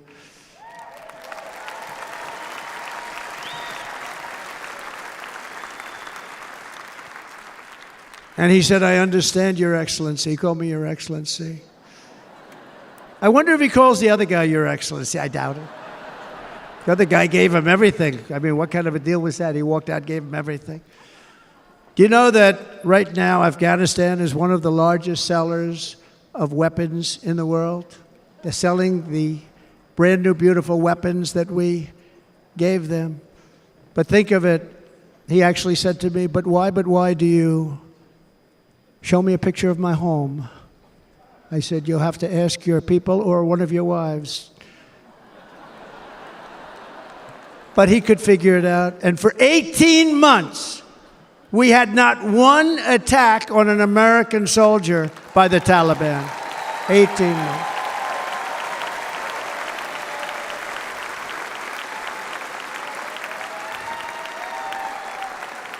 And then we had that horrible day where soldiers were killed. I was not there because of a ridiculous election. But we had that horrible attack. And they also gave up Bagram, one of the biggest bases anywhere in the world, air bases anywhere in the world, the longest runways, most powerful, hardened, thickened runways. We gave it up. And I liked it not because of Afghanistan. I liked it because of China. It's 1 hour away from where China makes their nuclear weapons. And you know who has it now? China has it now. We were keeping that. And now China is likewise circling Taiwan, and Russian warships and nuclear submarines are operating 60 miles off the coast in Cuba. Do you know that? No, the press refuses to write about it. If that were me running this country and we had nuclear submarines in Cuba, I will tell you that the headlines every day would be, what's wrong with our president? You don't even hear this. You're not hearing about this. Russia has nuclear submarines and warships 60 miles away, Mr. Congressman, from Miami, by the way, happens to be here. Correct?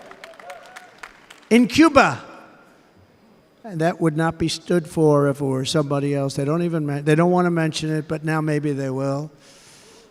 And the entire world, I tell you this, we want our hostages back, and they better be back before I assume office, or you will be paying a very big price.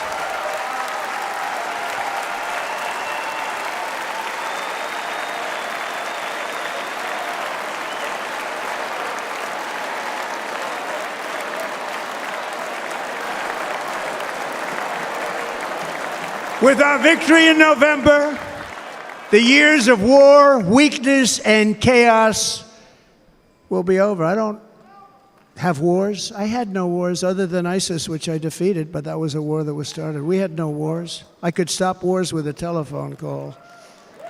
I could stop wars with just a telephone call. If properly stated, it would never start.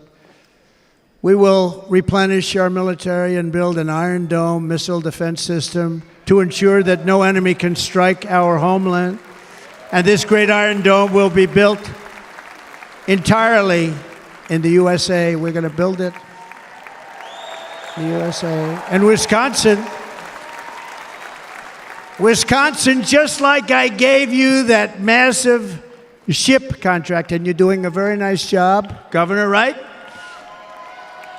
Thank you, Governor. And they're doing a great job. In fact, I had a little design change, and we gave them a tremendous for essentially what we used to call destroyers. These are now the most beautiful. They look like yachts. I said, we have to take the bow, and we have to make it a little nicer and a little point at the top instead of a flat nose. And the people at the shipyard said, this guy sort of knows what he's doing. We have the most beautiful ships, right, Governor? And everybody's sitting over there. And it was a big contract that everybody wanted. I gave it to Wisconsin, but we're going to have a lot of that built right here in the state of Wisconsin and all other states. Israel has an Iron Dome. They have a missile defense system. 342 missiles were shot into Israel, and only one got through a little bit. It was badly wounded. It fell to the ground, but most of them are. And Ronald Reagan wanted this many years ago, but we really didn't have the technology many years ago. Remember, they called it Starship, spaceship, anything to mock him. But he was a very good president, very, very good. But now we have unbelievable technology. And why should other countries have this and we don't? No, we're going to build an iron dome over our country, and we're going to be sure that nothing can come and harm our people. And again, from an economic development standpoint, we're going to make it all right here. No more sending it out to other countries in order to help. It's America first. America first. We will unleash the power of American innovation. And as we do, we will soon be on the verge of finding the cures to cancer, Alzheimer's disease, and many other diseases. We're going to get to the bottom of it. You remember this gentleman that I don't want to mention other than one time I had to, because when you say the 10 worst, I had to do it. I didn't want anybody to be confused. But this man said, we're going to find a cure to cancer. Nothing happened. We're going to get to the cure for cancer and Alzheimer's and so many other things. We're so close to doing something great. But we need a leader that will let it be done. We will not have men playing in women's sports. That will end immediately.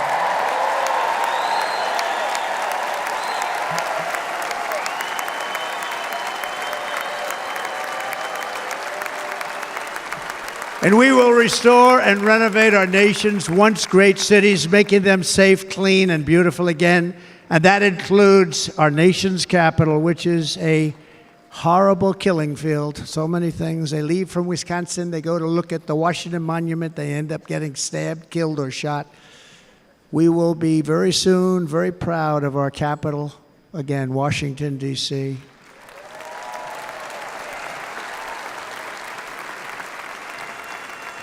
America is on the cusp of a new golden age, but we will have the courage to seize it. We're going to take it. We're going to make it a current. We're going to bring this into a golden age like never seen before. Remember this, China wants to do it. Japan wants to do it. All of these countries want to do it. We have to produce massive amounts of energy if we're going to produce the new. If you look at some of the things that have been done, and some of the things that we're going to do. But AI needs literally twice the electricity that's available now in our country. Can you imagine? But instead, we're spending places where they recharge electric cars. They built 8 chargers at a certain location toward the Midwest. 8 chargers for $9 billion. Think of them as a tank for filling up your gas. Think of it. They spent $9 billion on 8 chargers, 3 of which didn't work. And if you were going to do this all over our country, this crazy electric mandate, if you're going to do this all, and by the way, I'm all for electric. They have their application. But if somebody wants to buy a gas-powered car, gasoline-powered car, or a hybrid, they're going to be able to do it. And we're going to make that change on day 1.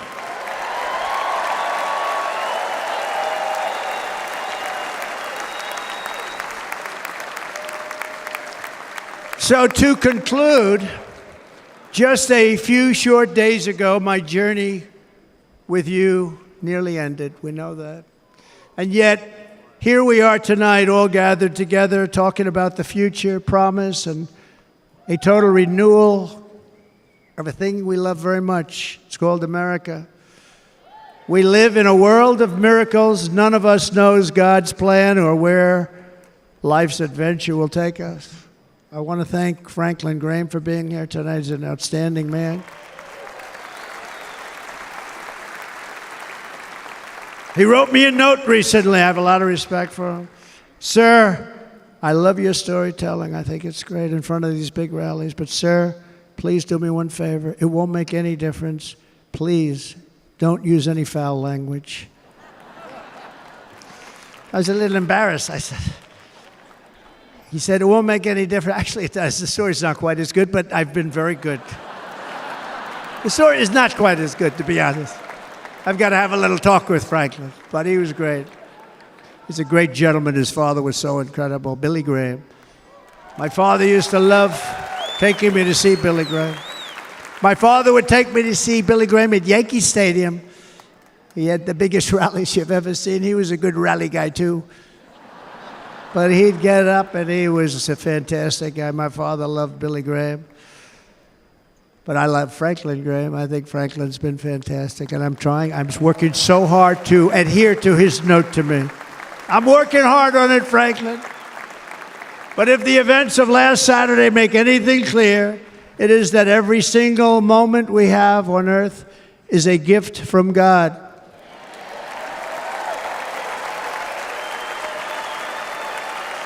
We have to make the most of every day for the people and for the country that we love.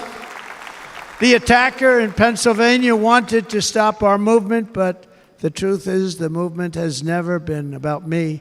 It has always been about you. It's your movement. It's the biggest movement in the history of our country by far. Can't be stopped. It can't be stopped. It has always been about the hardworking, patriotic citizens of America. For too long, our nation has settled for too little. We settled for too little. We've given everything to other nations, to other people. You've been told to lower your expectations and to accept less for your families. I am here tonight with the opposite message.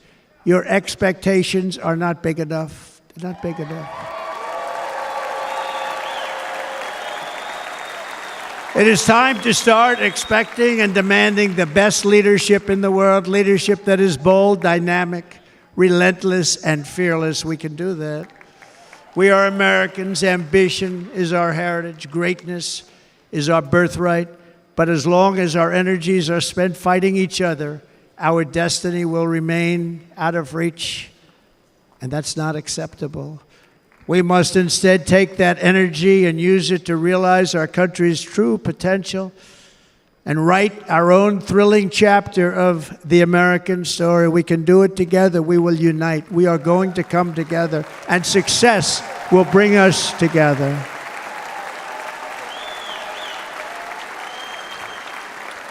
It is a story of love, sacrifice, and so many other things. And remember the word, devotion. It's unmatched devotion. Our American ancestors crossed the Delaware, survived the icy winter at Valley Forge, and defeated a mighty empire to establish our cherished republic. They fought so hard, they lost so many. They pushed thousands and thousands of miles across a dangerous frontier, taming the wilderness to build a life and a magnificent home for their family. They packed their families into covered wagons, trekked across hazardous trails, scaled towering mountains, and braved rivers and rapids to stake their claim on the wide open, new, and very beautiful frontier. When our way of life was threatened, American patriots marched onto the battlefield, raced into enemy strongholds, and stared down death and stared down those enemies to keep alive the flame of freedom. At Yorktown, Gettysburg, and Midway, they joined the roll call of immortal heroes. So many heroes, so many great, great people. And we have to cherish those people. We can't forget those people. We have to cherish those people.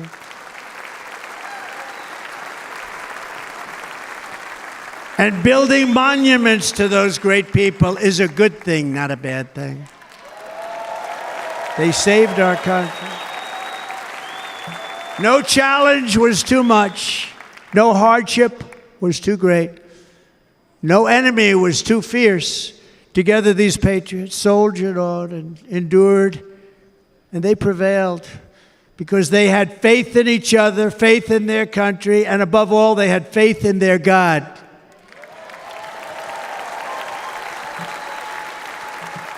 Just like our ancestors, we must now come together, rise above past differences. Any disagreements have to be put aside and go forward, united as one people, one nation, pledging allegiance to one great, beautiful, I think it's so beautiful, American flag. Tonight I ask for your partnership, for your support, and I am humbly asking for your vote. I want your vote. Going to make our country great again. Every day I will strive to honor the trust you have placed in me, and I will never, ever let you down. I promise that. I will never let you down. To all of the forgotten men and women who have been neglected, abandoned, and left behind, you will be forgotten no longer. We will press forward, and together we will win, win, win.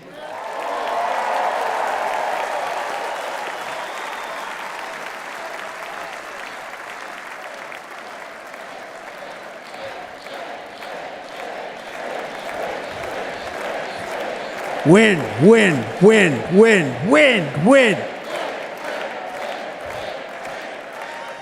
Nothing will sway us, nothing will slow us, and no one will ever stop us. No matter what dangers come our way, no matter what obstacles lie in our path, we will keep striving toward our shared and glorious destiny, and we will not fail. We will not fail. Together we will save this country, we will restore the republic, and we will usher in the rich and wonderful tomorrows that our people so truly deserve. America's future will be bigger, better, bolder, brighter, happier, stronger, freer, greater, and more united than ever before.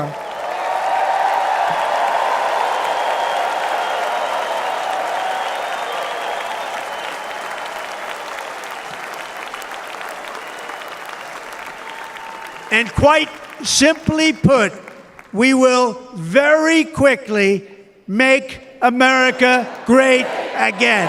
Thank you very much. Thank you very much, Wisconsin. God bless you.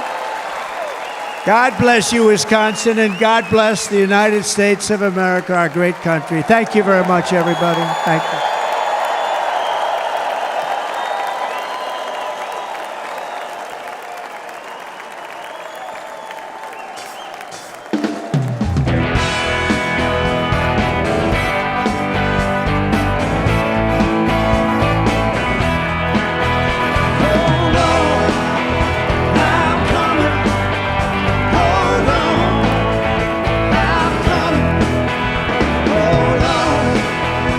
I'm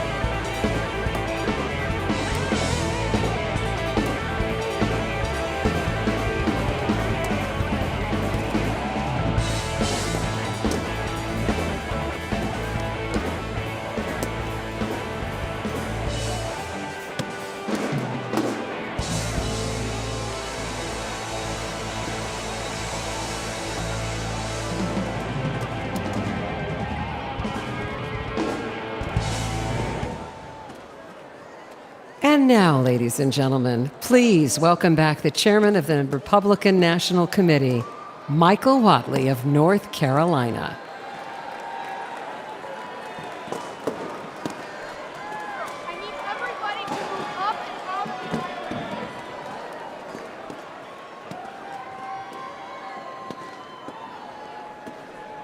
And now, to deliver this evening's benediction, please welcome Dr. Mario Dickens from Milwaukee.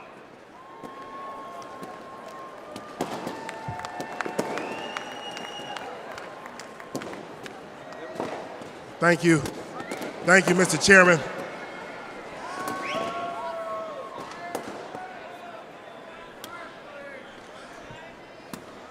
I want to thank God for being here and granting me this opportunity to address the Republican National Convention 2024.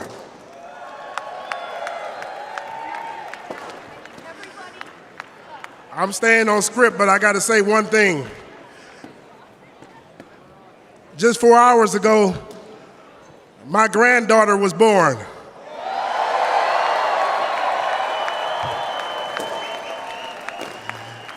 Ayana Leah Dickens.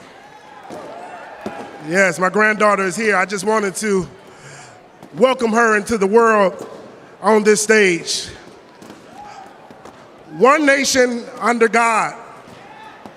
Reflecting on the significance of this phrase is crucial in the days to come.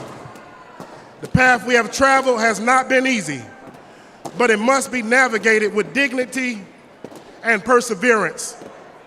The Holy Scriptures state that the peace of God surpasses all understanding. I pray for peace in this nation, peace on the campaign trail, peace on our streets, and peace in our homes. We extend prayers for Corey Comprator, who tragically lost his life in Saturday's assassination attempt, for the innocent bystanders injured, and for their grieving families. May the presence of God be with them. It is God who established governments, as explained in Romans 13, verse 1. And for that, we are grateful. My wife, Cherie, I love you. My parents and my children know that God is the ultimate answer. As you leave this Republican National Convention, do so with the confidence that He will guide your path and keep you in His grace. My hope is that we all find joy in the days to come and embrace leadership in the up-and-coming elections that will guide the next 4 years with wisdom and peace. So please stand with me as I end this prayer. I pledge allegiance to the flag of the United States of America and to the republic for which it stands, one nation under God, indivisible, with liberty and justice for all. In Jesus' name we pray. God, we give you the honor, the praise, and the glory. Hallelujah. President Trump, Senator Vance, may God lead you and guide you. Amen. Thank you. Thank you. Great job. Great job. Thank you. The chair now recognizes the delegate from the state of Wisconsin for the purpose of making a motion. Chairman Mike Whatley, thank you so much for bringing this convention to the greatest state in America, Wisconsin, a great city of Milwaukee. It's been a great convention. I, Tommy Thompson, former governor of Wisconsin, along with my good friend, Governor Scott Walker, and our chairman, Chairman Brian Schimming, the whole Republican delegation at this particular time wants to adjourn sine die the 2024 convention. Thank you, all of you, for coming. Drive safely home.